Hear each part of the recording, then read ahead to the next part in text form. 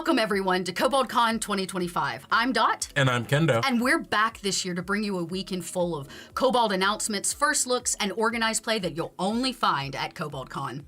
This month, Kobold Press celebrates its 19th birthday, and over the years, we've published a lot of material. In fact, KP has published in 8 different systems, successfully funded 32 Kickstarters, and has grown from a one-man publishing house to a staff of more than 16. And in that time, Kobold Press has learned a thing or two about publishing core books, adventures, compendiums, and even new systems.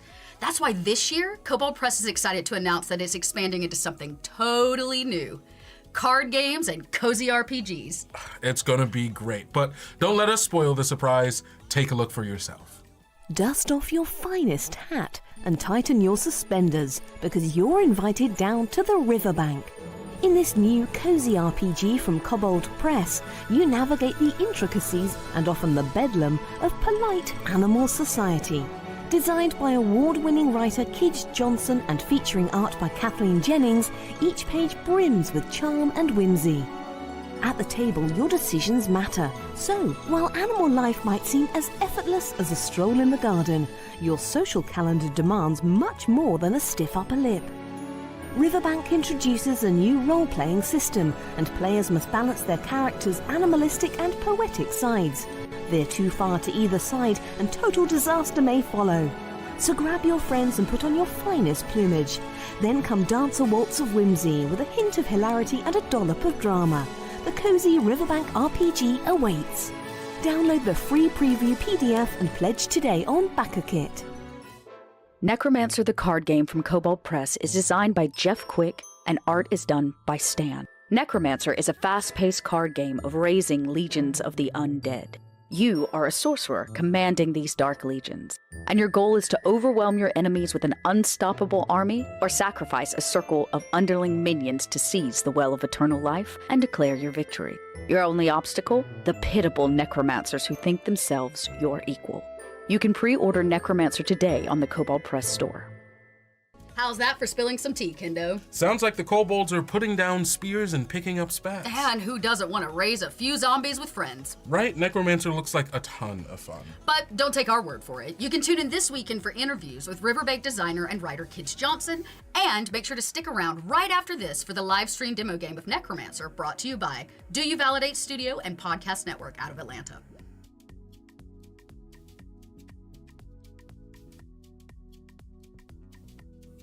Now, last year for our first Kobold Con, we highlighted Kobold Press's brand new RPG, Tales of the Valiant. And over the last year, there has been so much love and support for Tales of the Valiant in our Discord, on social media, in local game stores, and even in our own community play. Let's not forget the over 3,500 people who played TOV at Gen Con last year. How could we forget them? Now, this is why Kobold Press is dedicated to continuing to publish top-tier material to expand your 5th edition and your Tales of the Valiant games. So let's take a look at what's coming for TOV in 2025. Created by Steam-Forged Games in partnership with Kobold Press, the Tales of the Valiant starter set is designed to guide you through your first TTRPG session and beyond, starting from the absolute basics. Inside the box, you'll discover a world filled with excitement, danger, and heroism. It includes ready-made adventures and 4 highly detailed player character miniatures representing 3 of the original Valiant heroes, along with the brand new character created specifically for this starter set. Additionally, you'll find a Welcome to Role-Playing Guide, a complete rules reference, 2 thrill-packed adventure books exploring the Tales of the Valiant world, battle maps, polyhedral dice, character sheets, and full-color monster tokens, all of which is completely compatible with Tales of the Valiant and 5th edition Dungeons & Dragons. Pre-order yours today and get ready to become legend. Expand combat options for your game with Book of Blades and join the feel of battle over land and sea. This collection of player options for Tales of the Valiant and 5th edition Dungeons & Dragons adds a wealth of exciting new material for martial classes, including 14 subclasses, new talents, new weapon options, new combat options for every martial class, and options for fighting in intense single combat duels, wrestling matches, and on mounts. Pre-order Book of Blades today on the Kobold Press store.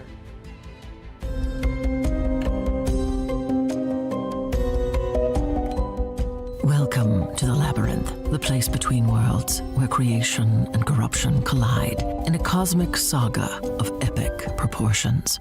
Explore the cosmic background of arcane secrets, confront cataclysmic monsters in the near or deep void, and create entire worlds on a whim. With 14 new lineages, 6 new heritages, 30 new monsters, almost 100 new spells, and 14 mind-bending subclasses, players have an abundance of choices for multiversal characters and storytelling, all completely compatible with the Tales of the Valiant RPG and Dungeons & Dragons 5th edition. Run your most epic campaign ever with the Labyrinth Adventure book, containing 11 new adventures from levels 1 to 8, either as a continuous storyline or take only what you need to weave directly into your own campaign. Claim your key to the Labyrinth and embark on a journey through 10,000 worlds.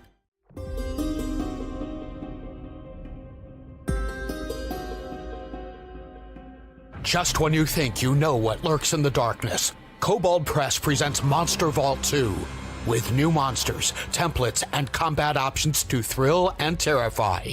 Be warned, your players are going to love to hate what's inside.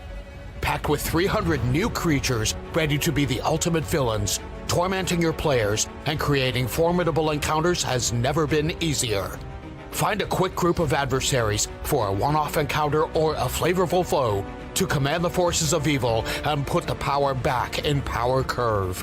Flavor your encounters with ready-to-go monster bundles, complete with background, plots, schemes, and leveled stat blocks for adversary minions at any level of play. Monster Vault 2 templates give you the power to alter monsters, turning the merely dangerous into something truly terrifying. Build and run epic games with over 300 monsters, 7 new monster templates, monster bundles, and a detailed appendix, all completely compatible with Tales of the Valiant and Dungeons & Dragons 5th edition. Download the free preview PDF and back Monster Vault 2 on Kickstarter today. Our monsters are ready. Are your players? Wow, there's a little something for everyone out there playing Tales of the Valiant. It's true, but what kind of kobolds would we be if we didn't have a few Kickstarters lined up as well? Ooh, I wonder what's coming. Well, first up are new highly sought after player options for Tales of the Valiant, thanks to the Player's Guide 2 coming to Kickstarter spring 2025. Inside its pages, you'll find a treasure trove of new options, including 3 new base classes, tons of new subclasses, lineages, and heritages, 45 pages of magic items and equipment, and new expanded rules, all completely compatible with 5th edition and Tales of the Valiant. But Kendo, what about Midgard? Well, don't worry, Doc. Kobold Press hasn't forgotten about Midgard. Oh, good, because the regular free content to our blog weekly covering all corners of Midgard simply isn't enough for me. Well, you'll be excited to hear that Kobold Press is taking one of our more beloved sections of Midgard and turning it into 2 different books. Join us in fall of 2025 as the Northlands campaign arrives on Kickstarter. Now, this Kickstarter will include both the Northlands World Book, covering player and GM options along with a setting compendium, as well as the Northlands Saga book, which includes all of the adventures you need to run an epic campaign in the Northlands. Sounds like winter is coming. Or maybe I should say Ragnarok. Well, now, if the anticipation is killing you and you simply can't wait to get your kobold claws on some new books, we've already had new releases this year that may satiate your hunger. Oh yeah, that's right.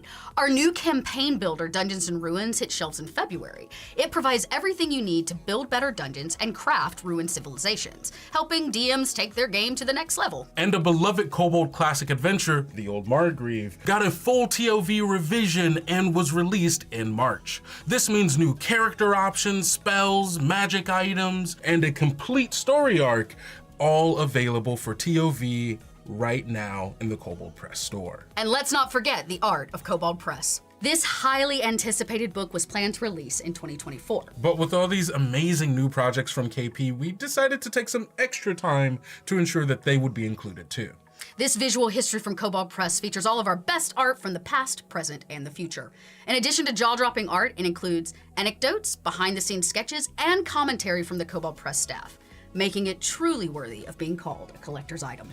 You can pre-order the Art of Kobold Press now, and it will be shipped just in time to be the perfect holiday gift. Sounds like Kobold Press is releasing a lot of new titles this year. It's true.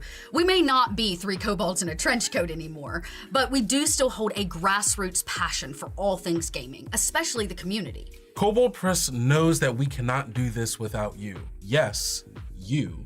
And this is why we've lined up lots of opportunities for you to get involved with Kobold Press this year. Just this weekend, you can sign up for our organized play and game with other Kobold lovers across the globe. Tune into a full schedule of panels and interviews, or support our Kobold Con charity, Let's Quest. Each year, Kobold Press selects a nonprofit in the gaming community to be our charity for Kobold Con.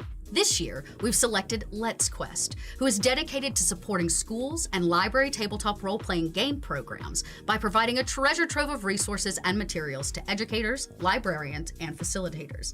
And all of these services and resources are provided at no cost to the kids. This weekend, when you place an order on the Kobold Press store, a percentage of every cart total will be donated directly back to Let's Quest. And Kobold Press is going to match, dollar for dollar, up to $2,500. This sounds like the perfect chance to go get yourself something and to do some good in the world at the same time.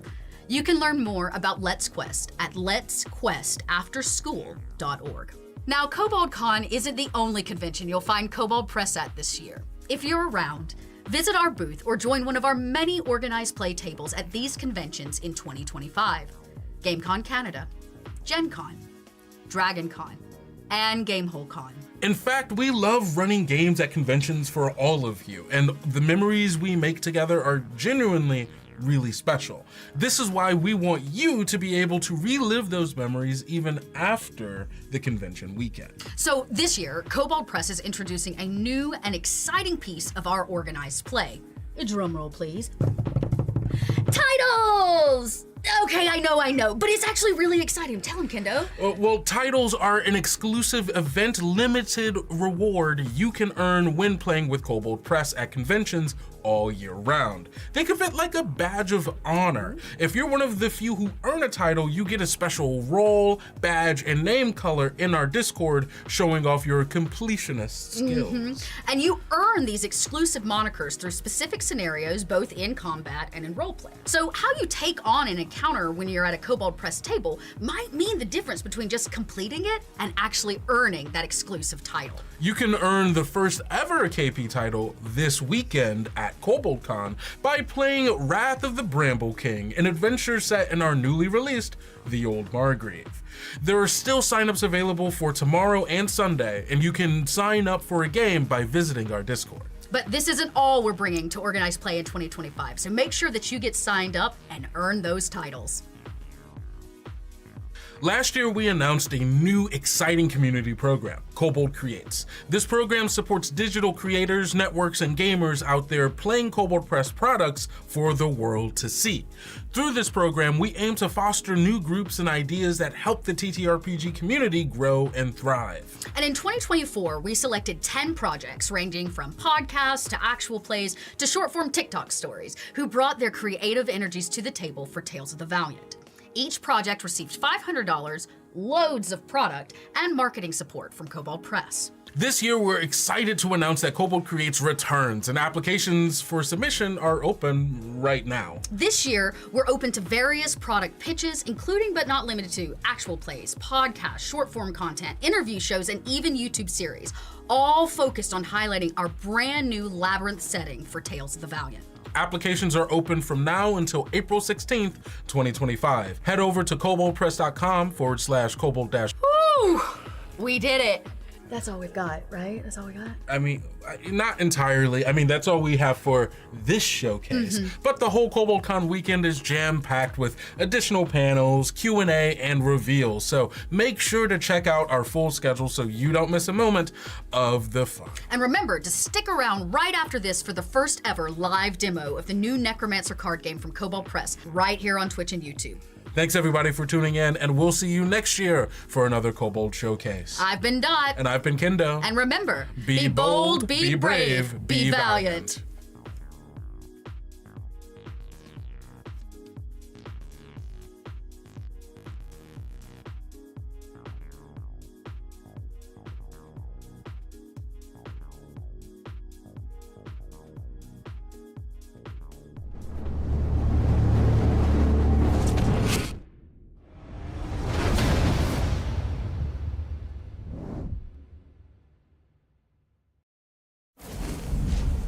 Hello, everybody, and welcome to Kobold Con. I hope you all enjoyed the Kobold Showcase. Hey, it's me, Kendrick or Kendo, whichever you prefer. And, wow, this is the start of what's going to be a very long, very fun, great weekend. Gosh, so much is going on that my brain is just a mess right now. Thank you all so much for being here so early on your Friday mornings. But I hope it's going to be worth it. Just like we said, because the Kobold Showcase ended up a little shorter than we thought, we're going to be starting the Necromancer live play, soon, like way sooner than we thought. We are going to take a quick break, really quick, right before we get into it. So go to the bathroom, get some food, whatever it is that you need to do, and we will be back. I'm going to say, we're going to start 25 minutes after the hour, so you got like 9 minutes to go get some food, and we will be back with the Necromancer live play from Do You Validate Studios. Again, thank you all so much for being here, and hey, I'll see you at some point after the live play. All right, see y'all.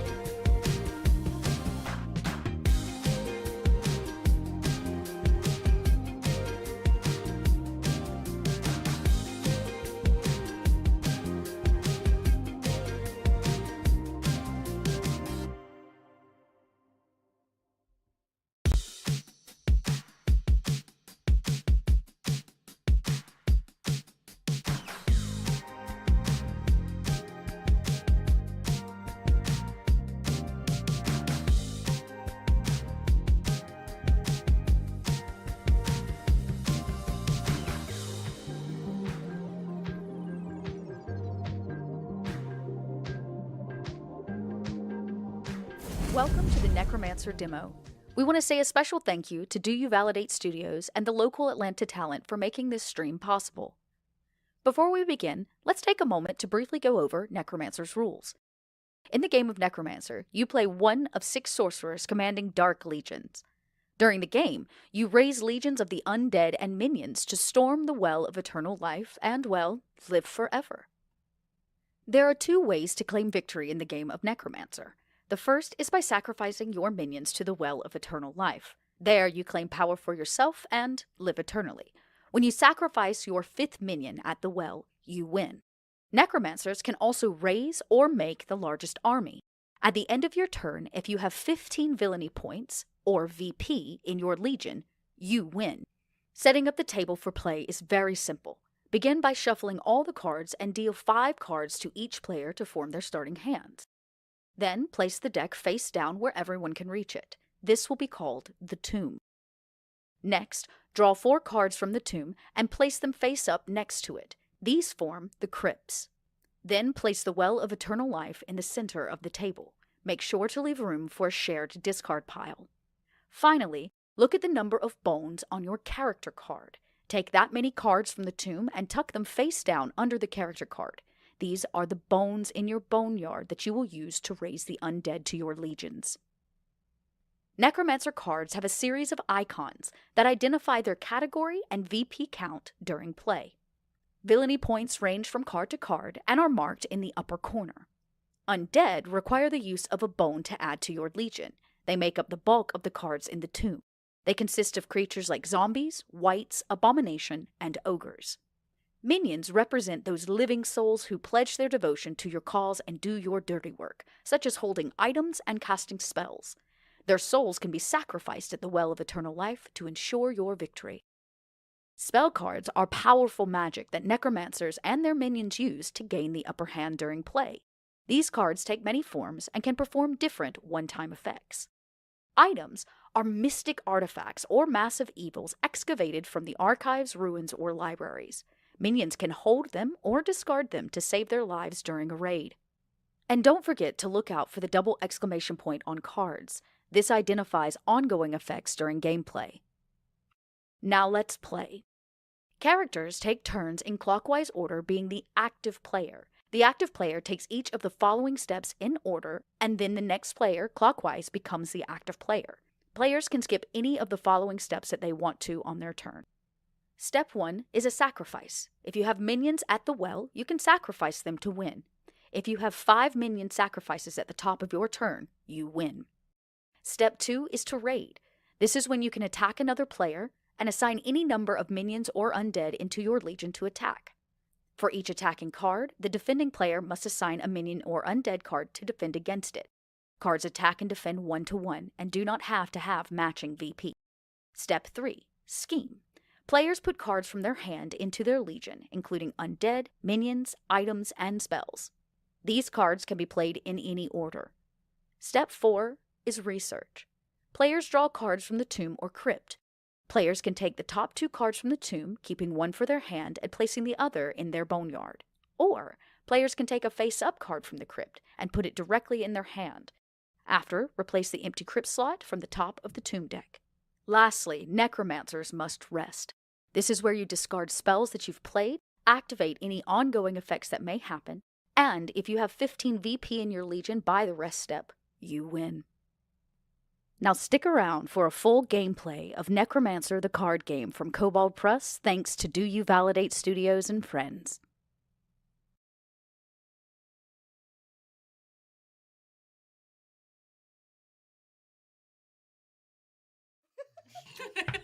Okay, so we're gonna play Necromancer, and the rules say that the person who should be acting first after all the cards are dealt is the person who last watched a zombie movie.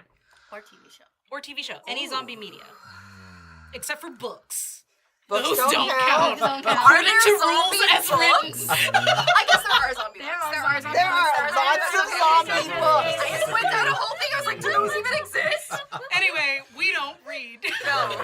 But we do watch things. What did you... Okay. What have you watched? Pride and Prejudice and Zombies, unfortunately, but that was Oh. like 2 weeks ago. Did you read the It's a book good first? Haywatch, though. I read Pride and Prejudice. It was a double feature. We watched the Keira Knightley version.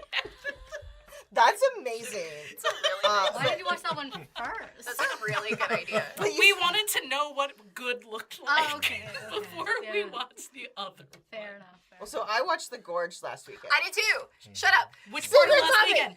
Wait. It was like Saturday or Saturday, Saturday. at 9:30 p.m. Oh, I was gonna do the thing where we Nine, keep saying the same thing. I have no idea what time it was. 30. Do we want to check our letterbox?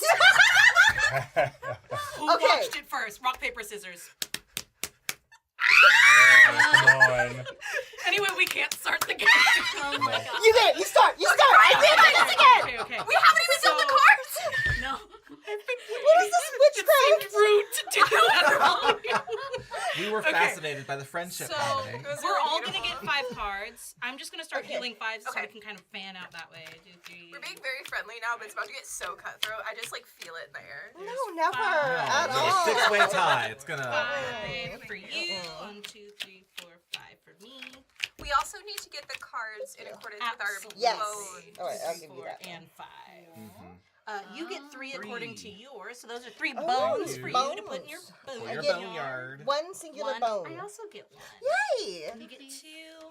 How many for you? 2, please. 2. And how many? And 3. Of course you get 2. Okay, and then we use these to Wait, get okay, more that's to zombies summon later. undead. Yes. Summon undead later. Cause we're Yes. yeah. Okay. And then we need an actual graveyard. Ooh. So I'm gonna. I like how we all did it at different. But none of us could do it at the same time. Okay, It's like a little tarot So spread. 4 crypts, yeah. yes. Okay. Oh, I like that Perfect. one. Oh, so so cute. Okay, great. So, and this will be where the discard pile Okay. is. Great. Okay. And I'll just kind of add these right on top. Okay.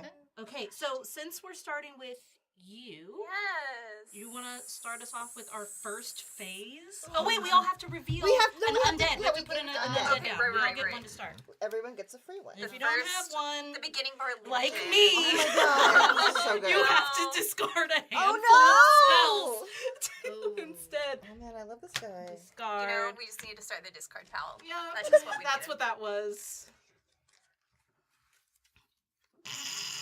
Okay, I have one. I'm starting with a Minotaur skeleton. Oh. I'm starting with Team Spirit. I'm so sucked in. I just keep looking at all the art and everything. It's really and good. I'm It's like so distracted good. Yes, and it's I'm very not cool. doing what I'm supposed The to be doing. Walking Dead literally being a cowboy It's- sheriff. With is the so red hat and good. everything. It's so good. It's really good. Okay, I have the skeleton So, servant. we're starting a raid phase, and we're starting with wait. you. Oh. I have to discard 2 cards. We're gonna. Why? When you play this card, you have to discard 2 cards. Oh. Fancy. Counts as 2. Oh. Damn. Might want to attack you. Okay. So, all right. Okay. Since I am starting, I don't have anything to sacrifice yet at the well. Do I want to raid somebody? I mean, he has Do you want to get crazy? How powerful? Don't you also have 2? No, I have 1. He How has 2. powerful? Counts are as we 2 looking? defenders. That's a defender. That's not a point. You know what? Let's make it. You know what? I'm not gonna raid. Oh. Okay. I'm not gonna raid. How gracious. Choose of And you. I'm gonna move on to the scheming phase, and I have some scheming to do. I love a good scheme. Let's see. I am going to play another minion to join my legion. Ooh. And on my draw step, if I draw another minion, I show it and I draw an extra card from the tomb. Nice. What's that card called? So this is the Recruiter Neophyte. Oh, cool. And it stacks with some other cards that I do not have yet. Let's see. Do I also want to play any of these spells?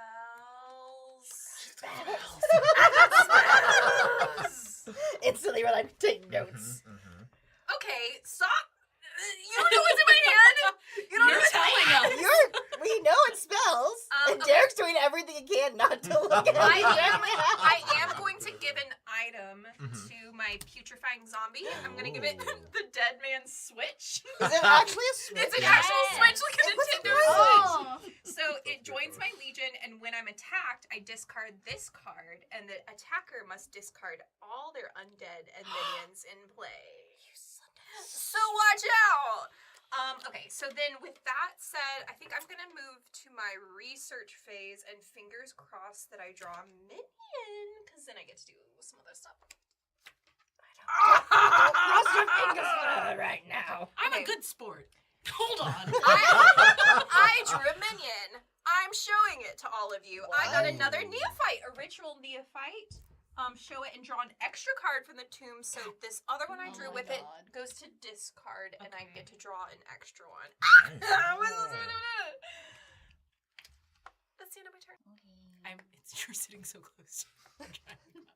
So You were just like this. I'm gonna look at all of your cards. Okay. I'm too trusting. So step 1. Blinders. Sacrifice. If you have blinders at home, I make couldn't- sure you are wearing them. It's helpful.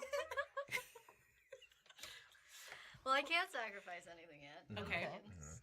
No sacrifices, not gonna raid, and so I guess I'll just scheme. Scheming. I'll place True Believer down. This card joins my legion, has 1 VP for each other minion in its location. Okay. Okay.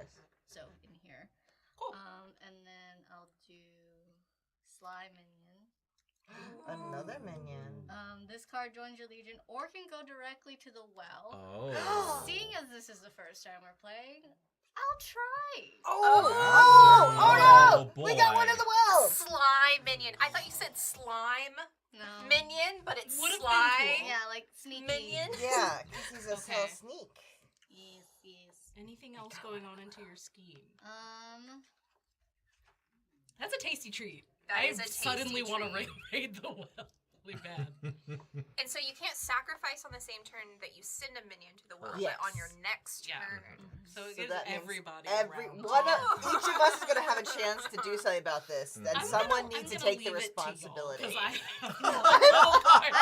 Someone everyone else's it would be, responsibility. I mean, Yeah. some to of deal us with this. literally can't attack. You have the so most people that maybe could take attack. it on Yeah. yourself. That's I think you should That's take true. one for Yeah, So that just far. means you're sacrificing So them to far. get rid of my guy is the thing.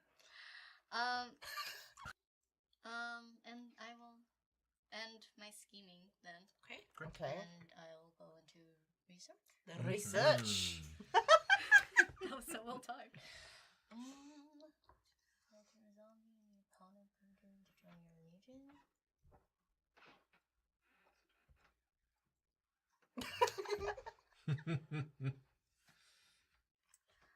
Damn. Wait, that is a zombie, right? Yeah. Mm-hmm. Uh-oh. Or an undead. yes. I'll take that. I don't. Okay. I took But the you walking- must discard all of your undead. That's if I attack. This isn't an attack. Stealing. Oh! Oh, dang. Oh! Oh, dang. First blood has been drawn. Does the item go with it? Yes, it does. It does because it goes with them to the well. That's great. That's great. And then I will replace it. Am I allowed to use with the that. spell right away? No, You're that's on- what I 'cause thought. you're on research. You're You safe have to for wait. another round. Yeah. Oh, okay. Oh, so I just get to stare at it for a round, Yeah. knowing that it's. It's gonna go away. Yes. All right, well. Oh. Oh. Okay. Unless And you I use it to It attack sounds the like well. you have your well attacker. Unless you get rid of it entirely, it's up to you. Unless you do something about it. I'm forcing your hand. Okay, great. You might regret doing that. Oh. Well, yeehaw. I may have a strong desire to murder at the well. That is But your prerogative. as a cultist, Yes. my intellect is greater than my desire. And so Oh. I will instead not do that. I'm not going to sacrifice anything. Correct. But I am going to scheme a little. Because I don't have anything to sacrifice. I don't think I'm No going to raiding? raid with my little guy. I like my little guy. I like it. And I Yeah. hope he He's stays cute. safe. So I'm going to instead scheme a little. I think the scheming phase is low key my favorite. Feels like the heart of the game. Yeah. Yeah. It's when you get to get at each other. Yeah. No, it's not attack each other. We just want to plot just wanna- against each yeah, other. exactly. Question. Mhm. Spells can only be played on Minions, minions. yes. The items can be played on Anything. either Yes. or just undead. It must be played on a minion. An item and a spell? Yes, only minions can hold items because remember, items get sacrificed. Got it. Yep. Just got it. I included it! You switched the whole time! Yeah, move this over. Well then, I will move straight to my research phase. Ooh. And because I am a cool brainiac of a cultist, Mr. Red Pants if you're nasty, I'm going to, instead of my first draw during the research step, I'm going to reveal the top 5 cards of the tomb for everyone because I'm gracious. Oh, And so I'm gonna nice of place you. this beautiful. Thank you. Let's see if I remember anything. 1, 2, 3, 4, and 5. So going into the discard is all of these little guys. Do you want to read them out? Yeah, sure. A ritual neophyte, which we Okay. know stacks with some things that some people have. The staff of decay or recay. Oh, no. Okay. A dead white. A mwahaha. And idle hands, which are like 2 hands in front of a TV. That's really cute. Okay, so those are the 5. I'm going to put them in the discard pile. Don't you pick one? Oh, because I we're can't spells. pick You just one. Oh, because there's no spell. Right? Because I can't, yeah. So I see them all, and then I throw them All my friends. the heck away. And then we throw them in the trash. And Place one spell mean. well, it means if I had a spell I could Oh, place then on you could something, play it. then I could play it. But since I don't have any minions up, I cannot. So that is my research phase. And blah, blah, blah, blah, blah, I rest. It is my turn. Okay. Boy. The Black Knight is in play.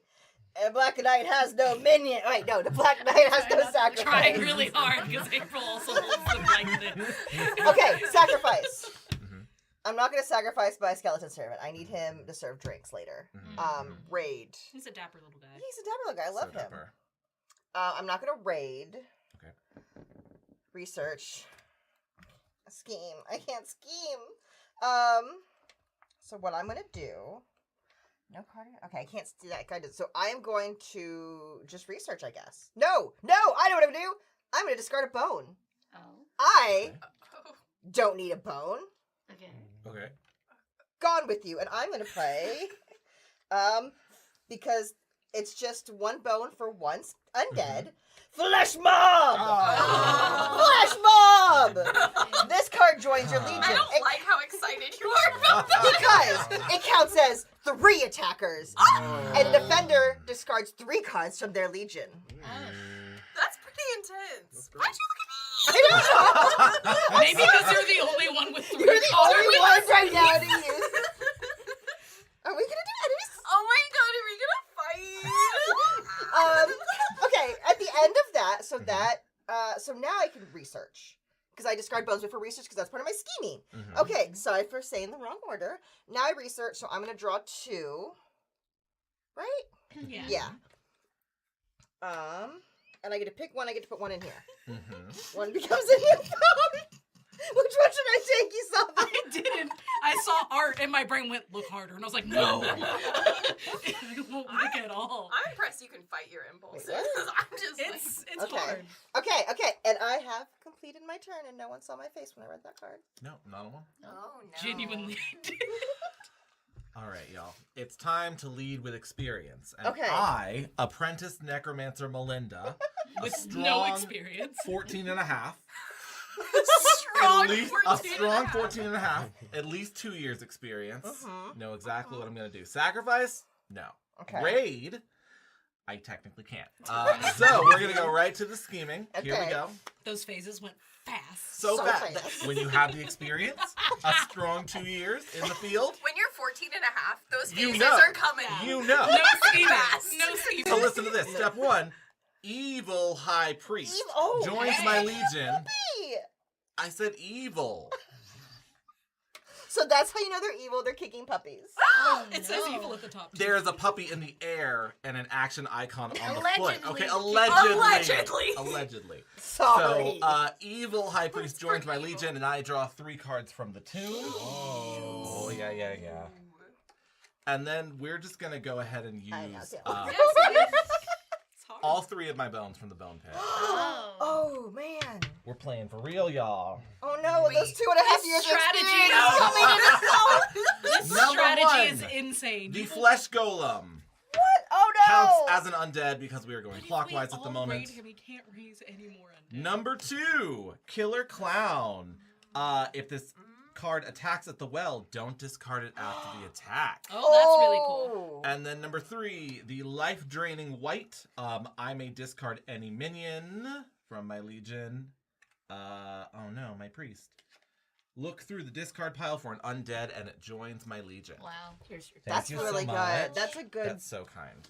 That's a good scheme. Such a scheme. You know, if you cross this line, this invisible line, they become my cards. Oh, heard. Good to know. Good to know. Good to know.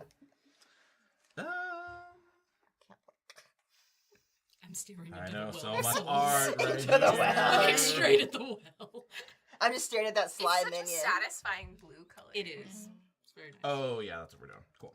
I kind of want to talk Alright, to whatever's coming out of that discard. well. Be like, hey, buddy, how you I doing? do find myself just like staring into it. We are playing the Skeleton Crew. Ooh. Choose a skeleton from another legion, and it joins my legion. No one has a skeleton. Oh, 2 people have skeletons. Well, like they name skeletons? Yeah, they Yeah. say Yeah. skeleton They have to on be it. called skeleton. So, But also, I handed you the discard. you pile sure just did. now. And because of that kindness, But my I'm sweet- going to take the, you know, that invisible line that we talked about? How if they cross it, they become Oh, Thank no! you so much. Oh, That's so wow. kind. I'm going to get revenge for this. Oh, that's You okay. need I'm to going to give get my your revenge right employees now. better benefits. I'm going to equip. No, I'm not. 'cause Alfred I and don't I have had a minions. friendship Oh, that no! is past benefits. I have no minions. Oh, I wrecked my own plan. Ha That's okay. We're just putting off the inevitable. So we're going to move into our research phase. I'm going to... Well, What if a I scheme that need was. a minion, we're just going to go ahead and take from one crypt. Yep. And I will And replenish that. replenish. Smart. And I believe that brings me to my rest phase. So 1, 5, 7, 8 points. Beautifully And done. that's what 14 and a half years can get We you. were all so busy watching Ashley. We Yeah. didn't pay You're any not attention to targeting this little anyone. girl. Yeah, I don't know why you ever thought I was It gonna was be too the threat. early I in the just went game. first. I do like that the little girl played the evil cards, though. This round is not yet over. No. It's Oh, right. the The game is Sleeper young. cell over here. Derek, it's your Yeah, turn. I've Plotting this Sweep whole it up, you got it. time. I haven't. I started out with a really terrible hand. I had to immediately discard 2 cards, and the ones that I kept were not the ones I should have. Oh no! That is okay. Well, I'm gonna discard a bone to summon Ugly Zombie. That really is his name. Yeah, no, and he's so sad. He broke his little mirror. It's terrible. Aw. He's not Um, that bad. Yeah, I'm supposed to be able to move a minion into the well, but I don't have a minion. So I immediately, that was a sacrifice. I skipped the raid. I don't have anything to scheme with. So we were researching, and instead of that, I'm just going to go through the discard pile and take a single item. Why? Beautiful. Nice. Is that good your character can do? Horatio, yeah. Oh, that's who you It's wanted. a grave digger. The grave. Oh, that, No. he's Yeah, thinking. he did Oh, that. yeah, Yeah, that yeah. makes sense. I knew him once. Oh, Oh. oh God. Oh God. Why did I only knew Yorick. Yeah. I wasn't sure if anyone was gonna pick up. we don't read. I think that's been pretty well established in the literate table. Yes, I will take that. Boom. Did you take a good See, card? I just have no shame. You see how I read them just open face? Yeah. That was my Very research. cutesy, very tailored. Oh, I can't even use this card. That's so fun. That was my research, and now I am resting. Love. Nice, Okay. nice. Good job. Rest. And now we're back at the top. Okay. You're the And only by one back who at the can. top, we mean the only person who could prevent Crystal Oh from my gosh. sacrificing. You guys. Not to shirk responsibility onto you, but Why'd you have to remind her? So let's get a little interesting. Mhm. I think I'm gonna raid the well. I am going to send, I'm so sorry, my 2 minions to the well. I believe my ritual neophyte will defeat your sly minion. So these are both now Bones. Bones. Bones. Bones. You get You- you get your card back. We And take then our it goes bones. in your bones. We take each of our bones. Okay. You always take your. raises the dead take lady. our- So we get our bones back, and Yes. then I have my person, holding the well. my minion there, Mhm. with their little, they're Dead in man the well, switch. they're playing their dead man switch, I like and they're it. just chilling. So Breath of the they're Wild, right at the well. They're not bored by themselves. They have. They're entertained. Yeah. So now I go into scheming, which now I just have this one little thing. Do I want to?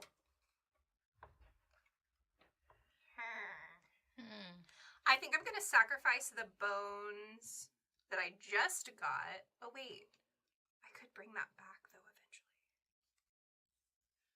I'll sacrifice one of the bones. I don't know what they are. To put this vengeful spirit in your legion. My legion. My legion. Oh no. It's a -2. -2 to my legion. Do you And pick then- which one? Huh? Do you pick which one you put it on? It's just It's in just- the legion. Yeah, It just it's hangs just out. aggregate with the I points. just have a -2 So it's just on gonna my point take- counter. Yeah. Annoys everybody in the Legion. Now I've dropped down to first place point wise.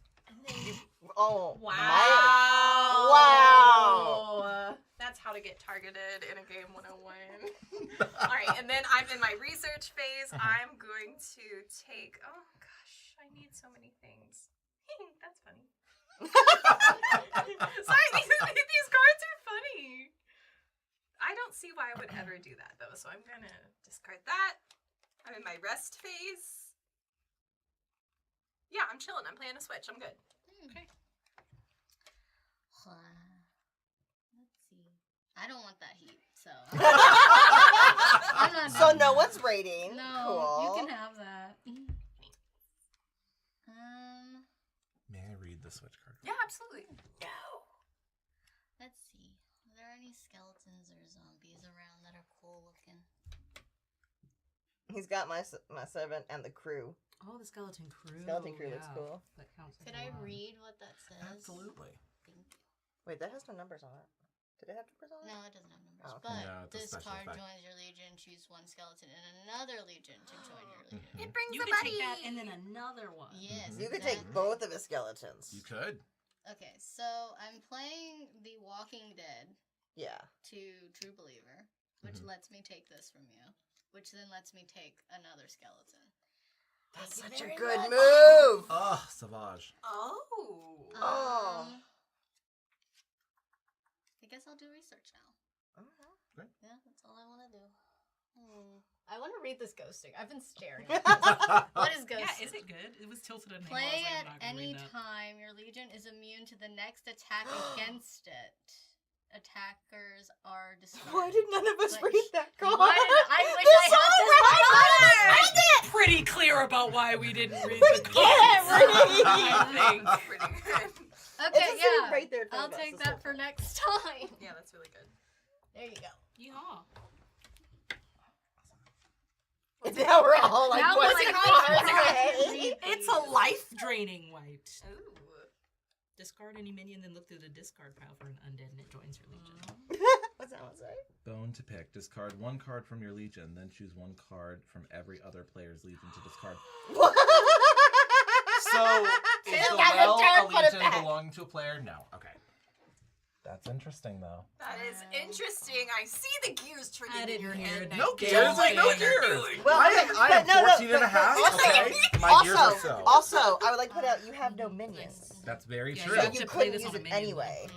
Who has minions? Yes. Ooh. Not me. I do keep forgetting that you can only put things You on have your the minions. You have minions. You do have Do you have minions. minions? Okay. Okay. Is that all okay. for your research phase? Yeah. What? Is it your turn? Yeah. Okay. At the I have a moment. minion. You have a minion? Oh, you do at the well. At the well. Not for long. My one card. I mean, Honestly, What? I'm going to. You would take a switch. No, I wouldn't. you don't take. You take the card. You take the the switch item. is yours. But you also have to discard everything. It says when you were attacked, discard this card. Yeah. I don't get it. Yeah. I meant you got rid of it. Sorry. The switch is gone. But you don't need to. But you Right. can. Well, I had planned to, but now everybody's opinion makes me feel like doing nothing. Do nothing. Fire me. I think this should be someone else's problem. Is that all for your turn? Are you in your Oh rest yeah, phase? yeah. I already did research. Okay. Well, surprise, surprise. I have nothing to sacrifice. So I will just, I'll take my little Minotaur guy and I'm gonna walk him over to the well. Oh. And he's gonna be like, "Oh, switch! That's the exact thing my mom never got me." And put that there for the raid, and this is gonna cross out, right? Mm-hmm. So this discard this card, and I must discard all their 1-to-1. Oh, okay. So both of them are out. Yeah, Wait, I was just well, reading this card because it comes with extra steps. When you are attacked, discard this card. Attacker must discard all their undead minions in play. That was the point, baby. So I will take this little guy, Boneyard, for both of us. Me switch. The only reason most people weren't attacking you is now gone. Oh, no! So I, am fighting the good fight alone, but brothers, You did so well. join me at the well. Listen, There's Gondor will nothing answer. going on at the well. I heard everything's totally fine there. And actually it's condemned. So it's dangerous. got you. So don't. I hope it's dangerous. Yeah, for we you. want them. Great. Oh wait, yeah, no, you're right. I'm gonna scheme. Okay. And by scheming, I mean skipping scheming, because I have nothing to put down. Heard. Correct? Correct. I can Sometimes read. the best scheme is the scheme not and I'm schemed. going to, yeah, because I can't put any of these on anything. I could take this.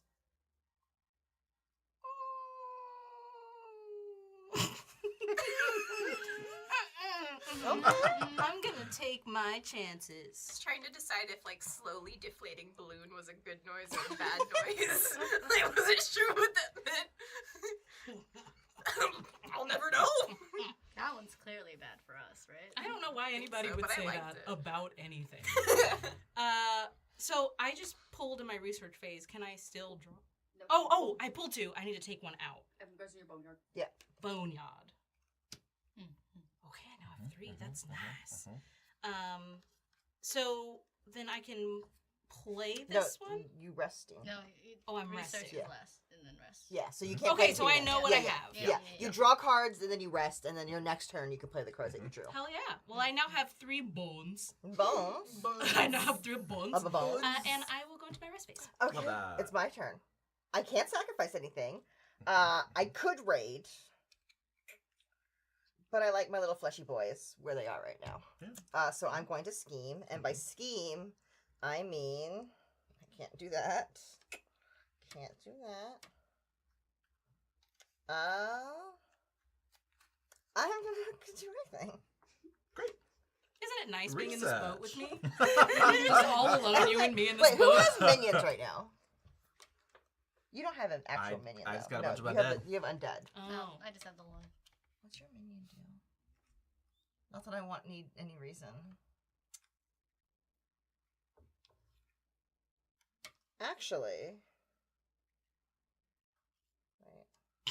Sorry, I lied. I'm gonna play a bone because now I want to cause problems. Everyone else has caused problems. Yeah. So get rid of that. Okay. More for the grave digger to dig through. Shit. I mean, shoot. Wait, what's that do? It adds a fill-in point for each other minion that you have played in your legion. Oh, that's really good. What's the one what's underneath it? The spell. Okay, that's your walking death. I lied. I'm not actually gonna do that. I can't read. Give me that card back. When they asked us to do this, I was like, but none of us can read. None of us can read. Now this helps. Now this helps me. Okay. And now I'm pretty sure I can discard one of my own cards. It's not a discard, it goes in your bone. Yeah, I mean, I can put one of my cards in the bone instead of one of these two, right?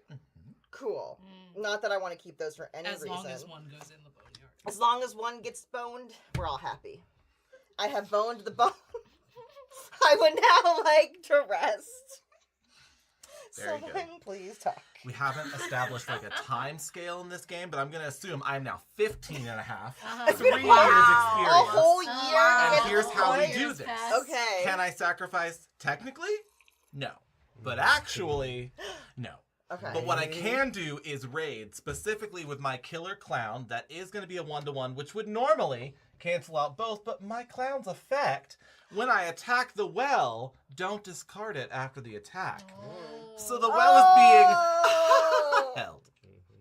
Oh by a 15-and-a-half-year-old girl, apprentice necromancer Melinda. Wow. Let's get to the scheming.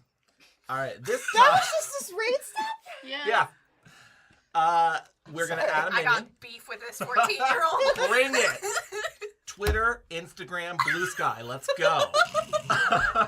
You know, Hubert still is only on Twitter. He takes his LinkedIn very seriously. Sure. You know, when I hit 18 and a half, it's all about LinkedIn. I'll make that switch. We're going to start with a Ritual Initiate. He's gotten an ability during the draw step that we'll get to, but we're going to live our item season now. I have this Chris knife. So it joins my Legion, I'm attaching it to my minion, and I get to discard one minion in play. We're learning. We're going to take that back. I was like, wait, minion? The immediate I'm regret. not going to do that. I love my minion to The discard. amount of times we've all started excitedly reading a card, and then we get to the last sentence, and we're like, Yeah. None of us finishes the card. We're like, oh, you get to do The distinction between minion and undead is what makes this Yes. a 3D game versus a 2D game. Yeah. truly. All right, so we're going to do this instead, I think. I'm going to play 2 items. I'm a long-term thinker. I'm going to play an item on your minion. What? Play it into an opponent's legion. It's -1. Oh, so it's into your legion and not onto a minion. But no undead can join their legion while that called? card remains. Torches and pitchforks. Oh my! The human Wait, mob how do has I found get you. rid of it though? People. What a great question. How do you get rid of people with pitchforks? How do I get rid of torches and pitchforks? There's got to be something in this. There's There's probably a there's card that gotta lets be you a card. discard an Specific item or card. something. Yeah. We'll find you that card. Or We'll get now rid that of it- those people. For Now you. that it's her item, can she attach it to a minion? I assume Oh so. wait. Yeah. Oh Yes, wait. it is still an item. Once it's attached, you can defend with it. Yeah. Mhm. Yeah. Oh wait, hold on. Yeah, Maybe so- use that mob as a human shield. Yeah. All right. Human shield. But we can't attach things until your scheming phase. So that next raid step you got coming up, you're not going to have it. It's just in your legion, but it's Yeah. not on anybody yet. This is payback for the skeletons, isn't Yeah. it? Twofold, threefold. I didn't know we were vengeful necromancers. I'm sorry. No, I not. assumed Met this group. I assumed that we were all here for a bachelorette. I think that's it for my scheming. I'm not inviting him to my battle. Okay, rude. Ooh. For my research, I'm going to take this Staff of Great Power. Oh Listen, I also have great responsibility. It'll work out great.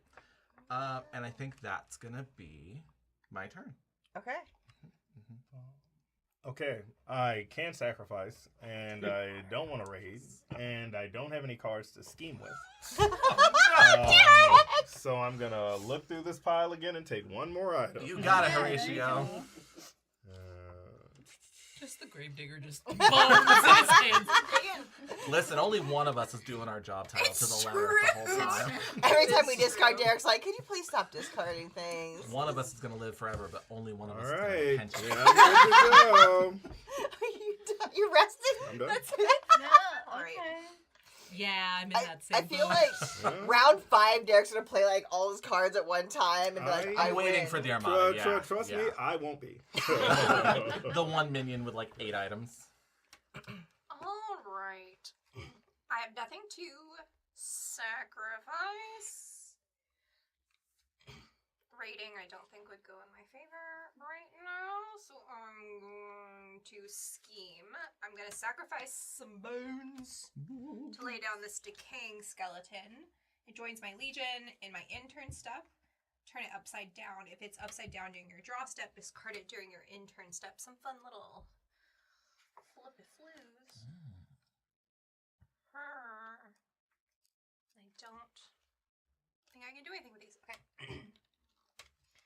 Research. I need this person. Oh, that's a good card, but I need this one. Oh, I can get rid of one. Who's gonna become the bone? Who's gonna be the bones? Who's the bones? What? I'm good. I'm done. And I want to who's the bones? Who's the bones? Okay, I guess I'll play down this minion so that the pitchforks have somebody to go to. So, no sacrifice, no Or raid. raid? Yeah. Straight to scheme. Heard. Yeah. Okay. Heard? Yeah. I'm just checking. Well, so you can't sacrifice him, so it makes it less afraid. Sure, absolutely. He's just your friendly neighborhood killer clown. Thanks, that's a well. Like, does it have a defense? No, it's just one. Yeah, It's being just disarmingly funny. He does not look funny. Or disarmed. He has a knife. And a balloon animal, wow. That's also a knife. A balloon knife, wow. And a real knife. That one's serrated. He didn't want a balloon knife. He is too. That's a balloon knife and a real knife. Came prepared. That's for like people with a Right. latex You're allergy right. and then everyone else. A non-violent Get around. option. Of Yeah. Yeah. And then I'll play Ghosted on him as well. Ooh. And then yeah, I guess that's it for me. All right, I will research. research. Let me read some of these. God, I keep forgetting to read those.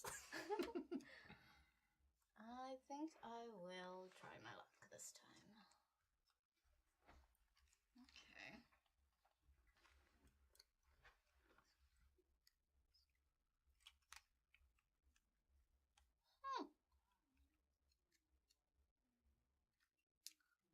Okay, and then one goes to the bones, yes? One goes to the bones. Bones for the bone god. Bone for the bones. For the bones. Okay. Wait, Yes? what? What? What'd you get bones for? Wait, So I think on your research. turn you discarded, and I think it was supposed to go to your bone. I keep instead. wait. Yeah, no, When you don't we do- draw when two you draw cards. two, one becomes your bones. That's why we keep saying who's the bones. What? Why do you think we say who becomes the bones? I've been putting them in the discard pile every single time. Oh, you have? The bones are not the bones. The bones. You don't become I've bones. owned so many bones. How? How do you also still have so many bones, though? The bones for the bone guy. It's from the From well. the- Oh, right. Do you remember The how many bone turns god we is did? unhappy. How many rounds have we gotten? 3? We're currently in the third round. So I should have 3 extra bones? I don't think you. No, got I it. should have. You should have no bones. Okay, that's fine. No, right, go back. No, I made the mistake. I still have 3 bones. I've got plenty of bones, but moving forward, I'll Remember get. your We'll bone. throw you a bone if you feel wrong. I appreciate it. Do you want a bone? Do you want a But bone? no, don't. You know what? I don't want your pity bones. Pity bones get the Look, spell done. I don't Look, know. sometimes you gotta take the bone that you're given. Fine, I'll take 1 bone. You can Take take a one bone. bone. We've all elected to give you a bone. Thank you. Except for Derek. Derek is. I was fine with you taking none of them. Yeah, I was gonna be like, well, it's already on camera, so. We've come this far. That's fine. Don't worry. We'll just I thought we remember were for all next just turn. making jokes about bones. I didn't understand No. it. Derek was waiting till marriage. Yes, yeah, that's why. That's why I've not researched yet. I'm gonna see. find out on my Yeah, wedding you're night. gonna find out. You're gonna find out. Yeah. When Jesus wants you to. Is there anything else happening on No, it's good. Great. All right, Me Meadow, either. you got it. I have nothing to sacrifice. I have nothing with which to raid. So I'm gonna go straight into scheming. I'm gonna put down a flesh mob by giving up a bone. We're flesh brothers. Oh, okay. I didn't make it. It didn't. There we go. Okay. And it counts as 3 attackers, as you know. Yeah. I am glad that there are more flesh mobs out there. And I am gearing to.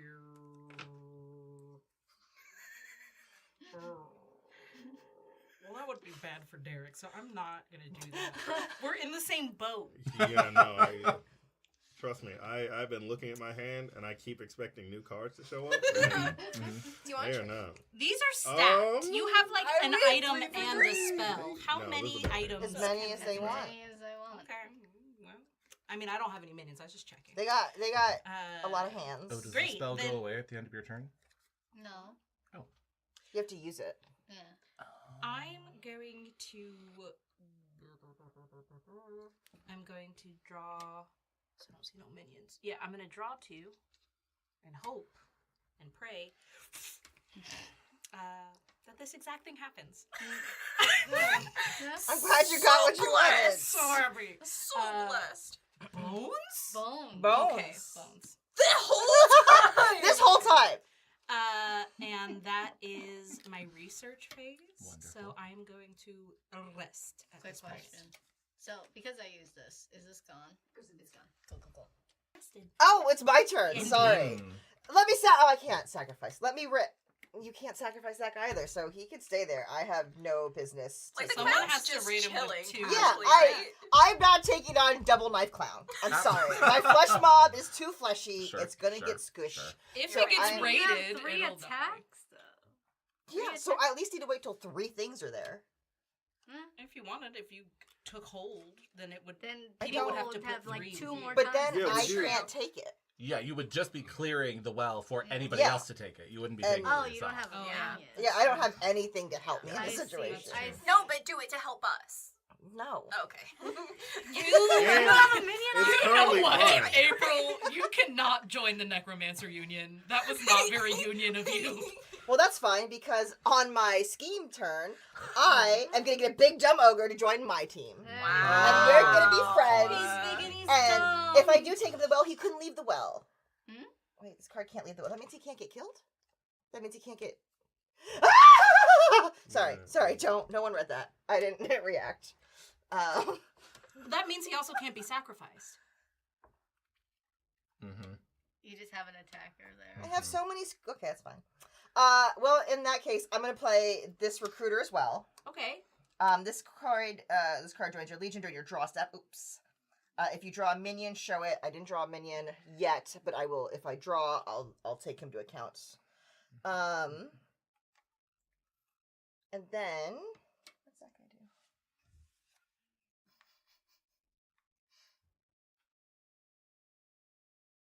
I'm gonna play Dead Ringer. That when I use him, I get to name another minion and do what they do, and I'm gonna use Ritual Initiate, Okay. so I can also take another spell Okay. from During the draw step. from the boneyard. So now I can take another spell from the boneyard when it's my draw step. And on top of all that, Did you sacrifice a bone for him? yeah, because I had 3, now I have 2. Okay. I've been taking my bones. And because of that, I also have bone to pick, which I discard 1 card from my legion. But guess what, mother? That was the worst! That was the worst! Everyone else loses a card from their legion too. Oh. Just 1 card? Yes. Oh, darn. My Damn, minus 2. I choose Oh. what card leaves your Wait, legion. you choose? So say goodbye to your flesh golem. Does He's it gone. Okay. Yes, I choose. We'll take a look at this I'm luxurious so sorry. selection. I didn't really mean to target you or Derek with this. I really was just going for those 3. No, and I it's know you only have okay. 2 left, but I'm still And they going for you. discard. Yeah, discard. So that guy goes away. Discard. Which card That's did a you discard. discard? I wanted your. I'm gonna get rid of my Discard. big dumb ogre because I don't actually need him now. Card. So, which one about? For you, let's get rid of.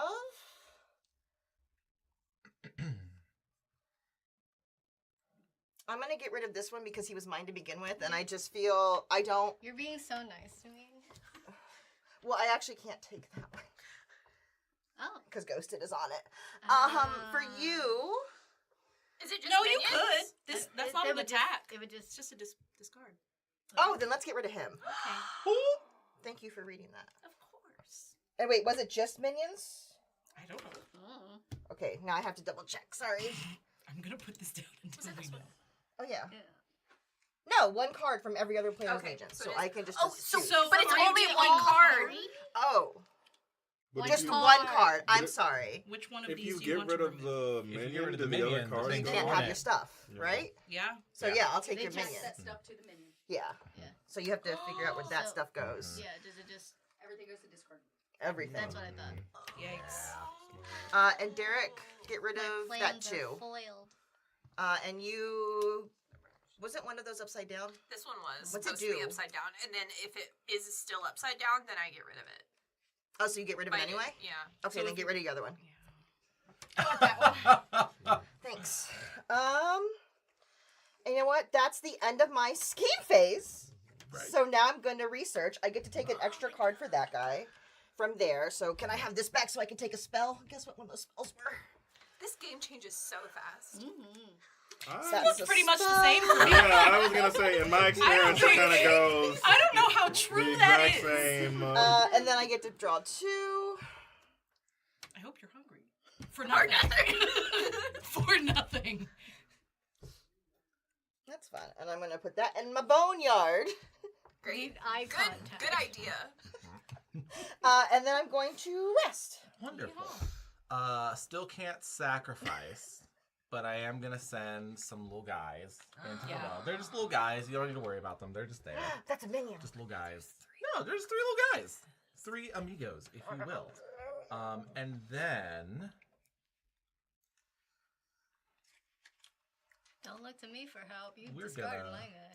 We underestimated this situation for too long. Yeah, you know, I could have had it, but no. We let this fly under the Certainly, radar. someone with no cards didn't mention that you could raid and take Yeah. out that clown. Yeah. That would have been crazy if someone had done Here's it. the thing. Here's the thing. I still get to go again before him, and I still have there you flesh go. mob. There you go. You just have to knock out the one minion, but then he also Yeah, has but if I have flesh mob, that counts as a 3 attacker, so I Yeah. knock out all 3 of them.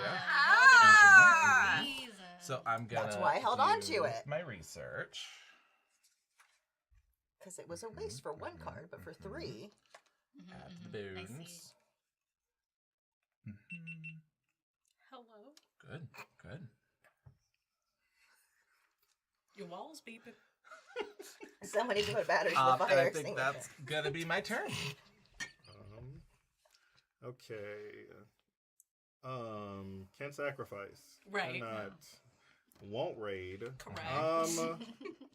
Correct. Alright, I'll do this. Here you go. Hand you that. You have to. It is Pestilent Threat. Give this card to an opponent. They put it in their hand. They must discard their hand except for this card. Oh. But it's only because you were in front. That is the only reason. So you don't have to discard your That Legion, one just your hurt. hand of Just your cards. Wait, I'm sorry. You discard everything except that card I just gave you. Who are you casting it with? It's You a need a spell. minion to play the Oh, yeah. It's a spell, so it has to be on a minion. Oh, So that you makes play a sense. minion Oh, so Play a minion. items are different. Wait, No, items and spells minions are on hold They go on, items. yeah. And spells. Minions are very important.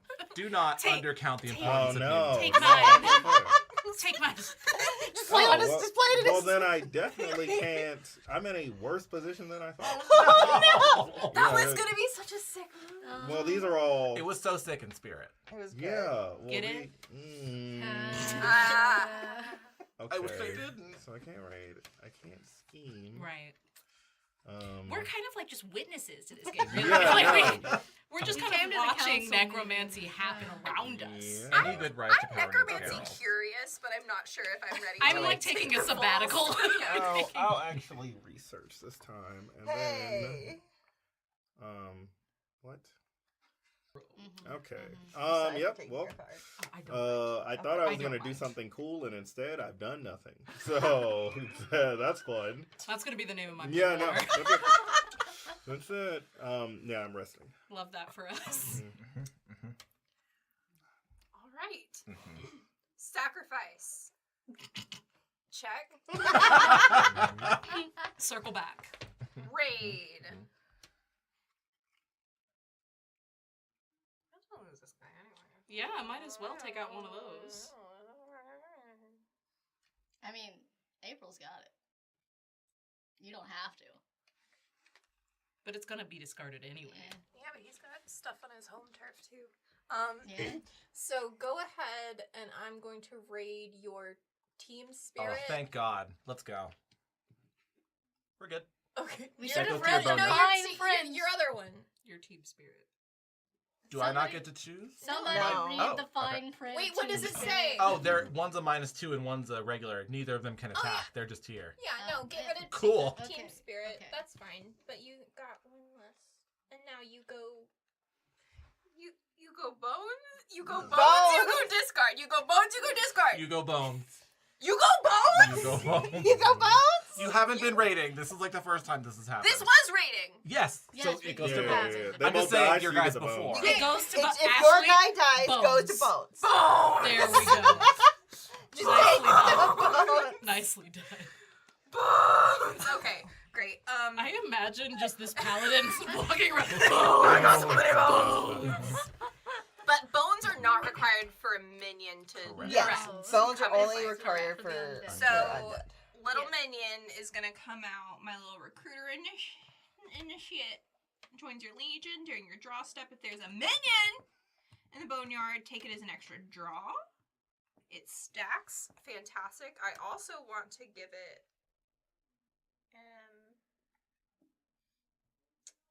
I'm gonna play 2 spells on this. One is Ghosted. The other one is Secret Knowledge. So I'm gonna look at the top 5 cards of the tomb, choose one, and add it to my hand. And this is before my 1, 2, 3. Oh no, I can't count. I can't count and talk at the same time. We can't count. We can't read. Okay, You chose a great group. Love this. What did we do? Ooh. None of us have a poker face. I know. Okay, this is. Add it to my hand and then put the rest back in any order. Oh, so I know what's in here now. Put it back on the top in any order? Yeah. Oh, yeah, because secret knowledge. Yeah. Oh, got it. Only she knows. Gotcha. And I'm trying to look now. Oh. Yeah. Is that the same gas for the same card, or is that it's gas a different for the one. second card? Sorry, I'm trying to decide. I know this is not exciting to watch it all, but there's just thrilling. a lot going on. I believe you. So hard. The over the cam shoulder right now. Oh, over the shoulder camera's getting all the action right now. You guys won't believe. Okay, fine. Ashley, just decide. Gosh. I just did too many onions! No one's rushing you. No one's. Thank you. Sometimes I need to hear that. Okay. Like, honestly, so often. Okay. So that was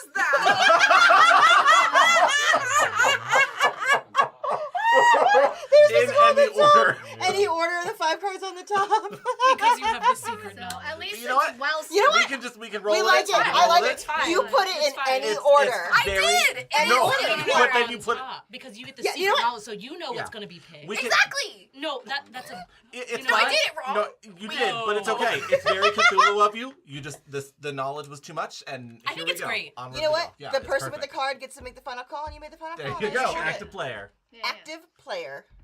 What just happened? No. Okay, so I need someone to give me a play-by-play. All right. So the play-by-play, your card that you play Let me allows you pick to up take 5. and look through them. And I did.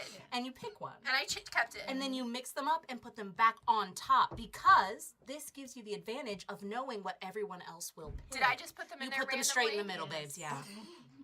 Sandwich that. So And you that's don't okay. have secret knowledge And that's anymore. okay. It's just somewhere. You have Here we knowledge go. I do of have some knowledge. point. It's just Some approximate concepts of knowledge. It's just like extra esoteric knowledge. Yeah. Like Yeah. it'll come You into just- play. you know they but just like, exist. You're playing in hard mode. Well, Yeah, would you no. like to do anything else? yeah, actually, I still need to do my research phase. Yeah. You know what? I have no idea what these are. No, you don't. If you Very had true. secret You knowledge, do I now. would know what they were. Oh no, I want this one, but it's evil, and I can't play evil cards because Oh, I'm Hubert the no. Paladin. That's okay. You know where that should go then. Bones. Bones. It becomes bones. It becomes bones. Oh, it becomes bones. It becomes bones. Okay. Okay, that's Well it. done. Thanks. Good job. You did great. I'm sweating so much. I You don't did think wonderful, that's, like, Sadie. because of the turn. It's just odd. It's just on. Okay, good. Okay. Well, not sacrificing. Okay. And Or not raiding. Do you want to raid? You got it. Damn. We're Make all her pay depending for on it. you. Yes, exactly. Yes. You said you were keeping that for this very I purpose. mean, I I'm did. keeping You you, sure at did. your word. Yeah. No one should trust me. So, well, then he gets a sacrifice. That's what it is. Honestly, I no will one play. is even close to it. Yeah, and you gotta No. sacrifice This game 5 is to gonna win the go a game, so long like letting time. one go, I feel it's not like, a big, it's you know. probably okay. Yeah, Yeah. Yeah, because you only get one. exactly. Yeah. Yes. I don't even have any other minions. How am I gonna, you Play know? a grave robber. So I get to look in the discard pile and take an item to attach to this minion. Thank you. Mm-hmm. This is such a big pile. We've been Well, you're only looking discarding. for items. At least there's that. That would help you, so no. Oh, not a lot of items in there, as you would think. I don't think we've used a lot of items. No, not really. So many That would minions. require though. minions. So many minions. Are there? Yeah. I hate you all. We've been discarding minions. I- Who is we? I'm so mad at that. Actually, you know what? It doesn't I matter. don't think the we is accurate. I'm gonna come out and say it. I'm gonna take Don't that discard your just minions because. willy-nilly. Don't do it. And then attach it to 4 the- years of experience. Oh, wait. Okay, yeah, that's fine. And then I'm gonna also attach The staff of ultimate power. where I get to 6 cards. Oh. Oh my god. Nice. 3. You get to keep them? 4, 5, 6. Thank That's you. useful. I have to find the staff of ultimate Yes. The power. staff of Y'all ultimate need power. that. Or at Of least all the sorts staff of of never every have power, a because that's card. 4. Yeah, Yeah, yeah, listen. Love that for me. Yeah. So when you were saying about like needing to discard your cards to get more cards, I was like, oh yeah, like this. Like the thing in my well, it doesn't Like matter because if I had it, I wouldn't be able to play it. Is there any mechanic in Oh, which you you're can right. trade cards with another player ever? Yeah, there's a few cards. You that can't we be a can do good them pretty person sure. in this No. game. So I can just like show you that I have a card that would definitely like help both of you, but like you can't use it, you guys. That's okay. I also have one as well. I do too, but I'm not going to show it to anybody because I'm going to keep it and use it against you. Sure, sure. I'm really just preparing for the next game. I'm getting, It's I'm really doing all just this. We're learning the between rules, It and is. then we're gonna play It's right about after weakening this. their defenses. Yeah, yeah. Are you done? Oh yeah, I'm resting. Okay, great. Good. Oh wait, no. No. I also have research. Go for it. I totally forgot about that. So I'll take my luck. To the bones. To the bone guns.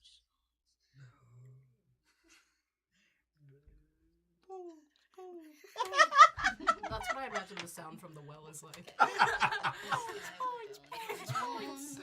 we got a lot of bones down here. Could use a minion, maybe. Wow, it's like so chill and cool down here for Minion. That sounds really good. Such a cool spot to hang out So for you are Minion. resting. Yeah, I'm resting. Resting Okay, first. great. I will spend a bone to do the thing. To do the thing.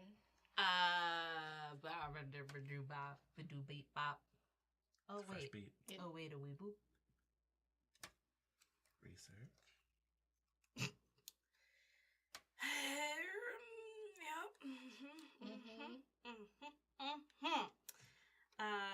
And I can't play anything until next round. So, Does one of that become a bone? oh yeah. Make a bone. Bone, Bone. upside down, not Yeah. upside down, face down. Yes, yes. Bones for the bone god. Okay, you resting? Yee. Okay, can't sacrifice. I guess I gotta do You're it. just gonna do it because people told you to? I gotta do Where's it. your autonomy? I don't have any. I really want people to like me. I'll like you if you don't. One But for more, one. more people will like you if you do. okay. More people. We'll start chanting your If name. you do this, if you do this, you're gonna lose minus 4 to your legion for the rest of the game.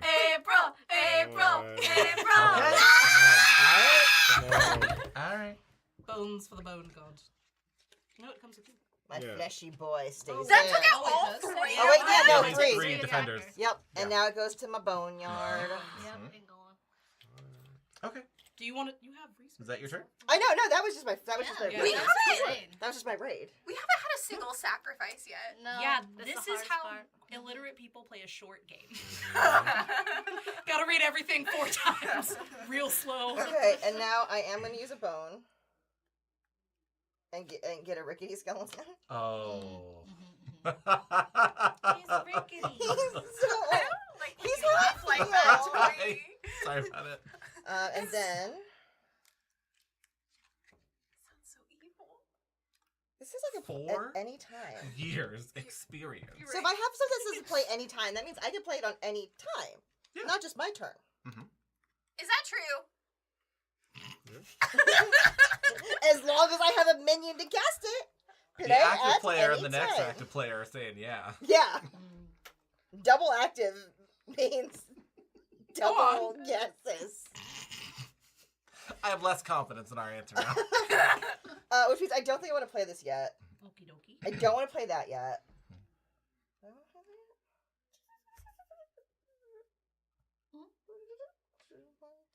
3, 4. Okay. No, I'm gonna research.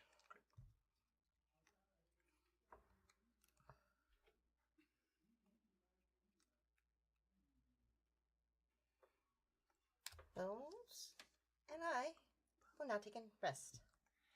18 and a half. 5 years experience in the field. Let's go. Can't sacrifice, but we'll get our revenge for that very quickly. Not going to raid. Let's go. We're going to sacrifice a bone. Skeleton crew joins my legion.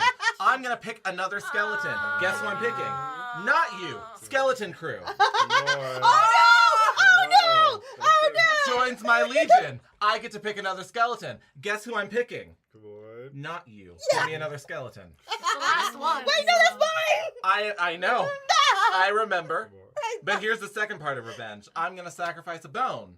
Murderous spirit. Play at another person's legion. It is valued at -4. It cannot attack. It kind of sounds like by name it can. Weird that it can't. It's attacking them. Yeah, it's that attacking. Thing cannot attack Look anyone. at that thing. It looks like it should be able to attack. It's Play attacking at any time. Uh-huh. Each player chooses one dead from their legion and puts it in the legion to the player of their left. What? You didn't read the fine print. Oh no. I didn't have access to that Dun, card. dun, How dun, would I dun, not know? dun, dun, dun, conga line, everybody! That's Everybody okay. switching undead. Because I'm going to move my Everybody -2 switching over undead. here. Thank you. Everybody do a little Oh, dance. that's okay. That's so mean. So then, okay. do you have an undead? Oh, are we all? Yeah, no, Yes. this is now Everybody, yeah. everyone. You have an undead move to the person to the left. Thank you. Undead to the player to your left. Does that mean you also get one? It's already been already- given. Yeah, it's already got been one. passed. I don't have an undead. That Yes, is you an do. undead. The one you're I touching. just got that And one. then you Yes, yes. Oh, I move it again. Yeah. Oh. Wait, why don't? Oh. Yeah. Why? Would you like to continue your turn, Because if sir? you have one, you have to Yeah, give it we're to gonna move on to the everyone. research. Okay. I didn't. I really do need a minion, so we're gonna go for luck here at the tomb. Hey, great. And then you guys can't get above the table. I really wanted to do this cool thing where we all just take turns sacrificing a monster, but some people haven't had big crowds of monsters, so we're just gonna make that bones. Damn. It is Wow. what it is. Wow. That's my turn.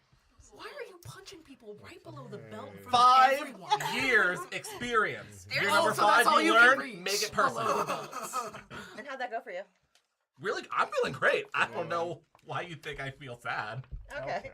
You just wait till my one card comes after your let's 18 go. cards. The energy at the table Cruise is on so cruise. different from when it started. Oh, I don't What? think anyone has more than 4. But what is your VP? At Oh, looking like now? -3. -3? 4. 4? I have 1. 3. I'm at -2. Yeah, this is sad. Yeah. I'm winning. Come on. For now. Okay. Wait. So this is an undead. So I'm gonna play High Collared Robe on it. Says you must attach this card to an undead in play. It can move to the well like a minion, and its VP count. Its VP count toward victory there, but it isn't a minion. Oh, that's cool. So now you kind of have a So minion. now I have a -1, which is great. But hey, he can still move to the well. Yes, which is great. And Can then you move to the well if you can't attack? Well, yeah, because he would just be. Yeah, it's just. He'd still be sacrificed. If So there's Crystal no one didn't there, start on, yeah. just chilled there. Yeah. Because no one's there. Yeah. And then I'll get rid of one of these. I didn't know which. I don't know which. Let him have it. That's Why? only We're if playing no a one game. else is there. Get rid of Yeah. one of these to play the cultist. Thank Oh. goodness. Do you, Wait. I don't Are we think. not- Do you have to sacrifice a bone to do a minion down? No. No, not a minion. Oh, Yeah. sick. No, no. Okay. Keep that bone. You Oh, only I thought it sacrifice wasn't for a minion. undead. Oh, that's Because better. That's undead. the only thing I know about bones. Well, undead are made of bones. Wait. Second fact that you should keep in mind, they're inside your body. Yes. Oh. Wait, undead are bones? Yes. Okay. You're full of undead. Okay, and now I'm gonna do the pestilent threat and hand it to you since you have the most cards. Oh, so many cards. So you just throw away your whole hand except for that card I just gave you. Uh-huh. Yeah, I feel the pain now. Oh, you just did that. I really just cool did thing. that. Oh. That was a. And then I'm gonna play Staff of Adequate Power. On the cultist, finally, it says, the card joins my legion. I discard my hand, and then I draw 3 cards from the tomb, but I don't have any cards in my hand. Very So nice. I just get 3. I'm rooting goodness. for everybody black. I hope you win. I just want to get out of the starting. It feels like Mario Kart where I stall out at the gate. I feel like I am hanging out here. I feel like my horse shot definitely just overtook me. Yeah. Gate. Okay. Wait, am I still in the scheme phase? Can I keep playing? Yeah, you're things? scheming. You're scheming hard right now. Because that didn't I even lost count this as guy. your research. You still get. Yeah. Did you? More pool. Yeah. To the bones or to the discard? Okay. I was supposed to discard this then card. Oh, I'll play Cultist because I have that. And Slide Minion because I have that. And then Relic Initiate. because I have that. I told you he was gonna play so many. This card joins your legion during your draw step. I don't know when that is. If there's an item Right in the now. boneyard, you can take it as an extra draw. Do you This card have one in stacks your with boneyard? Relic Neophyte and Relic Master. If this card is time to double find stack, out. it's worth 2. Do you look in your boneyard to see if you have a minion? You can play it too. Wait, Item. An item, sorry. if I have an item, I can play it. I don't know. Yeah. The card On said. that Those words are minion. tiny and they're really far, and Right. also I don't read. I have 1. Play it on him. Play it on him. Put it on your minion. Wait, I don't know if I can play it on him. What's this? It's Xylobone. Why can't you play it on him? Oh, I guess, okay. I play Xylobone. This joins my legion. Choose an opponent. All skeletons and their legion join your legion. Oh no! Does anyone have skeletons? Yes! 3. Oh, okay. Well, yeah, I'll do that. Oh, that means this means you also two- get yeah. 2 more skeletons. From other people's You can legions. just steal Does anyone The else only have one. The only skeletons? one. Yes. This One. is not a skeleton. Okay, yeah. Do you want to steal my skeleton? Sure. Here you go. Ba-boom. We all kind of. Wait, how are we What are your points? What are your points? Dude. What's your 2, VP? 4, 5, 6, 7, 8. Minus, wait. -1. 7. 2, 4, 5, 6, 7, 8. That changed 7. Good. Wow. That was There so you go. Okay. I'm Okay. rooting for okay. everybody black. Okay. Come New on. game. That's New amazing. game. Okay. Okay, well, that's great. But now I'm at my research step. So now you get to draw. I'm just going to look for an item. Why not? Once a Horatio, always a Come Horatio. on. Bulk up that Oh, legion. man. I'm so happy. That happened so fast. Yeah, I'm really that is- glad that this is nuts. happened. I love a game like that though, where like it's so Just- chance based that Yeah. like. Yeah, I told you Derek was the sleeper agent. I told you we had to watch out for Derek. honestly, that I'm not even sure how that worked out, but That skeleton get was game changing. Yeah. That was Yeah. amazing. Thanks. Oh, okay. Yes, let's do that. Okay, you found something. Right. I picked the damn. Wait, can I tell everyone? Is that okay? If you're playing It's- it. Are you If you're playing it right now? If you're putting it on a card. Oh, I don't know if I can play this. You can't, not on because it was your Okay. research. Yeah, then I'm gonna rest. Ooh, let me see. Wow. He's got a good card. Ooh, so much changed. You're resting Yes, yes. with 8 points Mhm. to Seven. 7 at the end of your rest. Jeez, Louise. So you're in the lead. Yeah, by no, a I'm down to considerable 2 amount now. Mm-hmm. Dang. Okay. Sacrifices. The well is free. Well, Yeah, it's free. you can That's rate it. what I'm thinking. You have 2 defenses. Technically, I don't think that does anything defense wise. I mean, they would have to knock those cards off of them before Yeah, they could because it's knock 1 to 1. their minion. Oh, right. It Yeah. doesn't matter what it is. Yeah. Oh, you're Yeah. so right. So you could make him sacrifice his stuff if he wants the well. Or he just keeps getting points. Yeah, or he's gonna already start at getting points, and then we 7. gotta start rating his Yeah, his he's closer battlefield. to 15 than he is. All right, I'm gonna move to the well. Mm. My Mhm. recruiter initiate. Okay. Initiate. Mm-hmm. Just go chill there with your book and with your cell phone. And then I have nothing to raid with. Or do I? They don't know my secret ability. They'll find out. Scheme plan. Okay. Now I'm going to. Oh. You just raided, You did honey. raid. Right. Yeah. So it's What? team. This is the That's a raid. raid. Because it's not sacrificed. Because It's been there. your next turn they Does it count as sacrifice. a Yes. raid? Yes. Technically? You are raiding You the raided. Oh! Every time someone walks in here, the first time they step in it, it's a raid. The second day they're in it, then they get to jump in. You always have to give a 24-hour notice before you jump in the well. Yes, 1 year Who's to after say? they walk to the well, They need to have stand to there jump. and contemplate. You're raising that many skeletons think in a about day? it, For a is this year. right? That is true. You can't raise that many skeletons. I am never going to use my paladin ability. All right, that's fine. I will, though. Okay. Not right now. I'm going to sacrifice some bones. I'm going to sacrifice these bones because I couldn't anyway. She's the evil high priestess. Oh, I like that. But that's going to put my ogre zombie down. This card joins your legion. After it defends, it goes back to your legion. Nice. So my ogre zombie is just kind of Chilling. Love. Always comes home. And then I don't want that yet. Okay, research. One, two. Okay, I'm keeping this one. Bone! There you go. Okay, I'm done. I'm resting. And we have 2 at the end of your turn. For your 2 VP. Mm-hmm. Yes. Yes. Yes. Yes, yes. Yeah. Well, better one next time. You just gave me a spell? Oh, I have to put it on somebody. Someone has I to put cast it. Okay, now somebody casted it. Here you go. Oh. Discard your hand. My hand. Good. Oh. That's what I'm saying. I figured you might like this. Thank you so much. Yeah. Because I ain't fighting that. Also, Hi, it's little fine. guys. Okay, so I will now just. His head fell off. His head fell off? And his arm fell off. Oh, yes. These guys are falling apart. They don't know what they're doing.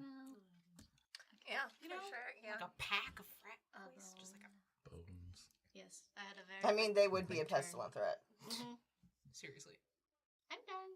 Are you resting? Yeah. Okay. That's all I got. What'd you do? Did you research? I just researched. Oh, okay, okay, Oh. okay. I'm a fast player. Oh. Wow! I know.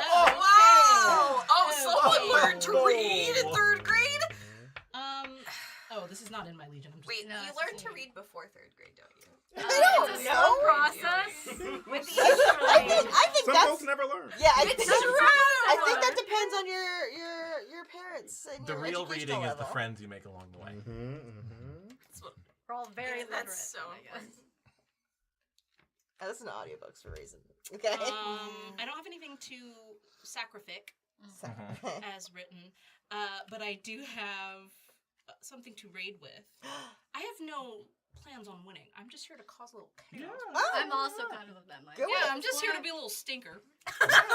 So you're I'm raiding. gonna give this to you. Oh, An an attack. attack. So like get rid of that guy. Okay. And then bones for the bone Bones. god. Bones with bone gods. Bones for the bone god. And then I'll enter my cute little research phase, my Elle Woods era. What, like it's Oh, hard? it's hard. Do you remember those chalky little bone candies? Like the hard Oh, yeah, candies yeah. that kind of taste like Smarties but are like little bones? Those are good. We should Those have are really had good. those This snack would on. be It's so, so convincing, like, fun if either satisfying. mattered. Wow. Wow. These would be fun spells. If I had anyone to cast them.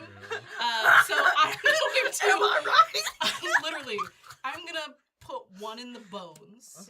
And I'll just keep one. And I don't know which one. You don't know? Because it didn't. It doesn't matter. Surprise. Okay. I'm here to just like attack you guys a little Sure, bit. sure, like sure, I'm like sure, an sure. ankle biter. I'm Yeah. like the chihuahua Just, like, of So necromancers. you want to go for Just this? out here. I like it. Are you resting? And then I will, I'll kick back. Okay. I've been working really hard building Just my legion. asking. Okay. Just asking. Yeah, I'll rest. I'll take a vacay. Okay, I have one cannot beat those 3. So I can't raid. You would just knock an item off. Oh, I forgot I had that. So I can't raid. So he's gonna live here. We're just gonna chill. I am not gonna play that yet because I want to keep him. So I'm just gonna research. We're all going for a doctorate. In bones. Bones. These are the same card. Well, makes Sometimes it easy. that happens. Bone for the bone gods. Bone for the bone gods. And now I take a long rest. Awesome. Short rest. A rest. I don't know. It's gonna sleep It for the depends next... on how many years. I'm gonna sleep for the next Winters. 365 days because I'm apparently not doing anything with my year this year. Excellent. Well, I'm skipping the sacrifice and the raid. Getting right to the scheming. We're gonna have a talented apprentice. Oh. Wonderful. An apprentice to an apprentice? Another talented. Yeah, a sub-apprentice. Ah, yes.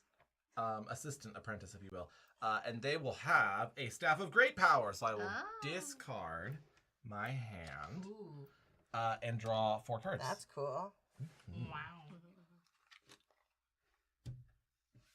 Dang. You've really gone through the cards. Let's sacrifice 1 bone for a skeleton servant. Let's sacrifice another bone for a restless ghost. Can you attach this to the undead card that has the highest value in your legion, please? One of the twos, I guess. There's only there's one. only 2. You only have undeads at 1. Okay, Yeah. so... Because if it can't So go it'll on just occultist- cancel out. Yeah. Okay. I'm also going to equip Holy Water to my Talented Apprentice. It's a fun item, and then when it comes into play, I discard 1 spirit, ghoul, or white. Oh, that was your negative. That was my negative. Oh no, now you're a 2. And then I'm going to attach the Bone Collection to my Talented Apprentice, +1 for each item in my Legion. Oh, wait. So we're going to go into a little bit of research. So wait, hold on. That gives you 3. Yeah, we're going to do that. Yeah. I'm going to take this. Thank you. Those can go to the discard. And then at the end step, I can just draw 1 card from the tomb. And then we're going to rest at 1, 2, 3, 4, 5. 5. Lovely. From -4 to 5. Damn. And your turn. Okay. We're never gonna no work sacrifice. But I'm gonna raid with this. That's such a good idea. Vengeful spirit. Oh, nice. It's the high collar robe lets it move to the well like a minion. Nice. So it has to fight. It's 1 for Well, 1. the card can't attack, but it can move to the well like a minion. Oh no! Only one can be at the well at a time, so you'll have to raid with everybody. So it might just and then- behoove you to send a lot to the well. Yeah. If you want to go that route, you could just keep getting points. You could just keep You getting could points. ignore her. Okay, I'll do that. I'll just attack with everything. Actually, if you do attack with everything, you would knock her out, and then Not- you'd have so many cards on here that the next turn you might just be able to sacrifice them. Yeah, you would absolutely. Because One Okay, minion yeah, can yeah. only 1 minion in the well. turn. He's 1 minion short of being able to win. Okay, yeah, I'll just do that. But wait, can you only do 1 minion at a time? So you can do as No. many Oh. as you want. As long as it's Yeah. your minion. So that's 2. So that takes. Wait, two. but they're all That's just gonna the cancel items. Wait, do... They're gonna Hold on, cancel hold on, out. hold on, hold on. These are your items. They're gonna cancel. So are those These go items back are to your bones. Yeah. spells? That- One of these cancels or They're gets rid of spells. Wait.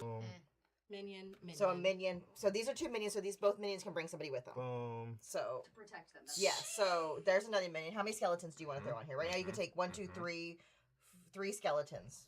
You more. should attack with everything. Yeah. Because if you Give us put just down a just a skeleton. single the number, well. So you Yeah. have to keep that one because these all 'Cause of get how many 1, minions you have. 2, Yeah. 3. So right now, because that undead goes with this minion. This minion has this undead. You This got minion 4 has lined this up. one. This one has this one. So right now you have 4 minions and 4 undead. and we would have to attack to get Oh my all God. of these things gone besides these. So yeah, passive people, we all got to start fighting now. Do you have any more minions? I don't know what that means. No. Okay. I'm rooting for him. Okay, and now I get to research. Yes. Now you get to research. I mean, technically now, Well, now you you get get to to scheme.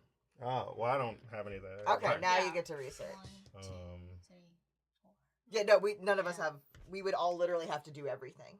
If we want. Let's do everything. So I. No, I'm gonna come after you guys. You No, that you part. You go before us. Yeah, that's what I'm saying. I'm gonna come after Trying you. to diminish Oh, your okay. attack power. Come after okay, and then I'm gonna rest. Yeah. No, you should Yeah. rest. You did a lot. So it's yeah, a busy day for you. like it was really tiring. Busy year. I Busy would have. year. I would have just left them out here, but No, you Uh, didn't. No, great. that's a good That's plan. a good Hey. plan. This is the best. I think one of the best Yeah. things you could have done. So that's One. 4 at the well. Because right now You for did us, an amazing upset, and this is the best move you've done. the Okay, match. okay. Yeah. I, for one, Derek, welcome your our face should read gravedigger that you're now overlords. winning and doing good. Oh, yes. Yes. Okay. I am think still the not person that's sure gonna win if is that was a deserving good move or not. It April was. just, It literally It was. was. April just had I'll get to a do it. second. So okay. Give me $100. Yes. Bones. Bones? Bones? I heard the bones calling me. Okay. I have nothing to sacrifice. The well is chock full of chocolates right now. It's just like beyond comprehension. It's like World War Z, where they like pile on top of And each it other. came out of nowhere. Yeah. Sleeper cell. Truly. This is why we couldn't wait a year. We told you had to speed up your education. Sure. I kind of want to keep my little dude for defense, so I'm not going to raid. Defense? What? Someone might attack me. Have you ever heard of a sunk cost fallacy? If you don't have anything, we can't attack you. What? I've got. That's what I'm saying. If you moved him to attack anyone else's legion, there would be What? nothing for you to attack. Why attack someone else's legion? What do you mean? Oh, yeah. I might get 14 What in do the you next mean? round. I'm holding on to this slate. one. I'm going to move to my I just like research to phase. keep That's the an discard even pile. space, really. It's more about cleanliness than it is about not having any cards at all. It's good to be I okay. just like a clean space. Sure. Minimalist. Yes. I get that. Every round you gasp. Every round you gasp. But I she picture you in can't the library play it because late at it's- night yeah. as this paladin like oh spell. Yeah, that's me all the time. All right. That's I'm resting. Okay. Beautiful. Beautiful. Well, I'm just gonna try to not lose as hard. Sure. As who? You know, I didn't say names, and I'm not going to say names. What did you just do? I played the No Rest for the Wicked. Choose 1 minion from the discard to join my legion. Nice. Who has the highest point value?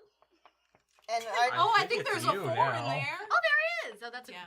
that's a ghoul. That's an though. undead. Oh yeah. Sorry. Oh, there's one though. 12 earlier. A Yay! what? 12? Evil high In priest this? that Yeah. Oh, I was like, No, new game. I'm searching for that 12. Okay, Beautiful. Cool. We all believed you too, not a single I one know! of We us. were gonna trust you. We were all like, we found a way to beat Derek. Do you rest? Yeah. Well then I awaken. The true sleeper cell with 2 spells. You play.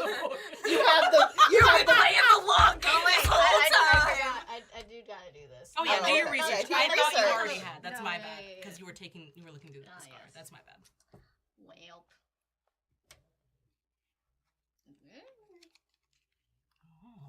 Oh, That's a lot of bones. okay. A lot of bones. I didn't have a lot of undead. Me too. It's all been built into this, Um, though. I have concepts of a raid. It's up Concepts. here. Okay. Yeah. But I'm hoping by next year I will have a couple I- Oh. heavy I think- hitters Okay. Yeah. under my belt. I don't know if we're gonna last a year. Well, that's sad. The well's getting kind of full there. I'm gonna take 2. Yeah. And you know what's fun about choosing which one you keep and which one you put down? It's Doesn't never matter. Not having a choice It's at never all. mattered. Yeah. Actually, I'm just holding out for the right spell. Oh, okay. Of course. The right one is gonna fix everything. I'm very picky about my minions. I have a very Yeah. thorough interview process. Yeah. I offer great benefits, and I won't be giving that to someone who doesn't take the job seriously. Absolutely. Yeah. Which is why I have never hired anyone.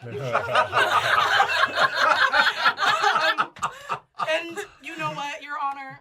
The defense rests. Period. All right, you got it. Fix it. Fix it. You got it.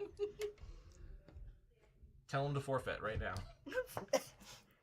No. Okay. So I can't sacrifice. Really? But I can raid. Oh. I'm taking your skeleton because that was my skeleton to begin with, and No, only yeah. I can kill that Circle. skeleton. You don't get to choose Oh. what he defends with. He chooses. Will you give her her Wait, skeleton? Give her her Give her my skeleton. Wait, can I just choose to lose one of the item cards? Yes, that is Yeah, I'll do Yeah. that. instead. You're gonna lose this one. Damn. This What's is an that item one? card. It's a staff of adequate power. Oh, is there a different item card? I mean, I'm sorry. A high collared robe. There's also a vengeful spirit you could give me. That's probably There's a also a minus. xylo bow. it goes in the discard though, Oh, yeah, let's... so it's not giving. I guess let's get rid of the Staff of Power, I guess. Okay. So this goes discarded. So does- because it's Well, that was. I did it. You I sure did did. something. You You sure did did. Then sure I'm did. going to. That's a spell. Can't use that. That's a spell that you can't. I'm going to use a bone to play a zombie. This card joins your legion, and one minion in your legion immediately moves to the well. Go get him. Go. Okay, I don't have one. He's the head spirit. There is an invisible minion. Yeah. Waiting. Just causing all kinds of ruckus. And then I It's guess I'll outside the research. walls. Oh, great. Yeah, cool. I like your enthusiasm. Because I'm watching Derek win right here, and there's nothing I can do about it. And it's all thanks to you. It's all thanks to me! It's true. I would have not moved them to the well if you had not directly told me that. We're working together. We didn't talk about it beforehand. So we planned this out. You ended up in the union. Teams anyway. necromancer. This is all an act. I'm getting a cut after the game. Love it. Right, the Love it. winnings. The really high stakes. And I'm resting. game. I am You're resting, resting. Your Honor. All I have right. a lot of money riding on this game, you guys. I mean, yeah, A lot of there's bones. I told you to A bet lot on. of bones. I told you to bet on Derek from the start. You did. insider necromancing. Always. Uh-huh. I never necromance outside. So yeah, there's like two different Goliaths, and I'm one David. We're gonna not sacrifice our raid. We will use my last 2 bones just to boost my points, just a little bit. Thank you. And Bye. that one as well. We'll research for the heck of it. Do a little research for the heck of it. Just a little research for the heck of it. I love doing a little research for the heck of it. You know what I love? What? Doing a little research. For the heck of it? For the heck of it. Oh my god, shut up, same. And I'm gonna rest at 2, 4, 5, 6, 7 points for a clean second. 7. Oh! Teams Yes, necromancer. Yes. Silver is fine. So that. My turn's over. Are you resting? Yeah, It's I'm my resting. turn, and I'm just gonna sacrifice all the minions to the well. So all of their Stack 'em items up. will go Items, underneath. everything goes under the minion. You get the tokens with the bones. And then each of them get a token. Bones. So here you Forever go. out of Here's your little minion with a Okay. token. Thank you. Minion with a token. So 2. Oh, thank you. If you get to 4, you 3. win. I mean, And that's then game, Number right? 4, that is game. That's pretty much game. Wait.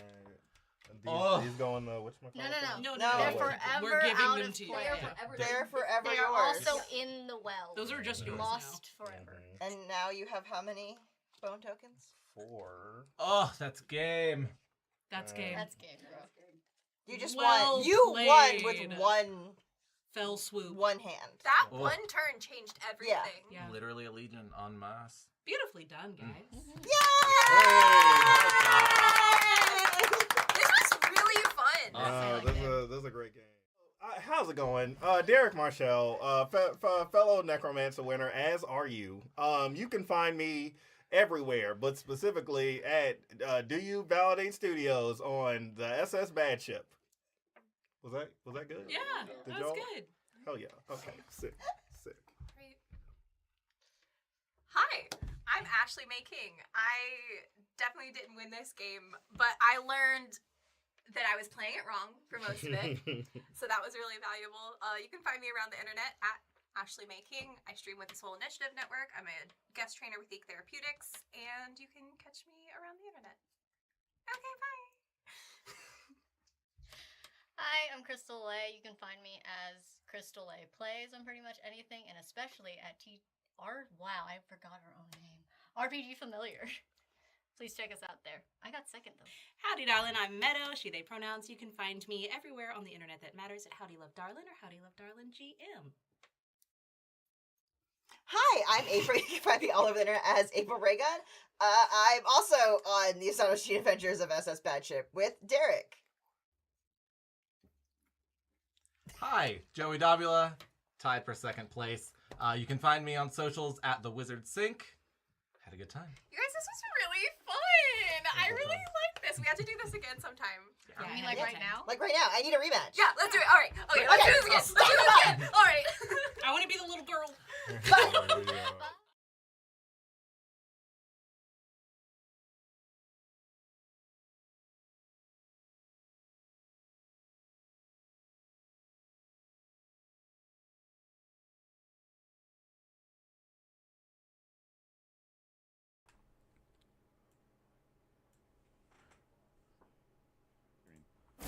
But I mean, Kendo's the boss. He's got it okay. Hello, everybody. Thank you so much for sticking around to watch the Necromancer live play. It has been it was so much fun watching them play this very chaotic, very high tension, and very swingy game. Thank you so much to everybody at Do You Validate Studios for helping make that happen. You can please go check out all of the other stuff. They do TTRPG actual plays and all. There's such a fun group, so please go check out all of their stuff. We do right up next. We do have the Making of Necromancer panel, which I will be happy to be joined by Jeff, one of the designers of the game, as well as Stan, the artist for the game. But before that, we're gonna take a quick break. So please go and do your bio stuff. Go get a snack. Go use the bathroom. Whatever it is you need, and we will see you here at 10 minutes after the hour, so 2:10 if you're Eastern, 3:10 if you're Central, and I think 11:10. 11:10 for Pacific. For Pacific, I think. Whatever it is. Please go take care of yourself, and we'll see you back here at the 10 after the hour, like I said. All right, see y'all. Smooth like butter.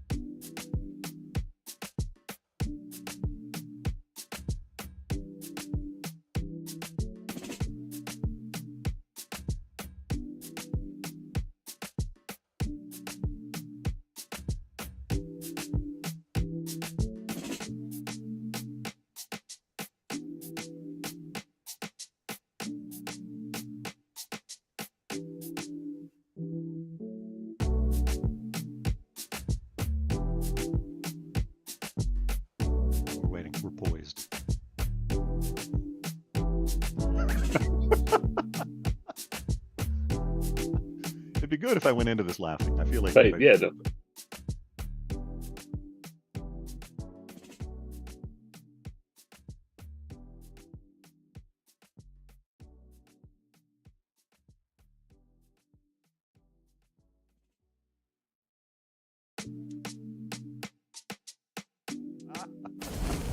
Yeah, I'm a tough audience. I'm tough.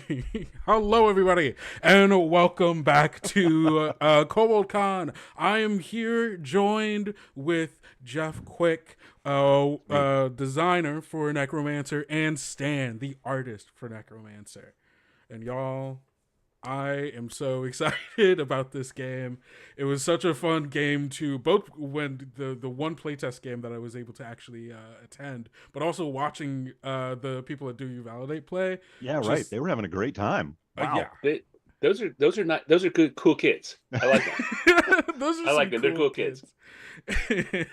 Well, yeah, so this so we're gonna do a little interview here. I have some questions for all of you, and then after those, if we have some time, we are going to open it up to a little bit of Q&A as well. Oh, definitely. Yeah. No, I answer all questions, no matter what, related to the game or otherwise. Throw them out, man. Oh, Let's have 'em. really? Yep, Yes. everything. So everybody, if you have some questions, get them ready. Yeah, we'll get to them when we get to them. But first and foremost, we'll get to your questions later. More importantly, Whenever that happens, whatever. But the first one is, how did Necromancer come to be? Like, how did this idea come about? And like, what was it like going from idea to it's a real thing? Yeah. So, I have been working in board games and card games and that sort of section of the hobby industry for over a decade, before I even came to Kobold Press. And so I came in with like, hey, we should do board games. And of course, it's not like they hadn't had that idea. But with the background that I have, it was easy for me to sort of slide into this. And we talked about what we wanted to do and what kind of games we wanted to do. And I asked, these blue sky questions, like if there were, what 3 games that exist now do you wish that Kobold had made, right? And just sort of get a big idea of what people wanted to make and what we thought the audience would want. And among all of this, we knew that we wanted to do just kind of a funny sort of take that kind of card game. Like we sort of looked at the market and we were like, what we haven't seen lately is one of these. And it kind of has a little bit of that 90s, game kind of feel and so we kicked that around, and Wolfgang Bauer, the CEO, had this document that he just sort of had written up some years ago. He was like, here's a game I thought we might make. And it had a real rough outline of the whole thing. Like the bios for the 6 necromancers that you'll find in the rules. That's still pretty much what he wrote in that original doc. That's so cool. Just sort of the characters that exist in the game. And he had a bunch of card ideas, and I was like, this is great. Now let me change a bunch of things. And I went away and I wrote up a whole bunch more cards, and I fleshed out the rules a little bit and made it a more full game. Before it was just a really good idea on 2 pages. But the reason why Wolf is still on the cover is because a lot of his original concept is still there. I just built it out a lot. And so that's sort of how it came to be. And as much as I would love to self-aggrandize and be the sole name on the front of the box, above the game name, Wolf provided a really, really strong foundation. And then he was like, I've let go of the leash, Jeff, go do stuff. And so I ran around. And so it was something that we both deservedly have our names on, I think. Yeah. And so like I didn't even know. I didn't even know that Wolfgang was the pulled this idea out of a box. This is my first time hearing that. So that's so cool. And so like from like that point of like, okay, you've got it, you're starting to like work on it, you're changing it. At what point did Stan, you come into the mix there, and like how did you all come up with like, this is how we know exactly what we want this game to look like visually? Well, I don't know.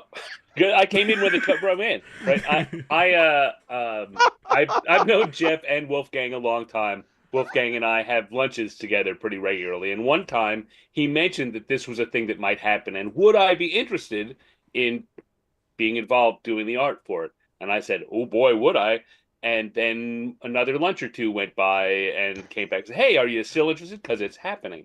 So I kind of was involved before it happened, but I didn't do anything. Right. And then Jeff did all this stuff, and when they were ready, they said, come on in. And I did. Well, I mean, fairly early in the process, like I think we had a lot of the design done, but we got to the point where we were like, okay, we need an artist. And I knew that I wanted, cartoony, funny art, right? I didn't need this to be, a White Wolf product. I didn't need Tim Bradstreet doing this art. And Stan is Although that'd be an interesting variant. That would be pretty cool, wouldn't it?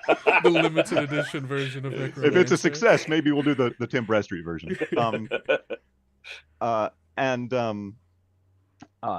And so, Stan and I have been friends for a long time, and I have watched his art really come along in the last few years. And I thought, oh man, I think Stan would be really good for this. I think he's going to get the jokes. I think he's going to have the right style for what we're trying to sort of push here. And he'll be super easy to work with because we all already know him.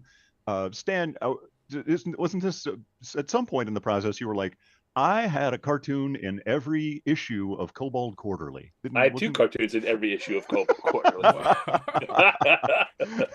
That's right. The foundational product for this company, Stan was in, and so it felt like a really good kind of I don't want to say throwback, but like a bring back, right? Like Stan's got a good history with Kobold Press and with Wolfgang and with me, and so it was an easy, fun collaboration. Yeah.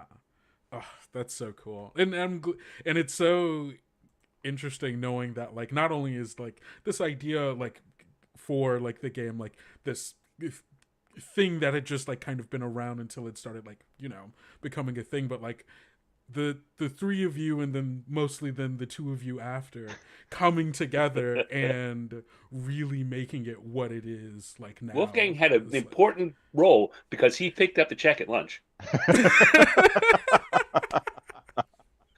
Crucial. That's right. Thank you, Wolf. Call me. Let's have lunch again. So the third person who entered the chat at that point though was Mark, the art director, who at the beginning like was not as aware of Stan, and is a D&D guy like to the core, but was like, I don't know about this card game business. I don't know nothing about that. And so it was interesting to sort of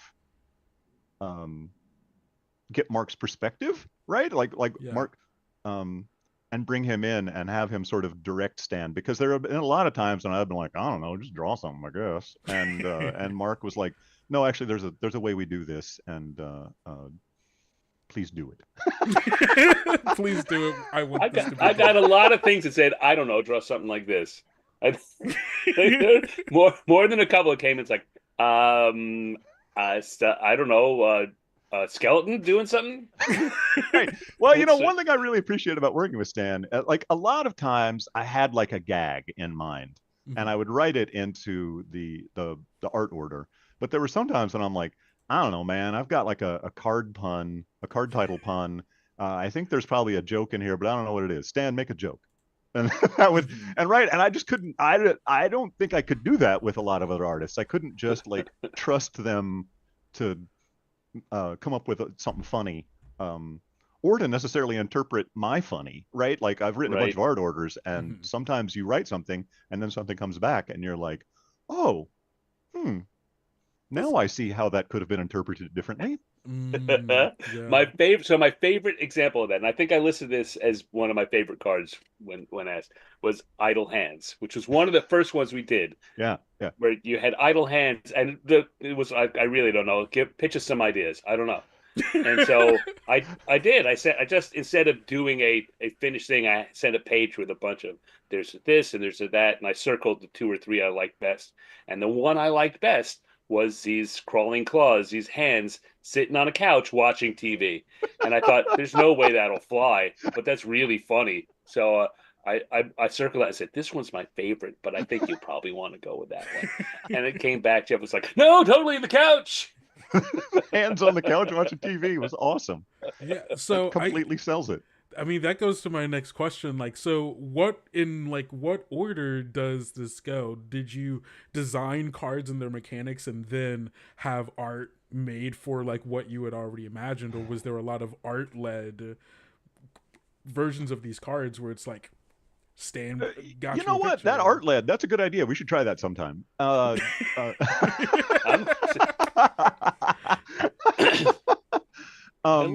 love getting paid for stuff that may or may not show up. Sure. What generally would happen is that I would think of like a card idea, a mechanic, or a good pun, right? Or sometimes both at the same time. And so you come up with sort of like, for instance, I'm looking at my list of cards over here. No brainer. One card is called No Brainer, right? And so, you know, the joke came pretty easily. There's a guy taking somebody else's brain out of his head. And then the card itself is, you know, something easy. And so there's a little pun there, and the main process of coming up with gags involves me creating the card, figuring out the pun, and then just pacing around my house for hours, trying to think of something that sort of explains the not just the sort of the double entendre of the pun, but also sort of embodies the mechanics and sort of like ties it all together, and also is a gag. Art orders are notoriously hard to do, even when you're playing it straight. Like I'm a words guy, and so I don't really think in pictures in that way.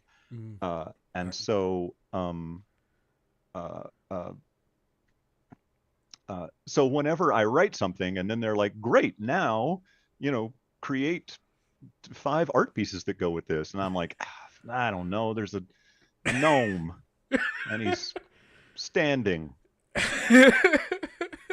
Right? No, I understand. I understand implicitly. And so I just had to you know, wander around my house a lot, and the dogs would just sort of watch me enter and leave rooms, and while I would think of jokes, and yeah, more than once I would just say, Stan, I don't know what the joke here is, man. Would you please do something funny? I don't know. And he would. I got a sack full of funny on my back here. Let me reach in. How about that? That's so good.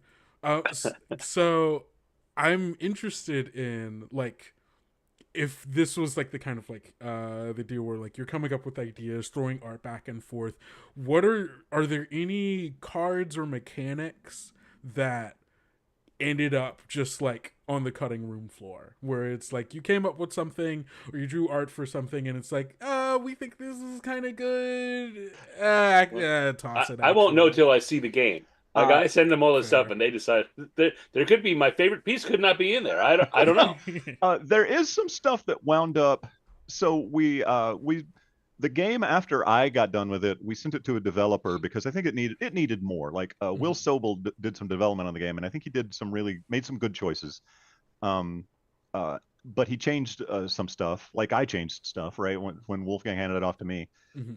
And so as a result, some cards wound up not making it, but not very many. Like I was instructed to not pay for a bunch of art that we don't use, and so which kind of it's to some extent it kind of just happens with card games. Like you certainly don't want to do it on purpose, but a lot of times you just wind up with a little bit of extra art. Uh, Torches and Pitchforks didn't make it into the final, which is what you would think. It's a crowd of villagers with angry about your necromantic activities, and that didn't make it in. That was a nice. I mean, there wasn't like so much as a gag there, but it was a nice illo of angry villagers. Stan, do you remember? Was there anybody holding a rubber chicken or anything like that? Like I don't think so. It was just a crowd going. Rah, rah, rah, rah. We have one. It's a promo card, so it won't be in the set. You'll have to be attentive to find it. It's called Roaming Adventurer, and it's one of our Valiant Six. I think it's the rogue.